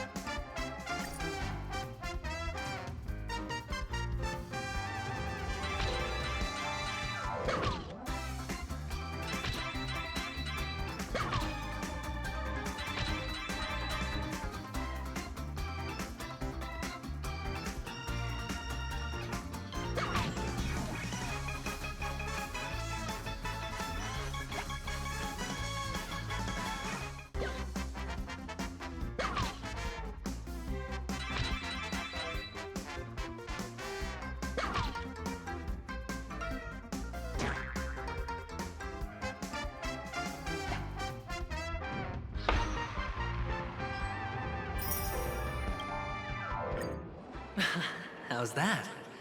Not a bad score, eh?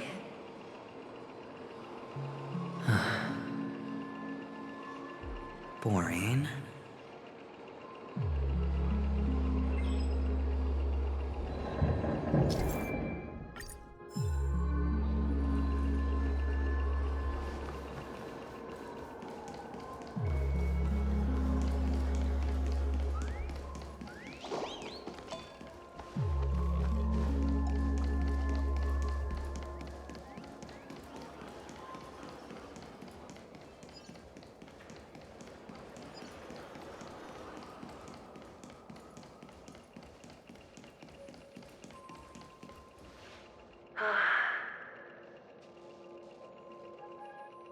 Why aren't you talking? You've piqued my interest. I'll admit that there are still aspects of you that I don't completely understand. Well, you sound sincere this time, at least. Well, sincerity is one of my traits that everybody likes. And I have precious few of those. Moving on. See that maze over there? I'll know everything about you before you reach the exit. Our quaint journey through this amusement park still isn't over. And I wouldn't mind stretching this out at all.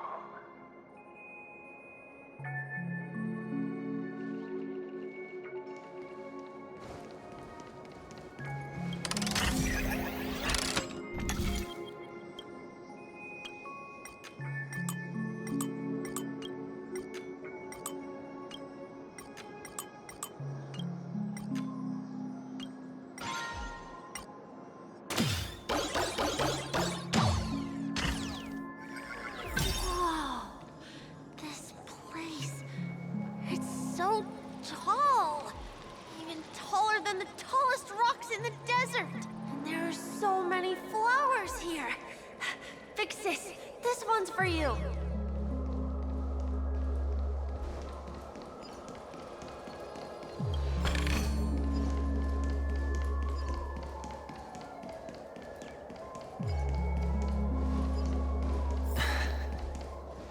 A dead end? Oh, is this the wrong way?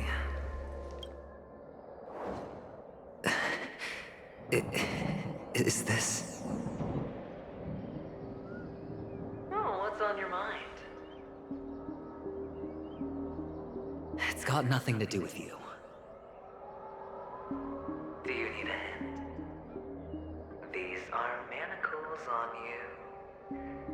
That man gave you your first job. You made your first pot of gold. I remember it all too well. You wrapped that iron chain around your fist, for that is the only tool you could find. Then, in that maze, you... Shut up! Oh, you don't wish to face your past. Unwilling to admit that your life is worth only 60 tamas. Well, from what I see, you refuse to confront it, because it only proves your weakness. How could a weak person take such daring risks? Oh, that's right. You love the thrill of danger. But you refuse to let go of meaningless sentiments. Even in this beautiful dream, the only thing you dare allow yourself is death. In your hands, those who follow you could have become Joker cards. They're far more useful that way. It's not like this is the only place the family ever cut corners. You could have had tons of action if you weren't so all or nothing. All it takes is a meager sacrifice. I bet Opal would have resolved this without a fuss. A pity you're not him. Well, you wouldn't be in this state if you could just get with the program. And why couldn't you? Out of professional integrity. Those techniques you mentioned are highly efficient, but it's not that I don't know about them. It's more like I couldn't care less. Get it? What fun is it if the fight isn't fair? Fair? You assume your opponents would fight fair in the first place. The odds are obviously not in your favor, so how are you just breezing by?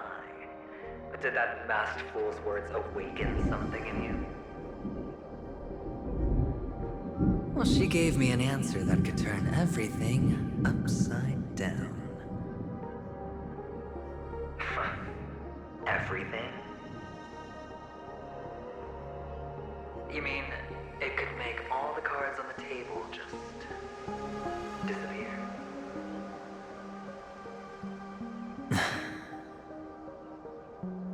That's cheating.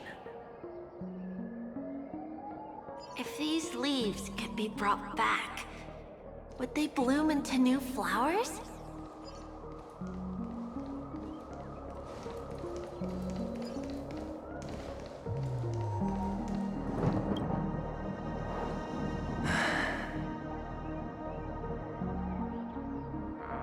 Your expression right now is hard to put into words.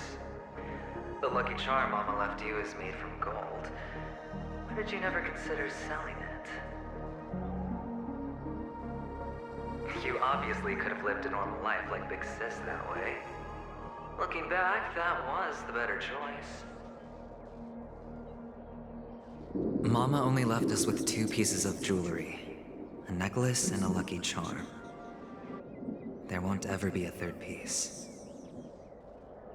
That's what you always say, but you actually regret it, don't you? That you didn't sell them. You can zip it if there's nothing to talk about. I know. You must remember what Big Sis told you. You're a child blessed by Gaiathra Triclops, and can lead the clan to happiness. So always remember to protect yourself and never resent the pain and poverty you're going through. The words still ring in your ears, don't they? You're a good kid, so you definitely won't have forgotten. So, you surely won't forget how tragic her last moments of life were. How the piercing laughter behind you felt like it was drilling into your heart. You ran away without looking back, just as she told you to. Tisk, tisk. A lifelong regret indeed. Enough! Do you not have anything better to talk about? Oh, shut me down like a champ! Well, I guess when it comes to mind games, this isn't exactly your first rodeo. I think I finally get you. Woo! You are nuts! In the end, I'll ruin this beautiful dream and create the grandest death. Well, you stuck to that start to finish. Think about it. There's a Stellaron in play, the fabulous Robin loses her voice, 2 unsolved murders, cryptic messages from a masked fool, and a chance to go head-to-head with Sunday himself. The only thing to pique your interest is one word. The last word. A word that's right there at your fingertips. Death. But whose exactly?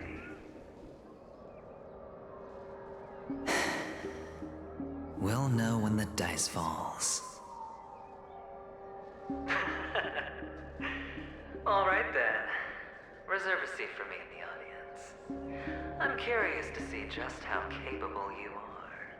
Still, you never answered my question. If you could start over, would you still want to be the child who received Gaiathra's blessing?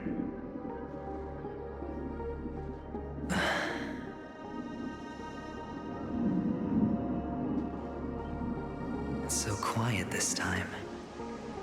Is he finally gone? Or am I the one about to disappear?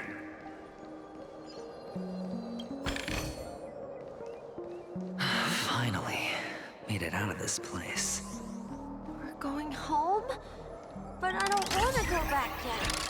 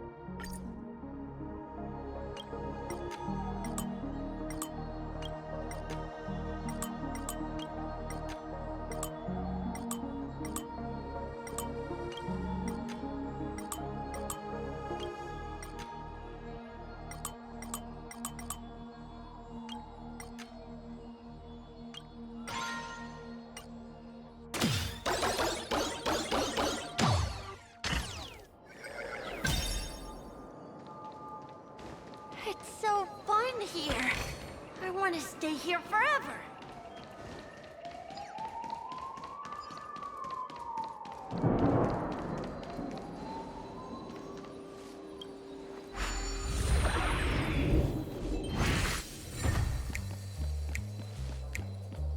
Brother Hanu, where are you going? There's only one place he can be going.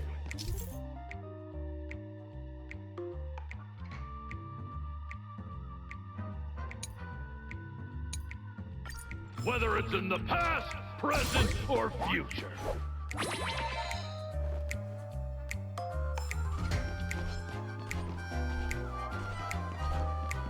Beautiful dream is about to end.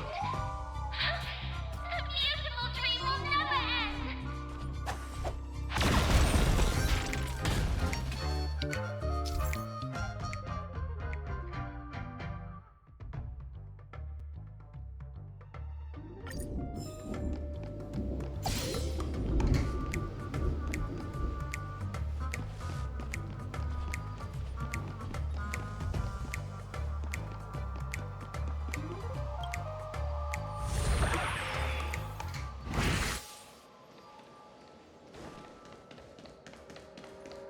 Mister, is that you?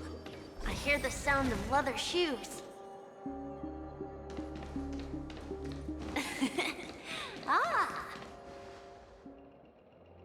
I don't know why, mister, but you always give me a special feeling that makes me more curious about you. It's sad that I can't get to know you more. We have to say goodbye. Did you have fun? You're going back? Yes, I should go home. The day's getting dark, and it's going to rain. I don't want to worry the others. You're home. Where is it? What a strange question. It's where Papa, Mama, and Big Sis are. In this dream.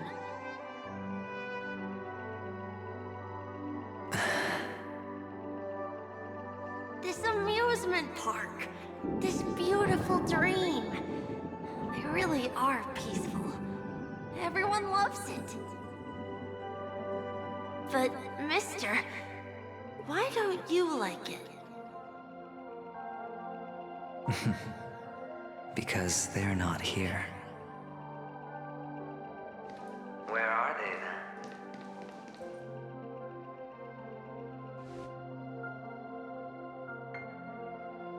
I don't know.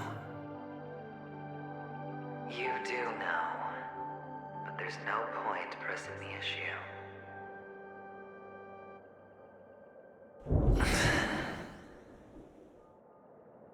Admit it.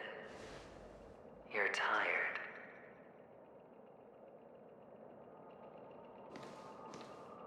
We all are. Which is why we chose to stay here.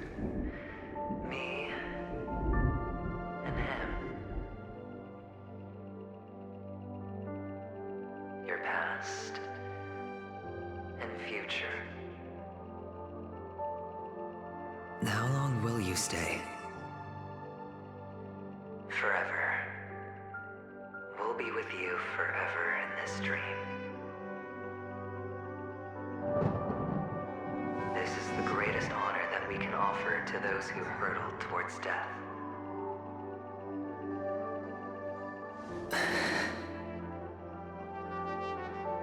The road less traveled is less traveled for a reason. But you've never gone in any other direction. Your own life is the chip you're most eager to lay down. Always has been. You don't care who the real murderer is, and the Watchmaker's so-called legacy couldn't be more boring.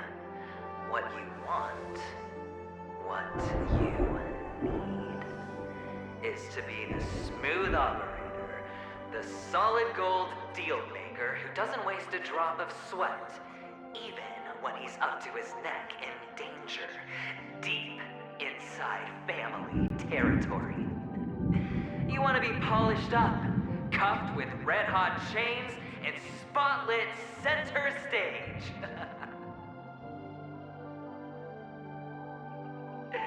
You'll be the closing act, the final sacrifice. I can do it. And it will be flawless. Of course you can. Your luck will help you at the right time. A Stellaron and an Emanator. It's that simple now.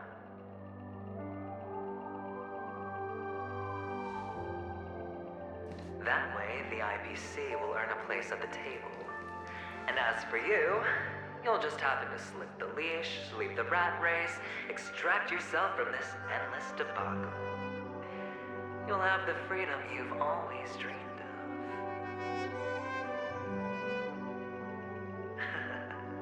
of. This isn't the first time. You've been an escape artist from day one. This fiasco started with a death, and its curtains will fall on another death. Oh. So that's why Diamond chose you.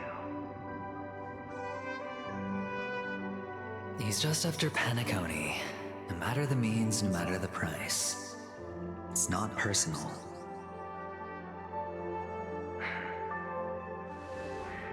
It's hard, isn't it? Well, don't get soft on me now. What, did you suddenly grow a conscience? Hey, I was born from yourself.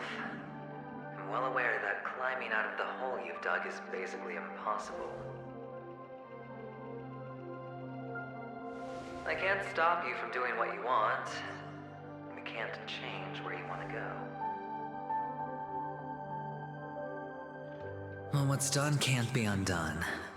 All we can do is play the cards we're dealt and rake in as much time as possible. Yes. Alas, people won't make all the right choices in their lifetime. Though luck always seems like it's on your side. You will keep winning, having never lost before, but why you? Why must it be you? If all your luck is built on the pain of someone you love, on the loss of dozens more, if these windfalls, these jackpots, aren't a gift from Gaiandra, if all they are is a long string of meaningless deaths, then what did we do to deserve living in a world like that?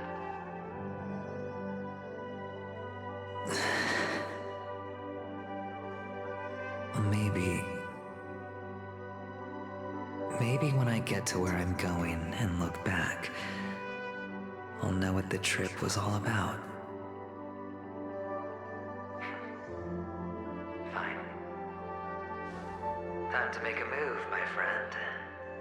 I'll be waiting up ahead. Say goodbye to the kid before you shuffle off.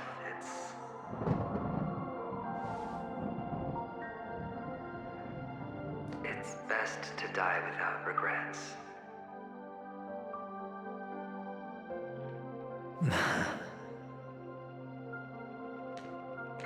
And now, only we are left. Can you take a photo for me? I want a memento. Sure. Come on.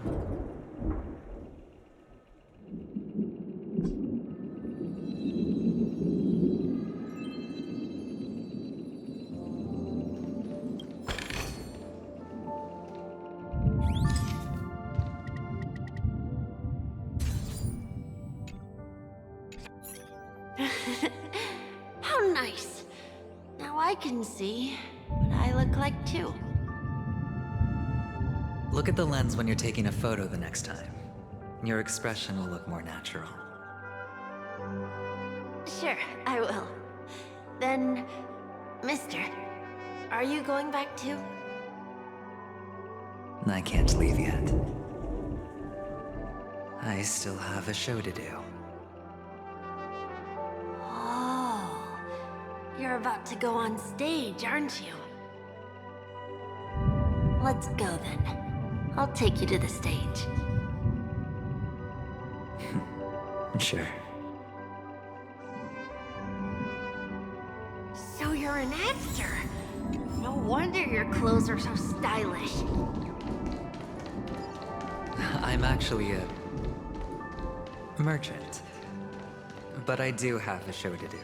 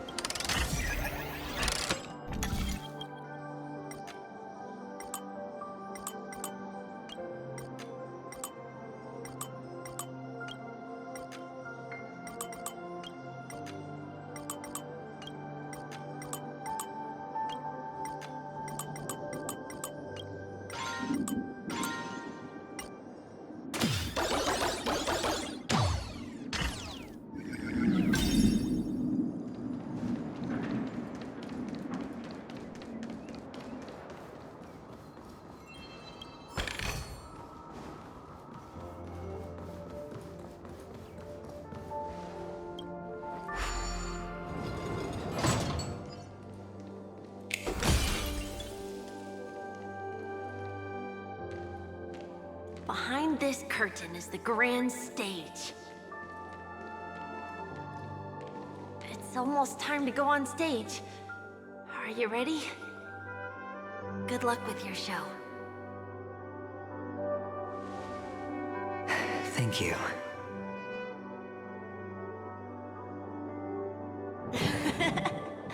You still seem pretty nervous. Let's put our palms together. If you receive Gaiathra's blessing, you'll feel more relaxed. Putting our palms together is a simple ritual. By putting our palms together and reciting the prayer to Mama Funga, she will bless us. If you're not familiar, I can guide you. It's all right. I know how to do it. Of course I know.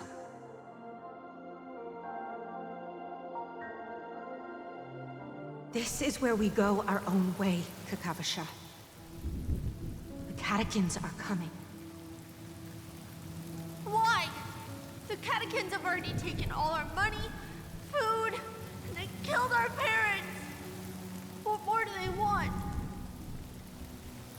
Catechins are bloodthirsty, cruel, and insatiably greedy. They want everything only to end up with nothing. This is a trick, an act of revenge. Remember? Today is the day of the Kakava, and also your birthday.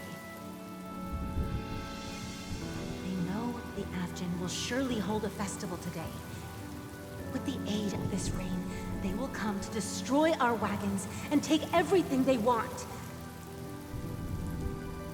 Little do the catechins know, this time we will fight back. The men in black that descend from the skies are on our side. The catechins stand no chance against them, and will surely pay for their arrogance. Without this rain, the catechins would never take action, and we would not have the chance to turn the tide. This is a gift from Gaiathra, and you are Kakavasha, whose good fortune will bless your sister with success. But people will die, and you will be in danger. How is that good fortune? Why are you all doing this? The Avgin always return their blood debts. Gaiathra calls for me, while Papa and Mama are waiting for me. I must answer the call. She will bless you with good fortune and help you survive. As long as you are alive, the blood of the Abjin will never run dry. So run, Kakavasha. Do not be afraid, and do not look back. Go to the other side of the mountain. The rain will accompany you, and the rain will bless you. As for us, we will reunite in Kakava's next aurora. May the goddess Gayathra close her eyes 3 times. Keep your blood eternally pulsing. Let your journey be forever peaceful, and your schemes forever concealed. Farewell, Kakavasha.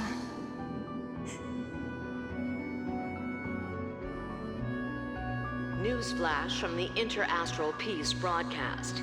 The IPC Marketing Development Department spokesperson confirms that a small-scale rebellion has broken out in the unclaimed region of Sigonia. The situation is now under control. The insurgents are from a local clan known as Kataka, which has a long history of disdain towards the IPC. This has caused a serious negative impact to the work of the IPC's Marketing Development Department. The clan launched a massive attack on the Abjin, who were under the protection of the IPC, resulting in 6,728 deaths and 3,452 missing. The casualties are currently under the care of the frontline trauma team. The spokesperson expresses his deepest condolences for this devastating humanitarian disaster, at the same time delivering an important message on this matter to all interplanetary citizens. Finally, he proclaims, the hammer of preservation will fall on all beings, regardless of life or death, regardless of race, regardless of ideology, to uphold the basic rights we inherently possess.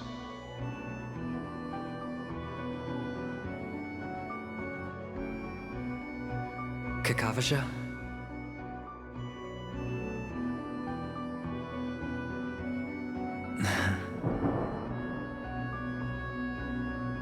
Bye.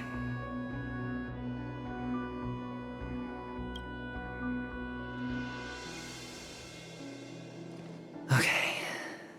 All the actors are in place. It's time for the show to begin.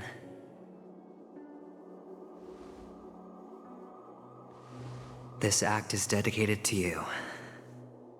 I hope it'll be an unforgettable memory for you.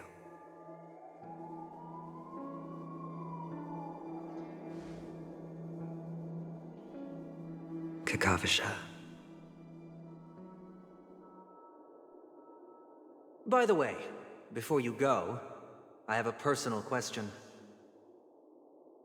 Do you truly want to destroy the world with your own hands?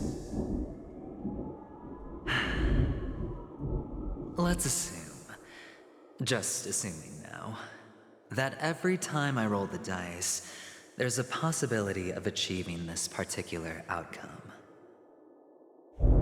Then I would be quite happy to make that wager.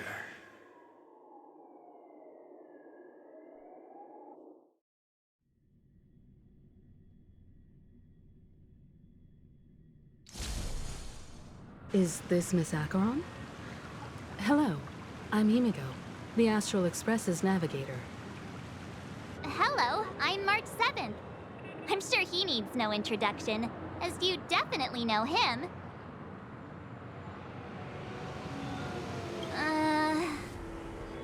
Hello? None of you seem surprised by my arrival. Since Welt has decided to travel with you, it means that he trusts you. And we trust his judgment. I envy your close friendships. Miss Acheron here doesn't present a danger, and she's of no threat to the Astral Express. Aventurine's prior accusation was based on nothing more than his own subjectivity. Which is why, before we continue working together, he has a duty to explain himself. You want to create a situation where all three parties are present? There must be some deeper meaning behind Aventurine's actions. I suspect he's been aware of Penacony's secret from the beginning and has been continuously strategizing to unveil it. In that sense, the Astral Express's role in his plans would be imperative. In the worst-case scenario, he may use us to do something unexpected. Assuming things do escalate to that stage, having an extra ally is a good insurance policy.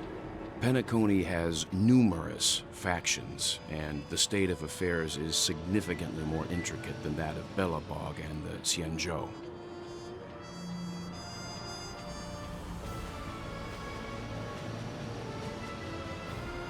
He's right. No matter what, we cannot ignore the safety of Penacony. To solve the mystery of the Watchmaker, it is crucial to get the IPC's intel. The path ahead is fraught with danger. But what's trailblazing without a little danger? Sounds like we've reached a consensus. Now, Miss Akaram? I will accompany you, of course. Let's move out then! But where do we start looking for him? No need to rush. If he truly has laid a trap, he will definitely use every means to lure us in.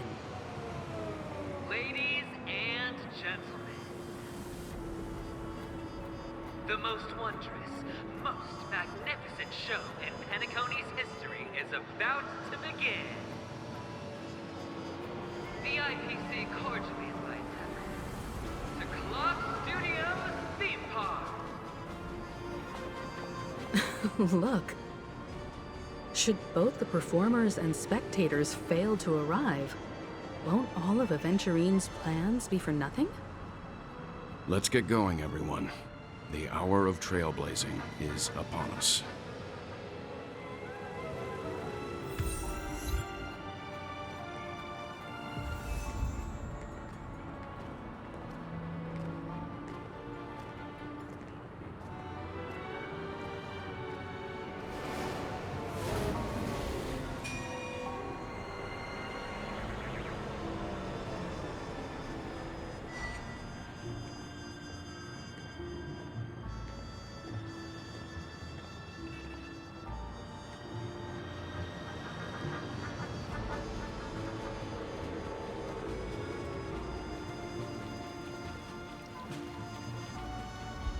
Old friends meet yet again.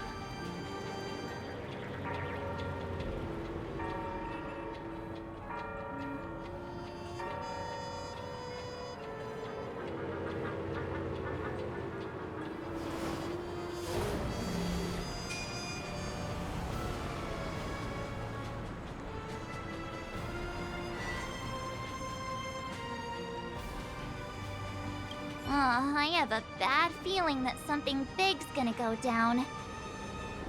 Are you ready? Let's waste no time and head to the theme park then.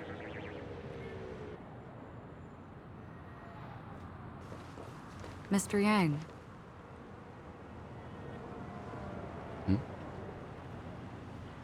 Why did you not tell your companions about my true identity? It's just like you said, an inability rather than an unwillingness. Plus, it's a long story, not something that can be summed up in a few words. But I chose to believe you, and my trust in you stems more from my own personal judgment. I also believe that if it were their choice to make, they would make the same one. Thank you. I'm grateful. To reciprocate, in the upcoming confrontation, if the odds aren't in the Astral Express's favor, I will stand with you, if my meager strength is required.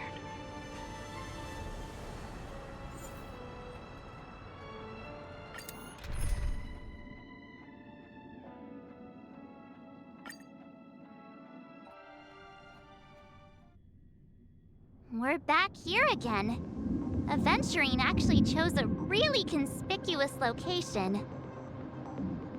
That guy's really taking it to a whole new level.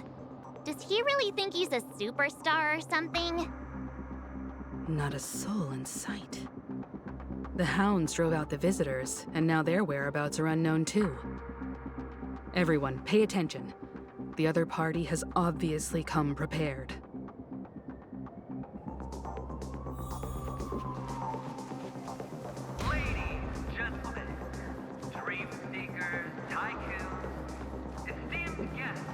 Watchmaker and the family. Also not forgetting the nameless of the renowned Astral Express. Welcome to the Interastral Peace Corporation Live! Astral Express, you're late. And this, unsought guest. We've kept your appointment, Mr. Aventurine. It is customary to show yourself as well. I will, naturally. But before that, I've got to introduce our guest of honor.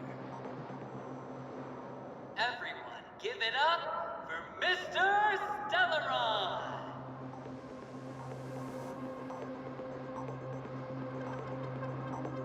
Let me remind you that in all likelihood, this stage and his identity have nothing to do with the wanted murderer. Oh, no, they do. Of course they do. Otherwise, why would I work so hard to gain your trust and then invite you all here? Because he's the only one who saw all 3 homicides. He is the key to proving that the family's death that does not exist in Train's promise is nothing but a sham! 3 homicides? That's right, madam. The 3rd one is about to happen right now, right here, in Clock Studios theme park. A truly grand death.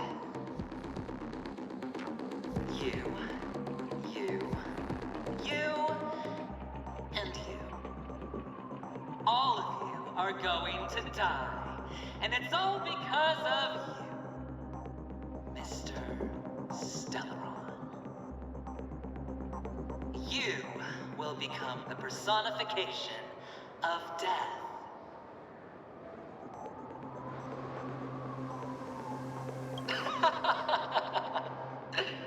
I thought my intent was crystal clear. Let me be a little clearer. I will detonate the Stellaron in you and cause a teeny, tiny accident on Penacony. BAM!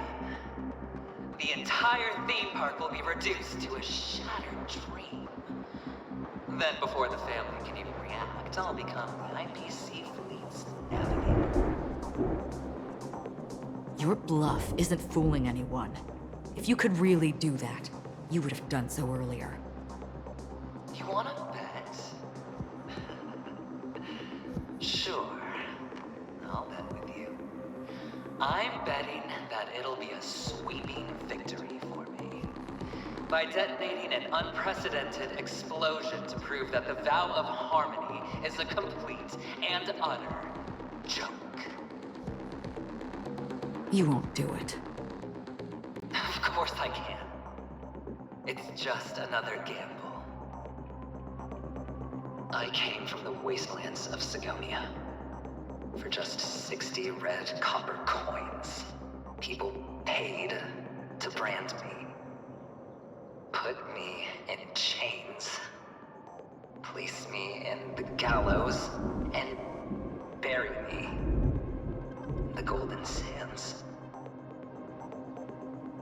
sun could not kill me, and the quicksand sent me back to the embrace of the Guild and the IPC. Bear in mind, my victory wasn't just a stroke of luck. No. I've never been defeated. Have you ever heard the saying, sleep is the rehearsal of death? Why do the living sleep? Well, because we are not ready for the final rest. Every night is practice for the end. You and I are escaping into our dreams for fear of death at this very moment. And death will surface in our dreams. Friends, the game has commenced, and you cannot choose to decline. Nor do you have any reason or grounds to!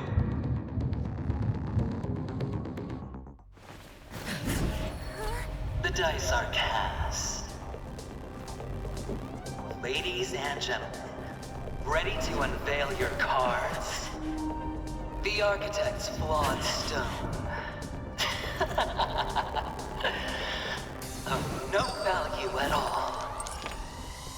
I'm putting down the bet. I'm taking the gamble. I'm claiming the win. Oh, and fate spin the wheel, a daring gamble. Walking the brink of death for rebirth. Oh, for the Emperor Lord! All right. Let's see who has the last laugh. Let the game begin! Fight is good! Gale Force! Awaken the world-cleansing dragon!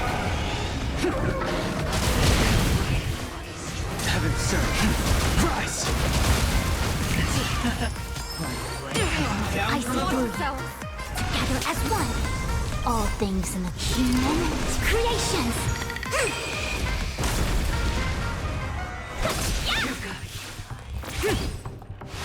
Going all or nothing.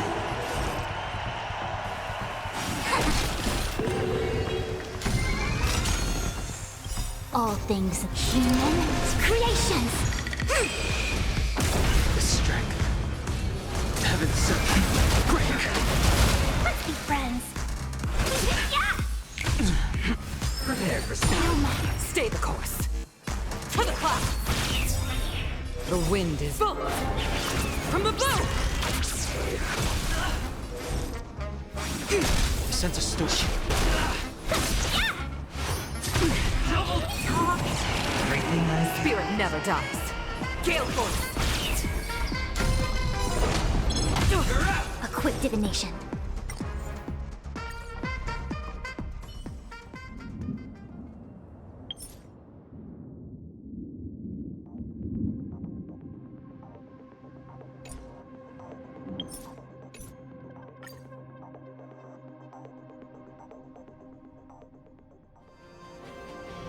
All remains as it did yesterday.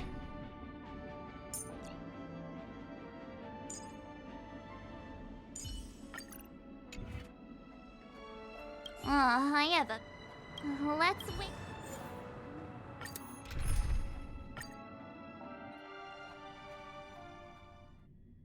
We're back here? That guy... Not a soul in... Ladies, gentlemen, dream seekers, tycoons, esteemed guests of the Watchmaker and the family. Also not forgetting the nameless of the renowned Astral Express. Astral Express.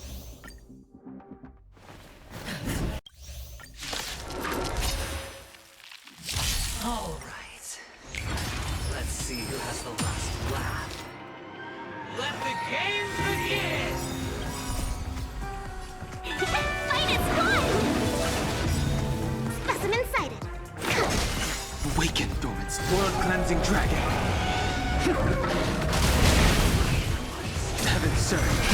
Rise! Converge and awaken. human creations.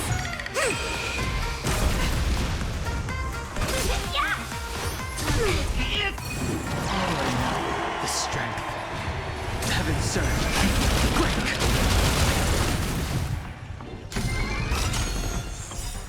Awaken, dormant skin. World-cleansing dragon.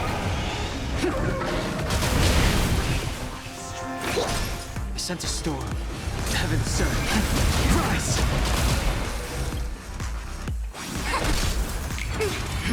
Prepare for some. Welcome, customers. Commencing research. Deeper. Reciprocity. Let's be friends.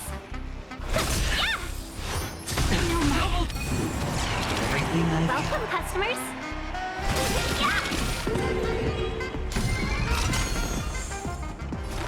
1,000 wonders to raise your fight as one. To travel. Better late than never. Together as one. All things in human creations.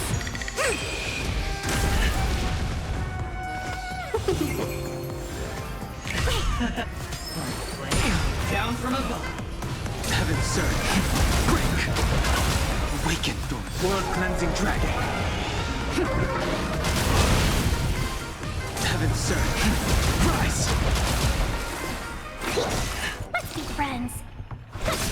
Icy converge and awaken. Onward now. The strength.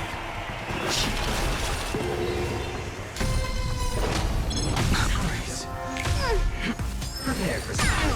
Yin and yang. Welcome, customers.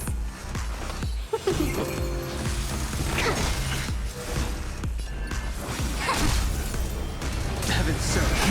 Break! Even on a losing streak, as long as people still have hope, they'll keep throwing money on the table. The chance, how small. The potential is what you hang on. That's what justifies the gamble. Do not fret. Quick divination. Down. Serendipity! Welcome, customers. Specimen sighted.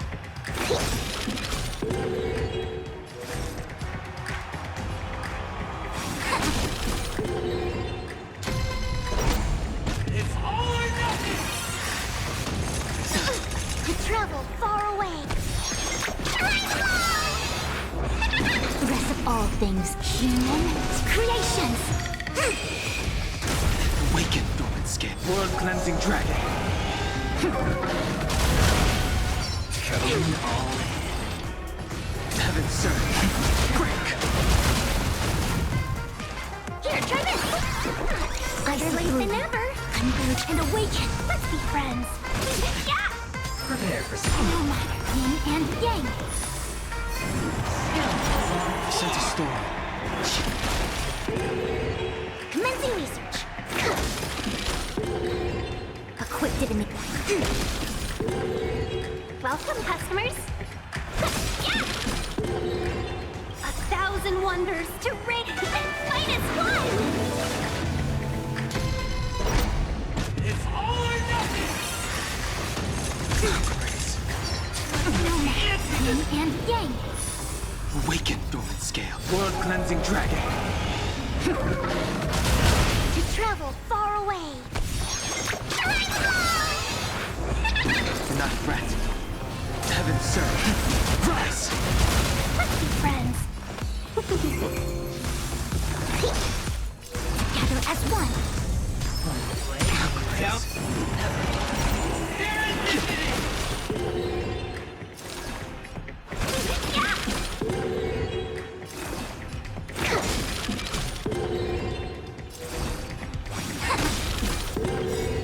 All things human creations.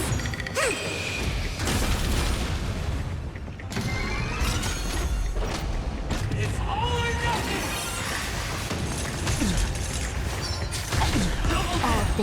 Human creations!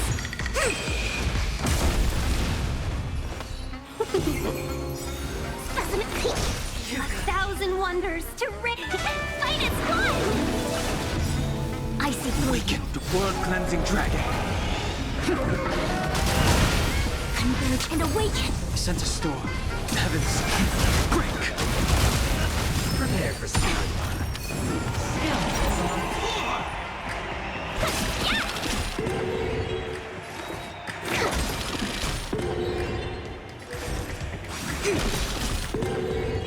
The strength. It's all or nothing! Was this predestined to travel? Do not fret. Here, try this! Do not fret. Heaven, sir. Rise! Every face like that, down to the last player. So why can't I be happy too? Why can't I feel that breathe?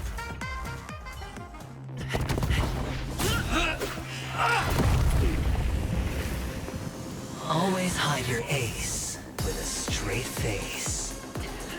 I'm starting to get a little impatient with you all.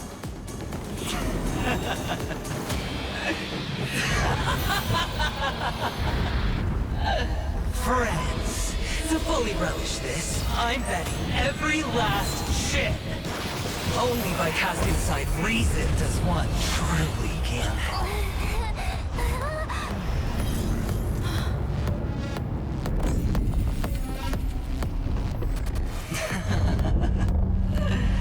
Emanator, I know you'll match my wager, right?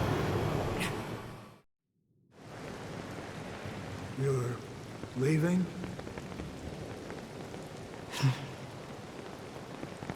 Perhaps. I might pass through the place you mentioned. Penacony. What do you hope to find within a dream? I'm not looking for anything. They aren't in a dream.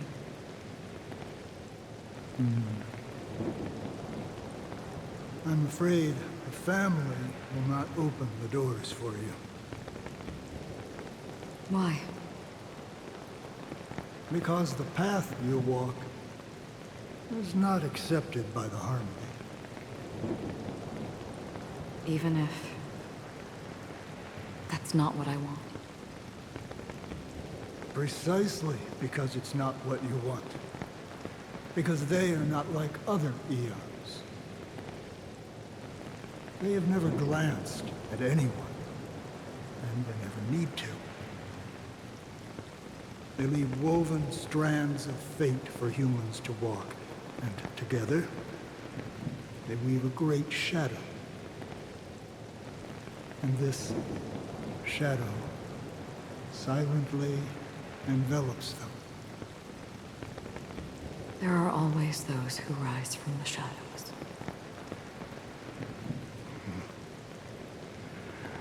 They mostly become a part of the shadow. In your eyes, am I the same? You still have a strand of color, but not much.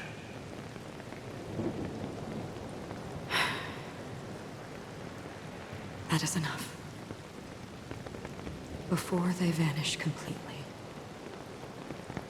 I will reach the Nihility's end.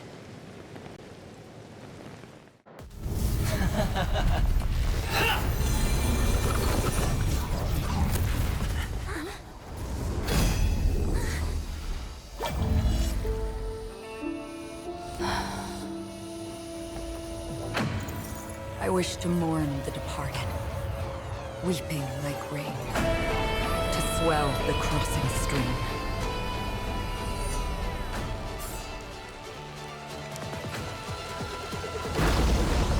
As the tide arrives, leading you back home.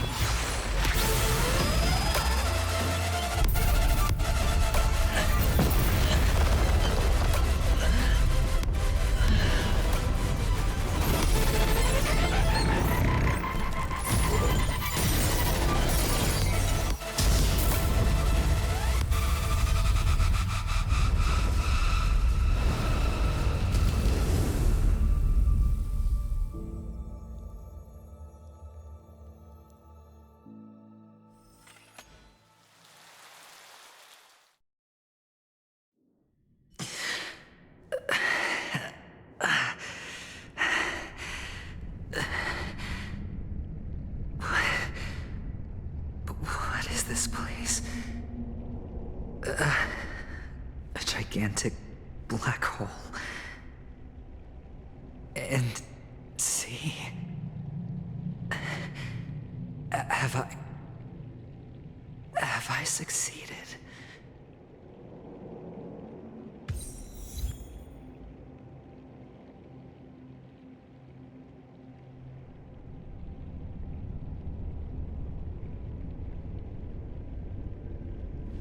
Welcome to this sad world, Kakavasha. Your good luck is the most precious wealth we, all Avgin, have. You came out alive after 2 days. It proves that you are the real deal. Wealth, status, power. The IPC will give you whatever you want. As for us, we will reunite in Kakava's next Aurora. It's a pity this is not the place you were expecting.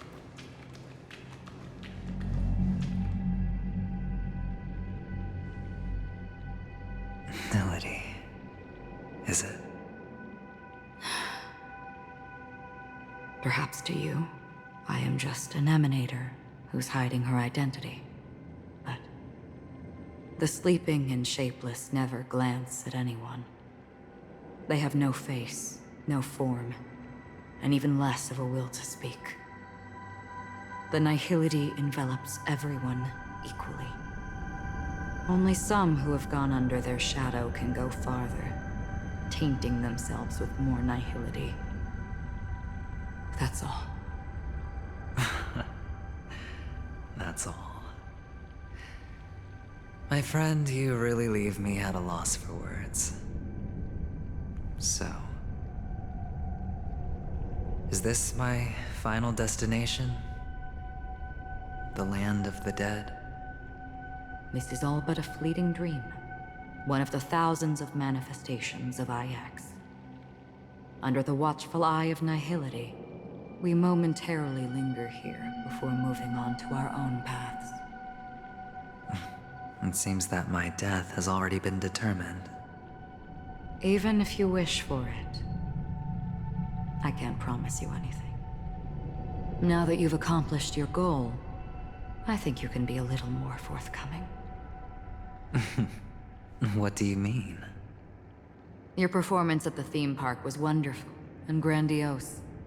A simple yet practical technique that fooled almost everyone.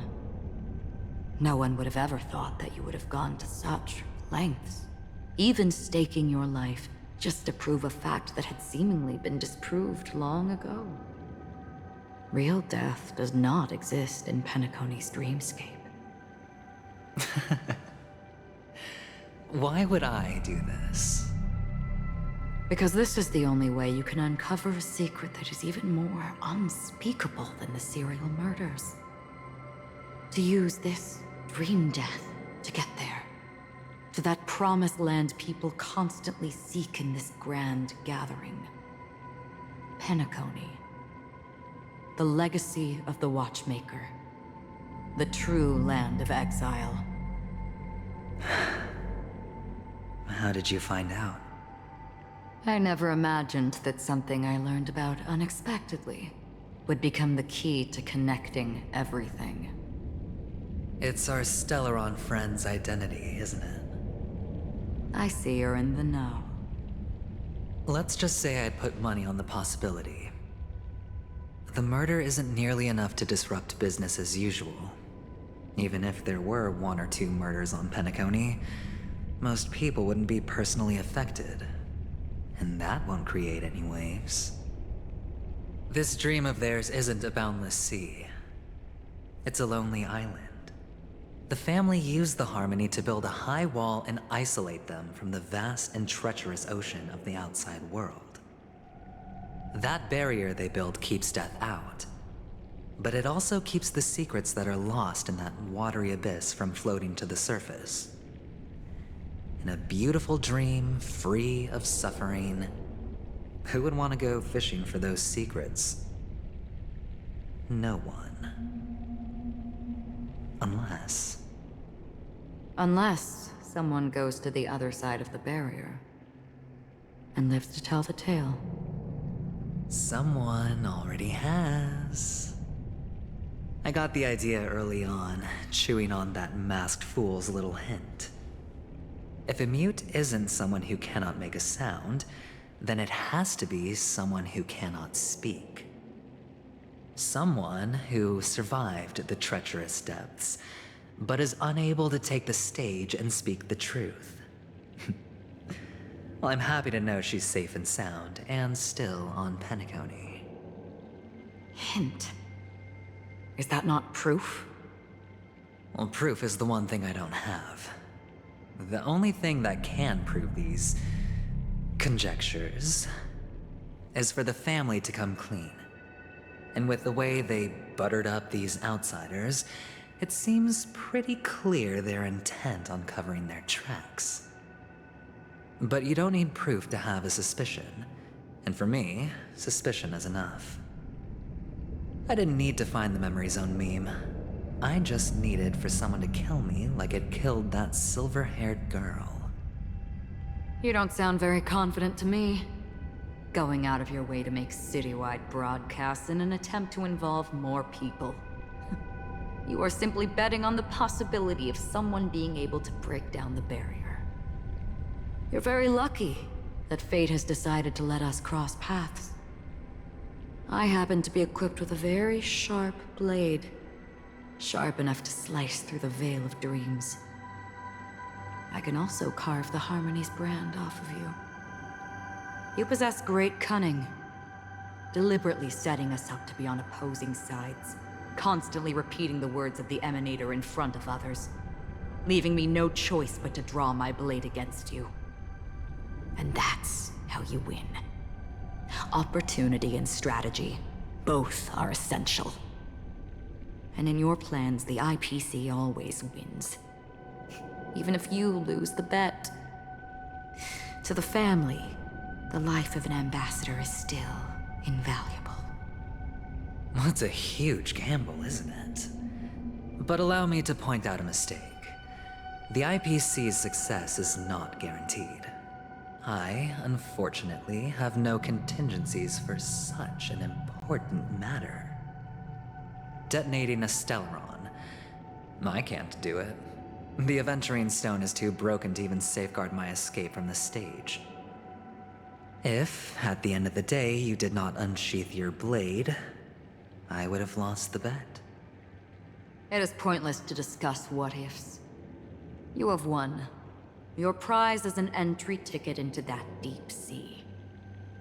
And after this, whether you can return from the abyss is another gamble of yours. Have you never wavered? Wavered? Of course I have. But I can only bank on my own good fortune. Because other than that, I have nothing. Wake up from this dream and go to where you should be. Your gamble is not over yet.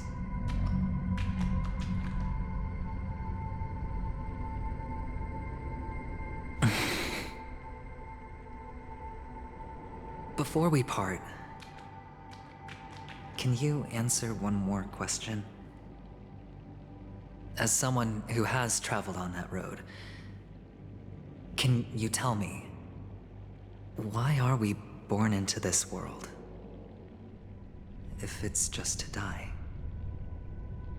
I don't think this and never have. Nor do you. But the nihility envelops you and I. And everyone. And because of that, it's pointless.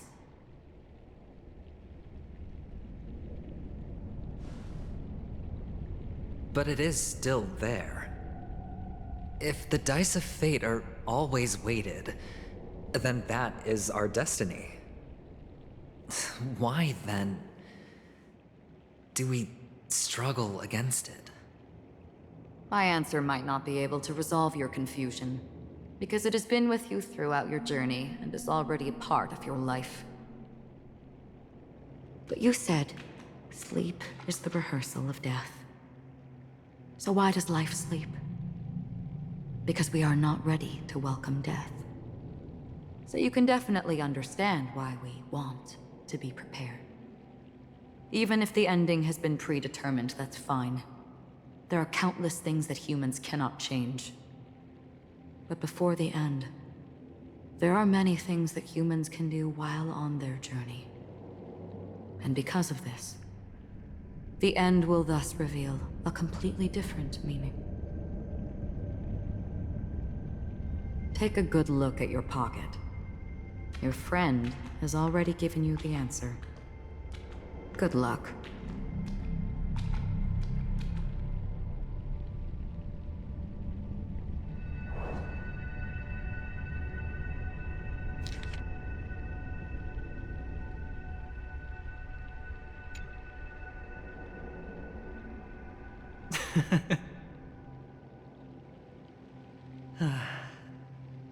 Then I shall get going.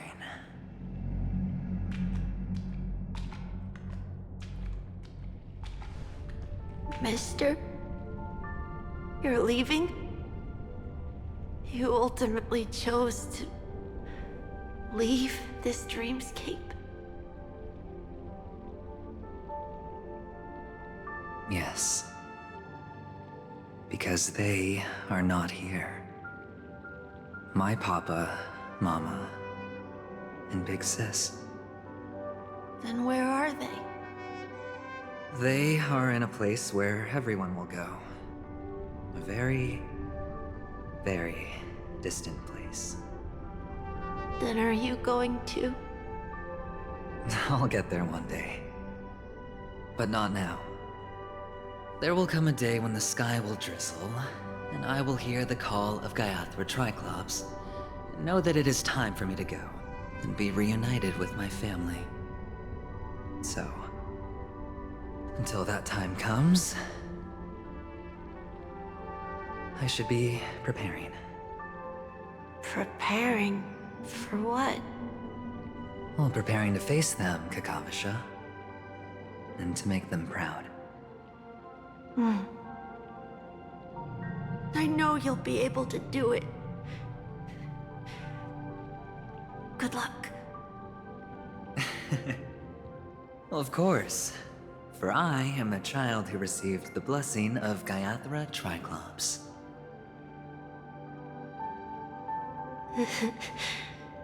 But you still seem nervous.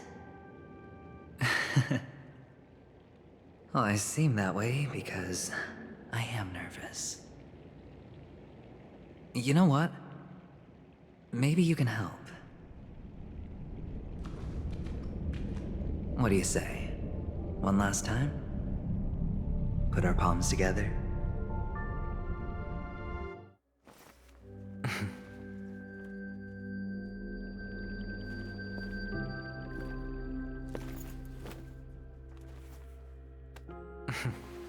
Are you going now? Yes.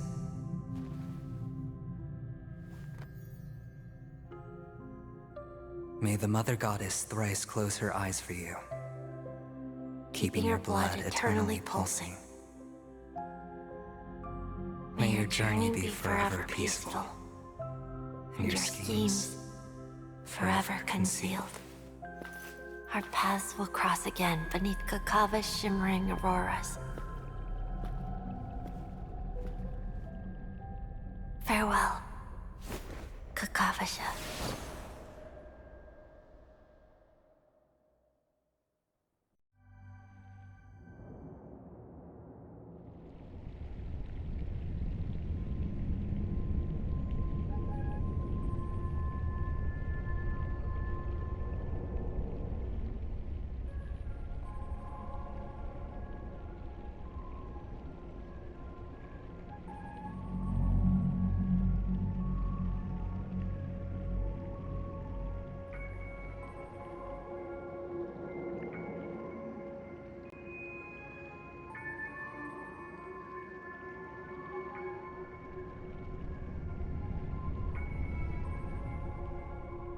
The light of the Aventurine Stone has disappeared.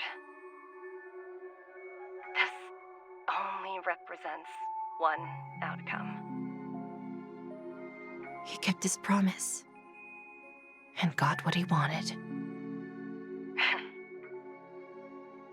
As planned, your cornerstone has been successfully sent to the family's territory. Then, Let's fulfill our duty and start harvesting.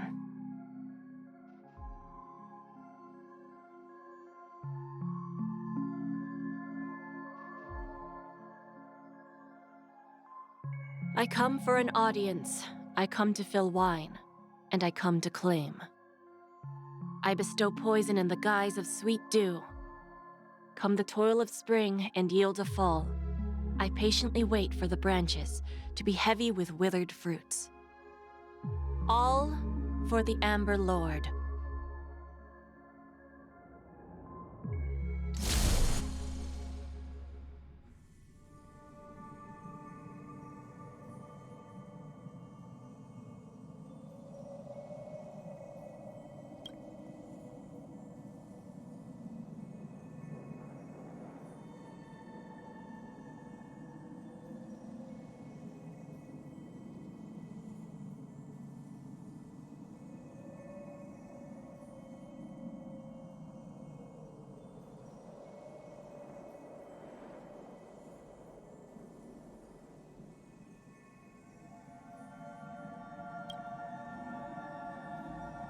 You're awake.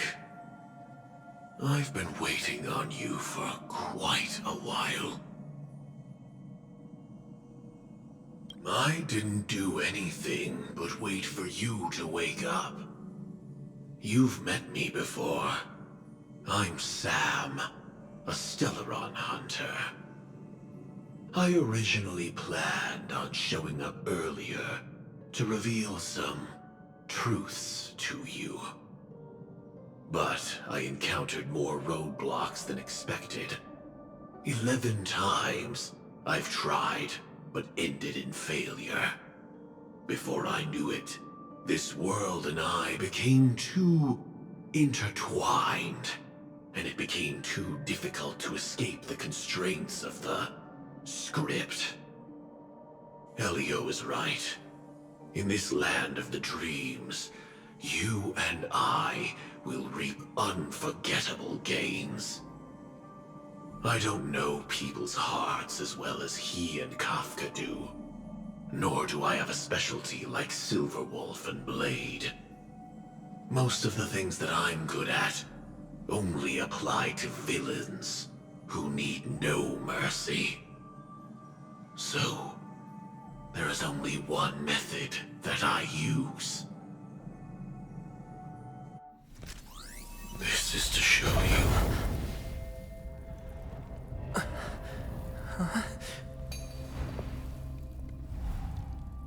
All that I am.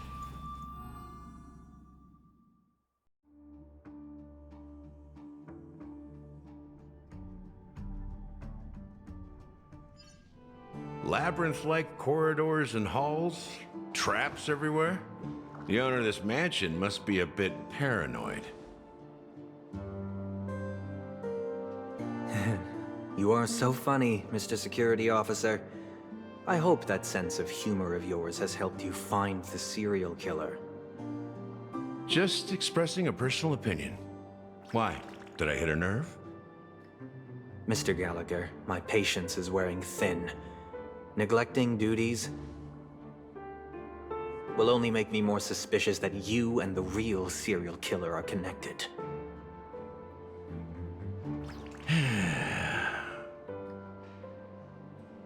Scoundrel, punk, drunk, hooligan.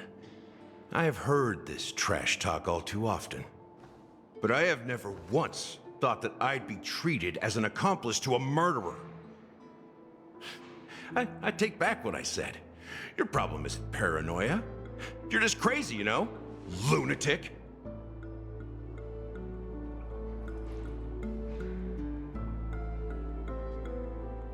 You the family. You broke my spine and pulled out my fangs, and now you want to accuse me of murder? Ridiculous. Only idiots who've drunk too much Soul Glad will berate a stray dog in the streets. What exactly is making you say all this nonsense? You should be more concerned about the Outworld visitors who are making a scene in the theme park than me. I don't need you to remind me. Once that ambassador walks through the doors of the mansion, I will know what he wants. My servants see everything. His little magic tricks may have fooled me, but no matter. I'm happy to see how it's turned out. Why do you think that I just let him go? And why do you think I emptied the theme park stage? Because my target from the beginning has always been you, Hound.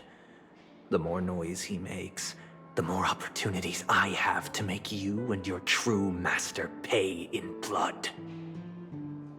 If I were really the murderer, why would you need to be so secretive? Ha! I forgot. You also have a difficult master to serve, telling you to ignore the murder case and focus solely on that Charmony festival. Isn't that right, my brother? Looks like your disguise has helped you successfully understand every facet of the family. Disguise? You must be blind to be accusing me of being a fake. Open your eyes, take a good look.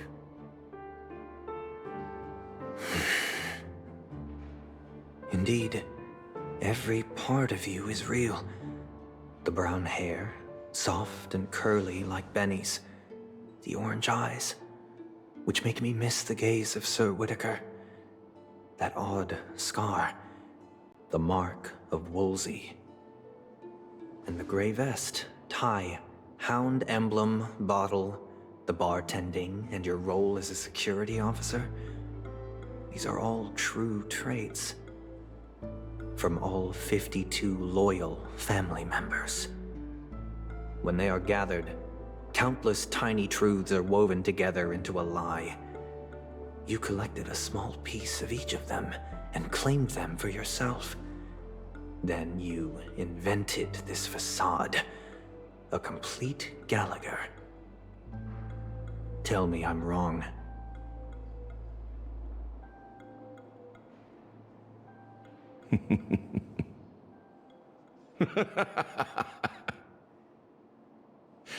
You have guts, I'll give you that. Not bad. I severely underestimated you. Admirable. But so what? Can this prove that I murdered your sister and that stowaway? This proves that you and the Memory Zone meme death are linked. And that's enough. Listen up. I don't care how you did it. I only care about one thing. The answer to a question.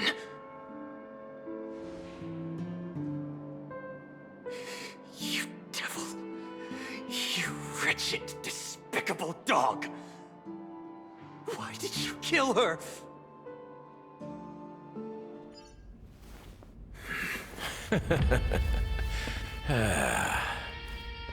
You know, in the thick of things, people are blind to the grit in their eyes. Yet they can always feel it scratch. Want the answer? I'll give it to you. The whole thing is just fate playing a cruel joke on us.